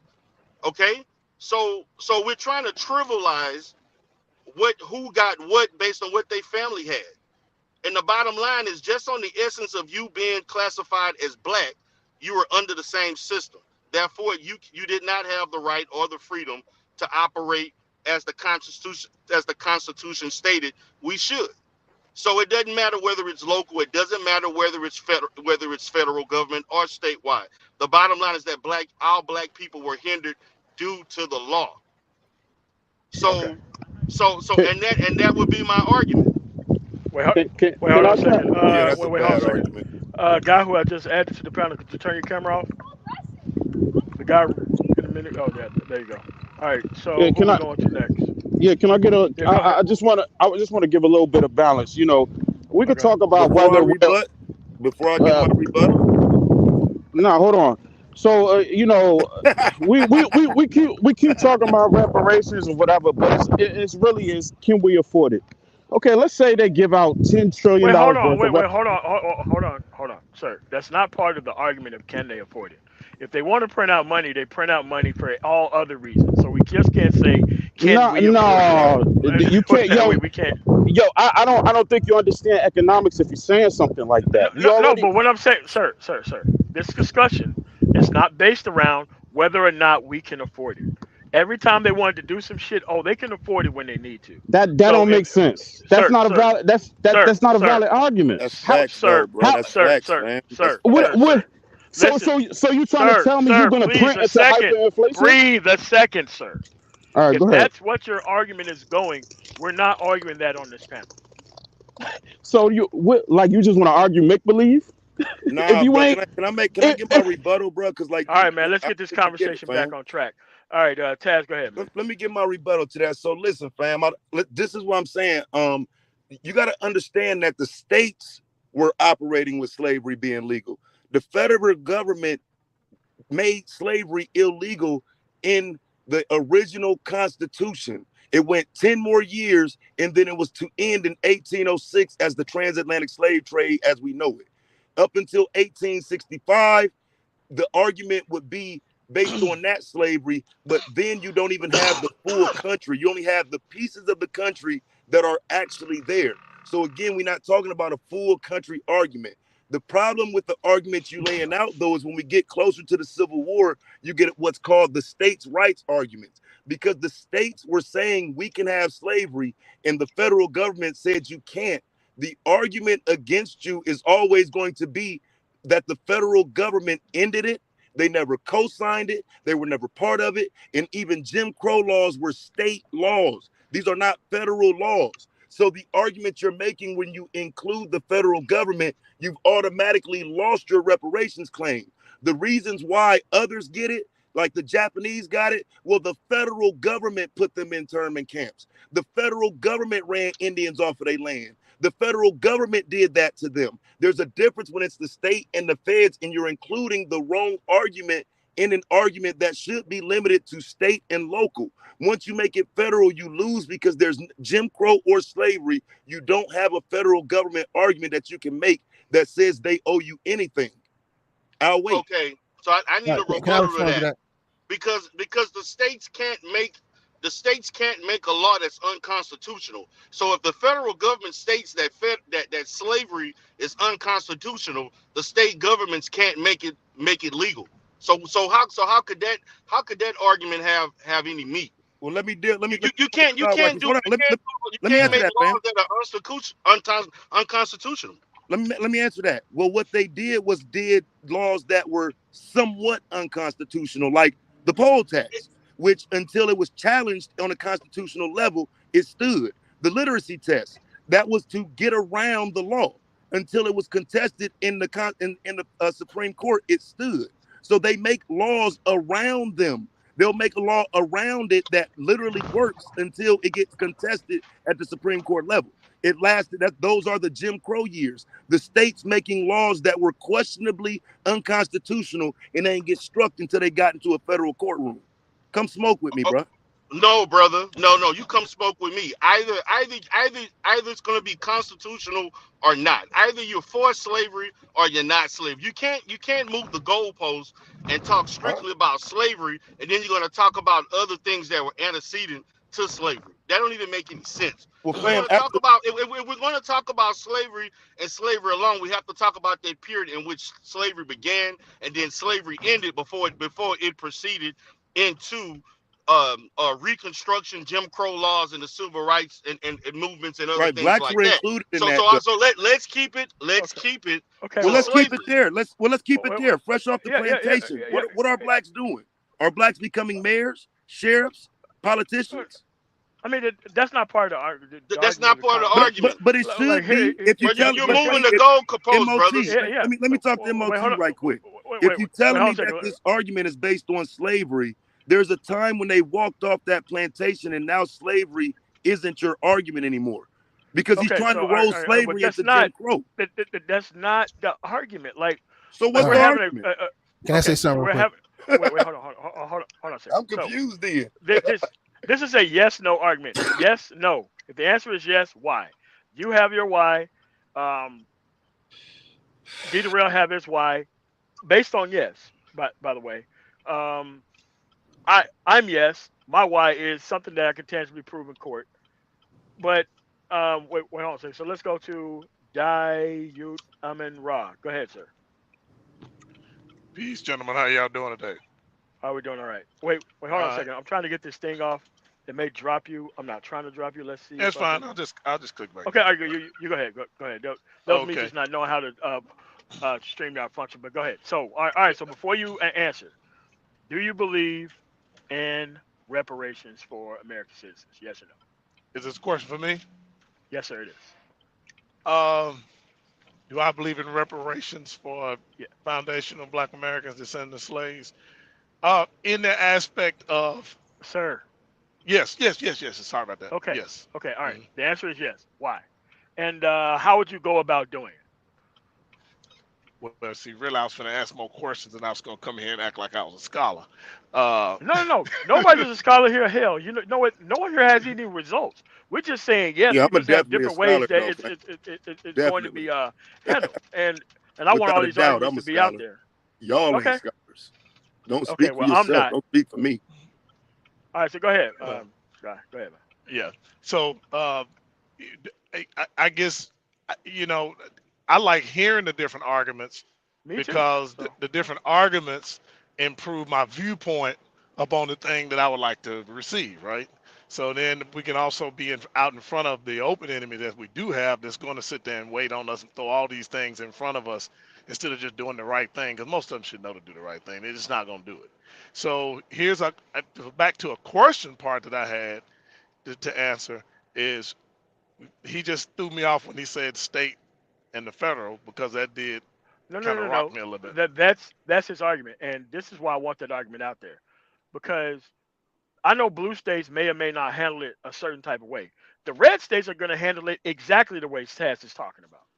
I know that for certain. That's exactly the way they're going to handle it. That's why I wanted to hear his argument fleshed out, because I have heard that style of argument, and I don't disagree with it. Depend on what state it is, depend on what state legislature it is. Because if it's a Republican legislature and like some Nebraska type shit, they're gonna make the argument the way Taz is talking about. Well, like I said, I'm not a scholar. I'm originally from Tennessee, but at one time that was what Virginia was. All of this was called Virginia, right? All of this. So even though we talk about states, we still covering a whole lot of different carved out territories at a certain time. Is that correct? Yes, but we're specifically talking about the reparations piece. How do you want it doled out? Like, everybody have their individual way that it should be doled out. And once all these plans are out on the table, we can start picking and choosing the best argument. Because I understand Taz's argument. His argument is going to be a Southern-based challenged argument. I know it is. I just haven't heard it fleshed all the way out. That's why I let him talk about it, because I'm like, damn, that's exactly what that's kind of legally. But then again, you got the Jay Sean shit. Fuck them. This is what they did. But if it's going to be doled out from the federal government, the states are going to end up with it, and then it's going to turn into a whole different thing. This is why I want all these arguments out there, so that way people can tangibly see with, okay, you want it, yes or no? No, then there's no reason for you to be a part of the conversation. But if it's yes, then why? So that's kind of where I'm at with it. So it's not like you're right or you're wrong, but we need to know what your plan is and who you think it should cover. Well, here's my plan on that, because I think we're gonna run into this problem anyway. So why not be forced to do it right now? Why don't we have because we don't have our own lineage-based organization. Why don't we some kind of way put one together, and then that becomes a representative. Now that we all have a say in, just like the different Indians or the what I call the Johnny Come Lately Indians who got reparations. The same thing with those guys. They have me and you might. My grandmother said she was Blackfoot and different things, but she couldn't go and get no reparations because they had their own Indian council. Tried that the government used them to fund the money through and all this. Why don't we set that up and then we'll end all the arguments about who, what, when, and where, and who get, because it's handled within our own where we put our votes and all that as a people. At least we can get that part out of the way. Would you agree? No, I mean, all right. I mean, if that's the way you wanted it divvied up, that's the way you should have it divvied up. This isn't a right or wrong conversation. It's more Yeah, like a it yes go there why and a no why. right. Because right now, if I say my granddaddy was Cherokee, I don't care what I say. I got to go to a council, over there, wherever they're out west. I got to go to that, and they're going to make a determination, not the federal government anymore, because they gave that group their own ability to do that. Renaissance Man, I'm gonna post a link in the chat. Nagone, I put it in the group chat. Hold on a second. Like I said, I just want all the arguments out here so that way we can see the people who fundraise off of these actual issues are not really having a conversation about the actual issue. Check it out though. But see, it was stuff that was said that as the foundation of some of these arguments that's not right though. You know what I'm saying? When people sitting around saying, well, they gave whites this, they gave whites that, and then they did. They did. So I didn't. So let me counter some of your points, Taz. Well, if you you have talk to a lot. jump to the 1960s to make that argument, fam, that's not a No. That's not what I did. That's not what I did. Wait, hold on a second. When I talk about Paul Ryan, that's going way back. Okay, so my point is this: I was just giving points here and there. I was going from slavery, I was going through past Reconstruction, and then I went all the way up to the 1970s. I was giving the whole frame. This is a lot of shit we got to talk about. You see here talking about it's a states issue. It's not a states issue. It's a federal issue. It's a full country issue because all the wealth didn't stay in the South. You got insurance companies and Wall Street sitting up there in New York and insurance companies sitting there in Connecticut that was built off the wealth of slavery. The initial wealth of the country was built off slavery. All of it. All the wealth. I don't care if you was in free states. Matter of fact, if you want to talk about the states, go back to the colonies and then the states. Slavery was throughout the whole goddamn area. It was only the North that outlawed the states starting in 1806, and then different states started getting rid of it, leading up to the Civil War. But the reason the Civil War happened wasn't because of slavery. It was because the South tried to leave the Union. All right, that's why the Civil War kicked off. The bottom line is that even when they were expanding to the West and they was adding all those states like Arizona and California, they was constantly compromising with the South, with slave states. Meaning, when they brought Missouri into the Union, they let that be a slave state, and then they let another state be a free state. They were always compromising with slaves. The federal government did this. Your Congress did this. Your Senate did this. That's the history, Taz. You can't make up different history. This history is written down. Well, what I do is I do it on decade to decade, fam. from the 1700s all the way up to now, and like, show you all over the history, fam. Like you're everywhere. I'm not everywhere. No, I'm not everywhere. You're referring to the Kansas. I went back to the beginning, Taz. Taz, I went back to the beginning. And I said we can go decade to decade up and show you how they upheld all this shit up until Reconstruction, when they destroyed Reconstruction, and then Jim Crow. They kept doing the same goddamn thing all the way from the beginning to a certain group of people. That's the reparations. So I think you're missing the point though that I keep trying to make. No, I'm not missing your point. I got your point. When I ask you have a bad argument. We're not having a states' rights argument. I'm just asking you a question now. Can you give me what you're talking about in terms of white people giving something? What specific example were you using? Dude. I'm trying to come with a Lord. Nigga. I'm trying to come with Wait, hold on. Hey, slow down, dog. Don't play with me, nigga. You a dumbass. I didn't even answer yet. That's not how we do business, man. Stop the nonsense, Taz. All right? Because we got all kinds of laws we can look at. Bro, when they sit there, Taz, you trying to stop me from saying the answer. You know what you're doing right now. You're trolling. All right? I'm trolling right now. You're trolling right now. I'm They not got, calling you, bro. Go ahead. because they gave land grant colleges to people who are quote unquote selling in the West. When they told white people you could go out here and settle, as far as the eye can see, you could plant your land. You know who benefited from that? The fucking Bundy Ranch. You know what I mean? People like that benefited from shit like that. Their family got their wealth from the United States government. They got land from the United States government and was protected by the United States Army. This was by law and by action. And we got a whole bunch of laws we can go into throughout the years. Taz, this is you talk. You know what, Taz? You used to talking to niggas who don't know shit. Well, no. That's your problem. Well, bro, Jay Sean, man, again, you adding that Taz, extra shit on, bro. I'm trying to Taz, hold on a second. We got some new people on the panel. Renaissance man. Bro, I don't get to rebut that shit. No. Go ahead, bro. Go ahead, man. No. What's up, MOT? What's up, panel? My whole thing to the title of the stream, MOT, is these people, if you want my honest opinion, they are people who are here to create chaos and confusion and division. You don't really see any of these people involved in the process as far as getting lobbyists involved, organizing, doing much things than being on the internet, basically talking. And the funny thing is, I find it interesting that there is this back and forth about lineage and like who amongst black folks can get it. And I'm like, y'all are not addressing the elephant in the room. The fact of the matter is, your African immigrant is much more likely to support you in reparations than white people are. I mean, that's just a fact. But it seems with these groups, is always this back and forth between, well, we need lineage delineation, or, Africans are against us, this and that. And, my whole thing is, truthfully, if you're really going to have a push for reparations, it's not going to just be a domestic issue. It's going to be an international issue. You're going to have to get some African governments involved to really push and get behind this and put pressure on the United States, which is why I really don't trust any of these people who keep pushing to try to divide the diaspora in all these sorts of ways under the guise of, oh, well, we're going to get reparations somehow. It makes no sense.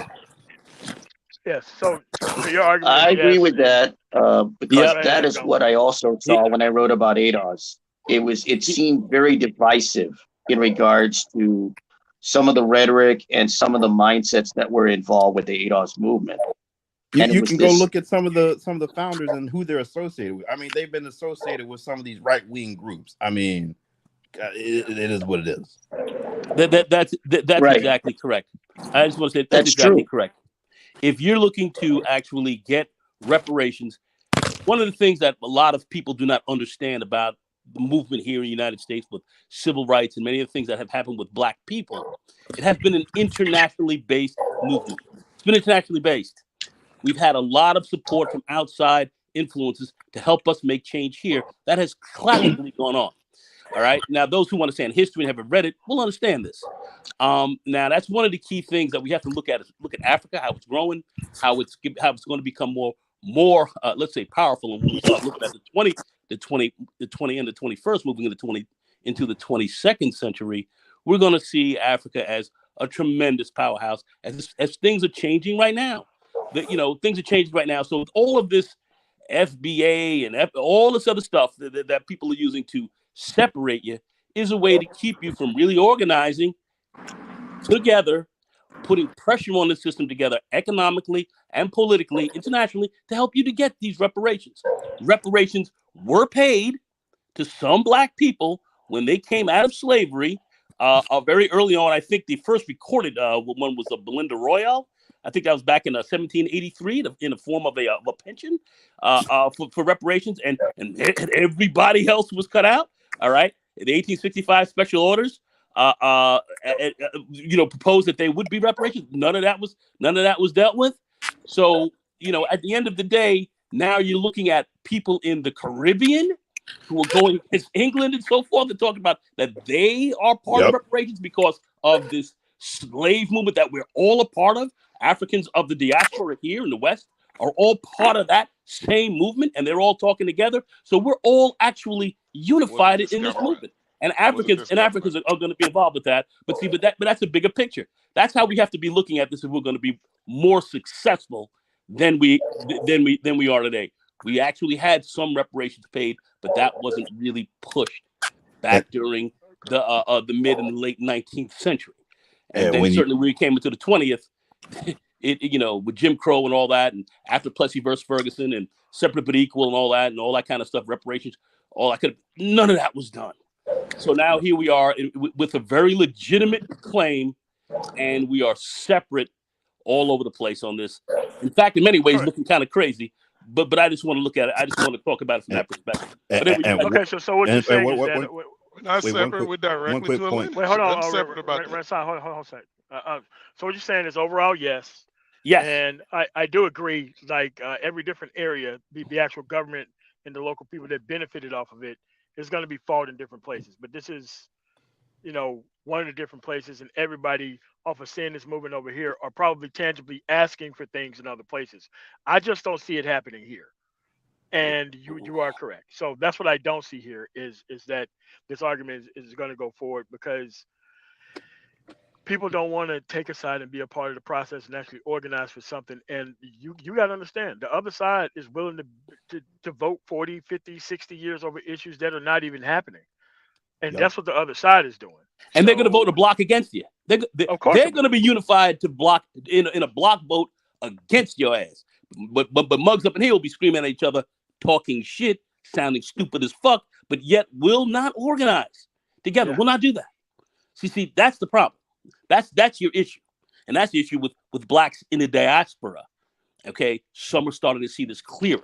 And then the ones who are seeing it clearest, and the ones who are seeing it more clear are those in Africa. And if you start looking at what's happening internationally and what's going on there, as far as now they're kicking back the United States, telling them to sit back.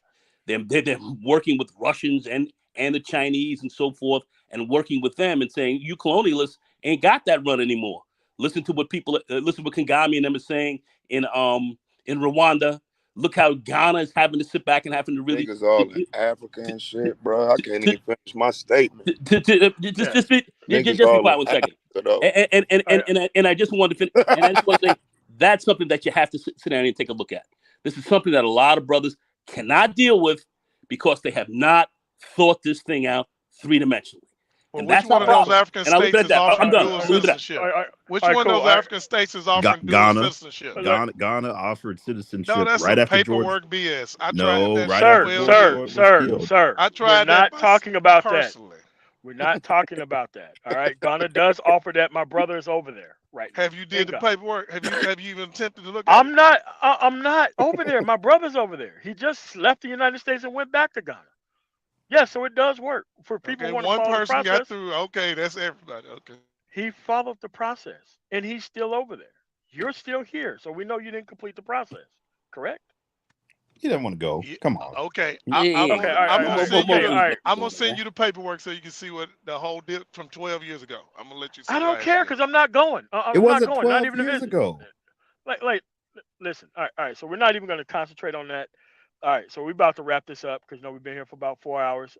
Let's go first. Let me go first, bro. Let me get the fuck out of here, bro. So look, man, it's reparations movements in the past that have failed, right? And so, like, as a historian, like, I know motherfuckers feel like niggas don't want to hear the alternate argument, but it has to be made. Anybody who knows me knows I'm 100% pro reparations. I'm not some fucking pro black quack, but I am pro reparations. The reason why I feel like we ain't even headed on that course, though, is because we ain't ready to deal with some of the tough parts of history that actually make it hard for reparations to even be discussed on the table. Like some things as black people, we got to accept that are history. And I think some of that needs to be flushed out intellectually, not just throwing out, this happened to us, that happened to us. We need names, times, dates, and places. And I think until that happens, you don't have a real conversation because we're talking based on a history that very few want to actually go through and study the way we need to make the argument. So I didn't come up here to troll, fam. I came up here to challenge some of the arguments, but that doesn't mean I'm against anything or any of you niggas. You know what I'm saying? So y'all niggas have a good day, bro. All right, man. I'll go thanks for coming up, man. Go ahead, Jay Sean. Go ahead, Jay Sean. Hey, look, man. Crazy. The whole thing with the states thing, I just wanted to say one more thing about that. You had a lot of Indians in different states, and that was an issue for them to get compensation. So that's just a horrible argument. The United States government not just the Homestead Act. I'm glad a brother threw that in there. That's the Homestead Act. That was a Yes. congressional action, Huge, action. I mean, they massive.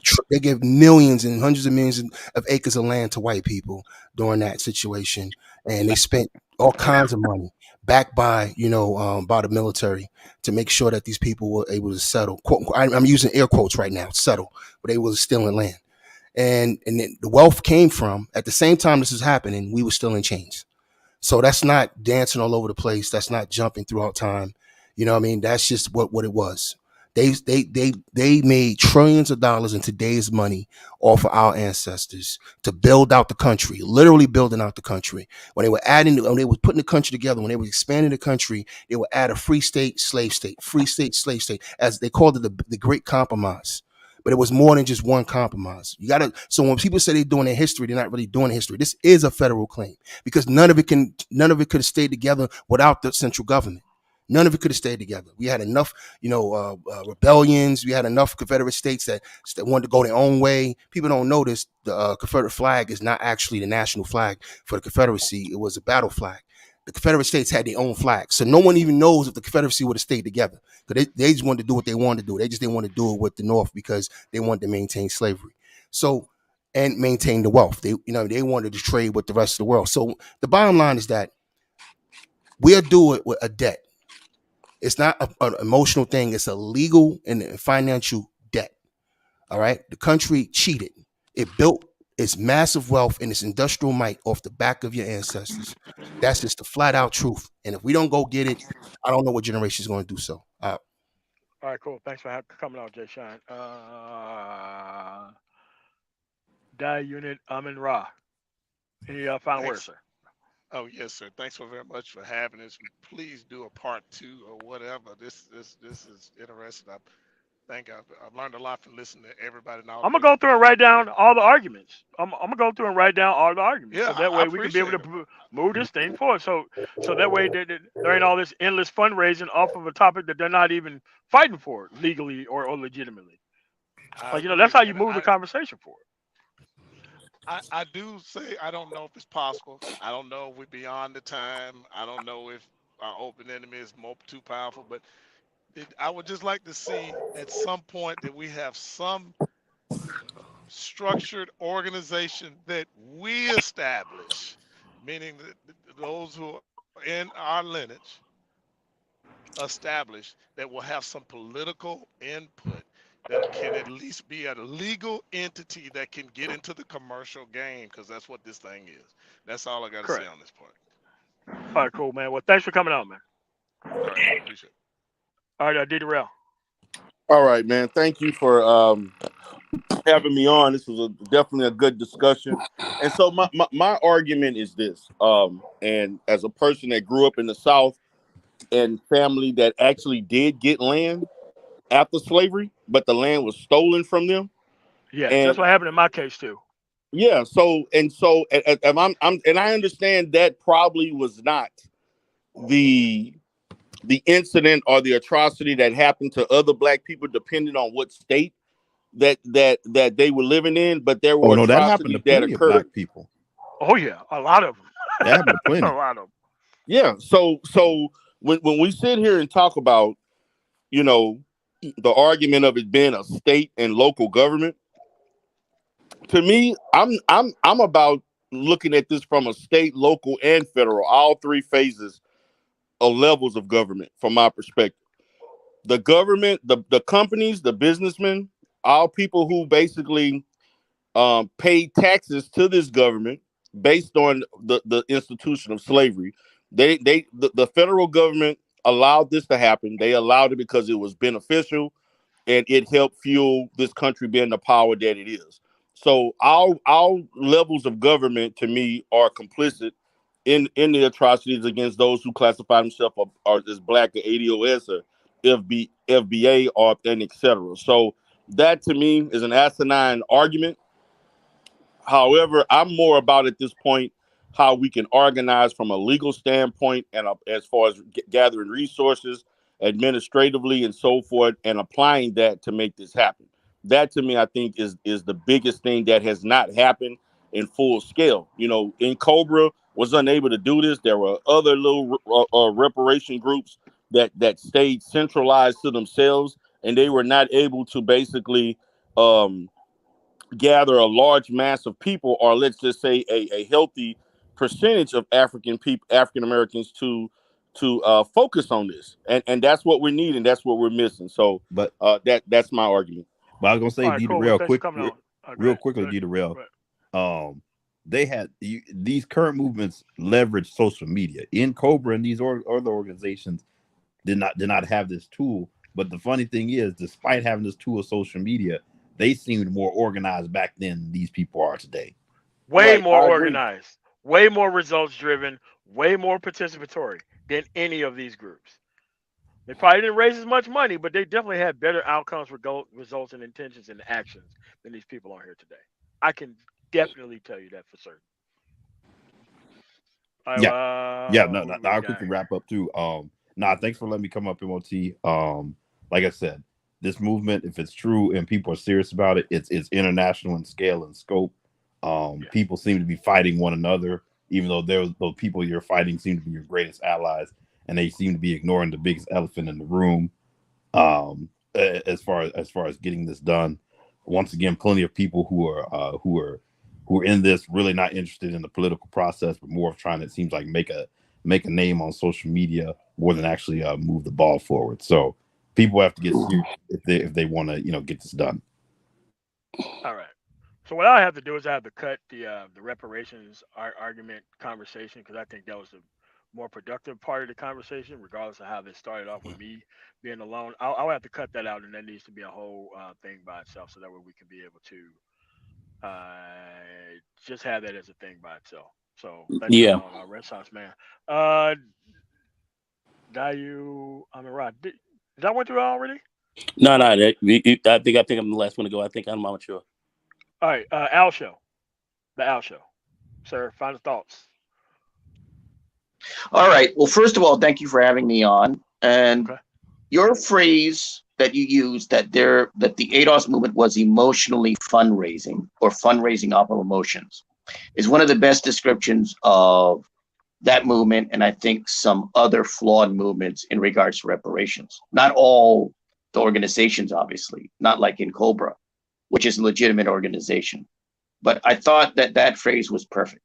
Wish I had thought of that phrase myself. And I think the problem with ADOS, and maybe with FBA, I don't know FBA really that well, but I do know ADOS.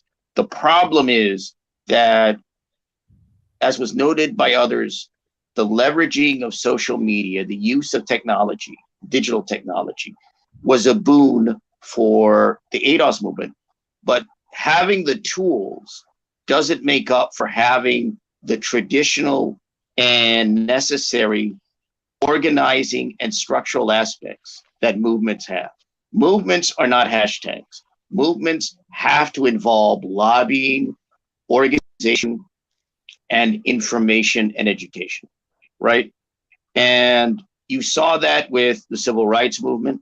You've seen that with other political, economic, and social movements. And the flaw, I think, of ADOS is that it fundamentally is an online movement. It is a movement kind of devoid of the necessary and prerequisites and tools, organizing, education, and education, information, and implementation and execution, lobbying and organizing. You can't beat that. I know people that are political activists, and you at the grassroots, you got to have organizing, you got to have structure. You have to have the ability to do that. And that is, we could see the flaws with ADOS. Now, as to reparations itself, from my personal point of view, my point would be this. Someone had mentioned that some African Americans or some Black Americans had received reparations. As part of the argument for reparations, those stories need to be highlighted. They need to be placed, and they need to be stated as a way to argue, because there will be a lot of arguments against it, to say, look, in some cases, there were reparations. You can also use what has gone on with COVID in terms of let me see, the monies in terms of the stimulus as the mechanism for getting monies to Black people across the country. So the argument could be, look, we know structurally the federal government is capable of getting money to people. They can do it. And if they can do it to millions upon millions of citizens overall, they can do it to the millions of Black people that are citizens of the United States that would benefit from directly and get reparations. So that's another aspect in regards to arguing for reparations. And the last part that I would state is that reparations, it seems to me, can't be just seen as a state and local matter purely, but as a public sector and private sector affair, meaning it has corporations, universities, schools, so forth, anything that had ties to slavery and economic benefits from slavery need to be able to offer reparations to African Americans and Black Americans. And so that's a route that has to be taken. Also, the legislative and legal routes need to be taken as well. Again, state and federal, if possible, and of course through the courts. And so that's my take. Again, thank you for having me. I appreciate it, and I appreciate everyone else's input and arguments. No problem. Thanks for coming on. LOM. Yeah, quick question. Yeah. So, who made it illegal for slaves to read? It was the government, correct? Yes, it was. Then that means that the government also owes us reparations. I mean, it's that's why I try to structure it around yes, no, and if so, how. You don't know how, I don't know how, but let's get all the arguments on the table so that way we can move this conversation forward. Now, if you don't believe in it, then okay, there's no need for you to be here. But everybody do believe that there's something that needs to be done. So the actual people who are fundraising off of the operation are not taking these steps because they're trying to keep the conversation around the rudimentary, you owe us, motherfuckers, and you're gonna pay us, but we're not gonna organize for it. Like that's where the fuck they're at on it. And I think that's a way wild way of doing shit. Doug, thanks for the $10 super chat. But Doug, that's where they're at on it. So actual discussions about reparations would be like this. A whole bunch of people come together, a whole bunch of people have a different ways that it's going to be done. And then after that, we take it's kind of like ranked choice voting.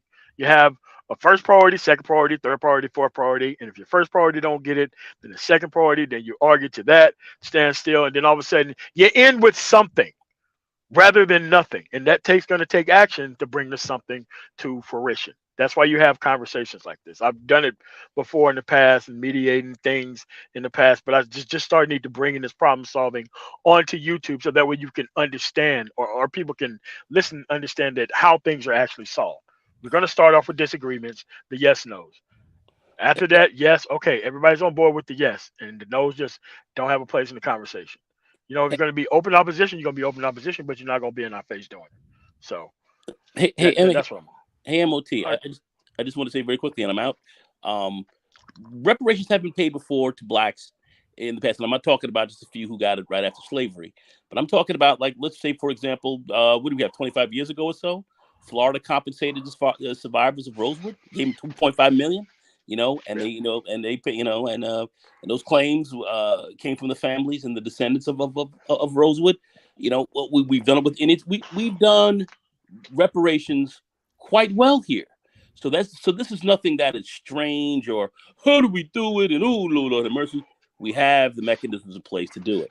What we have to have is the political organization, the will to pull it off, and that's where the organization comes in. Besides these other grifters who are running around talking a lot of smack and just talking smack for the sake of talking smack, not doing a thing because they don't want to organize, and then just sit around and just look up to create.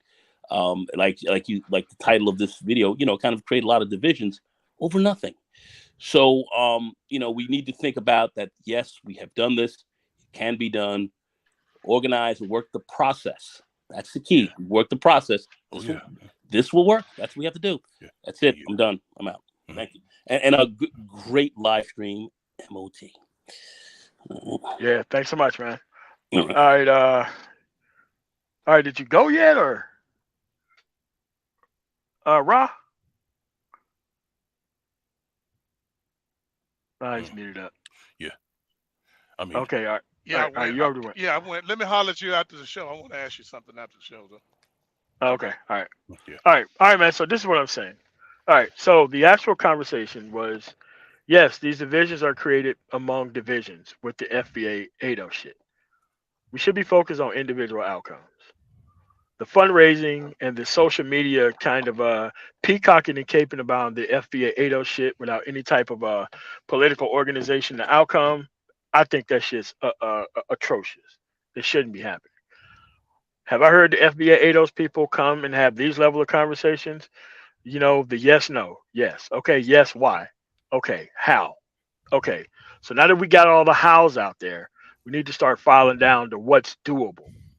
Because my how is I've actually got shit taken away from my family, which is a good thing. But the thing that was taken away from my family dovetailed into all this other shit that everybody else experienced as well.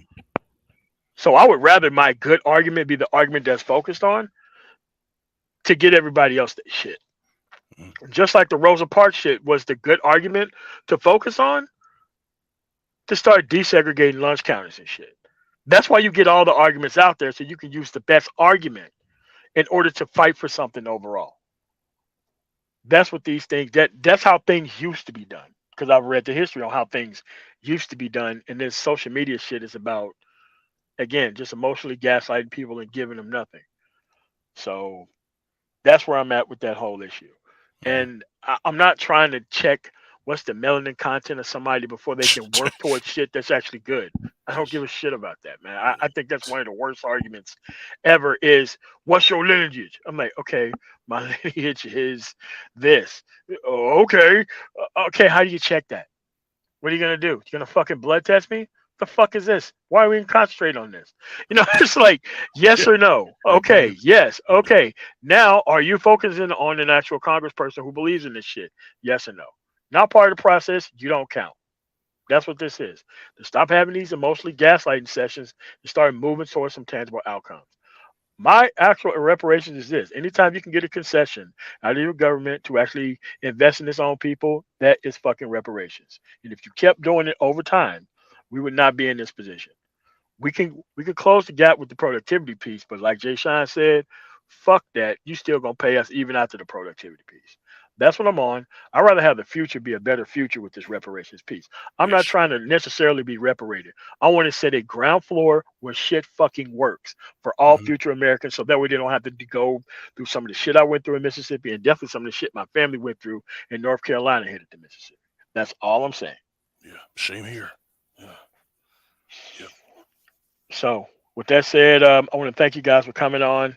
I'm the man tomorrow. Thank you for subscribing, for all the people who did subscribe, and you guys have a really nice day. Power to the producers. Peace, fam.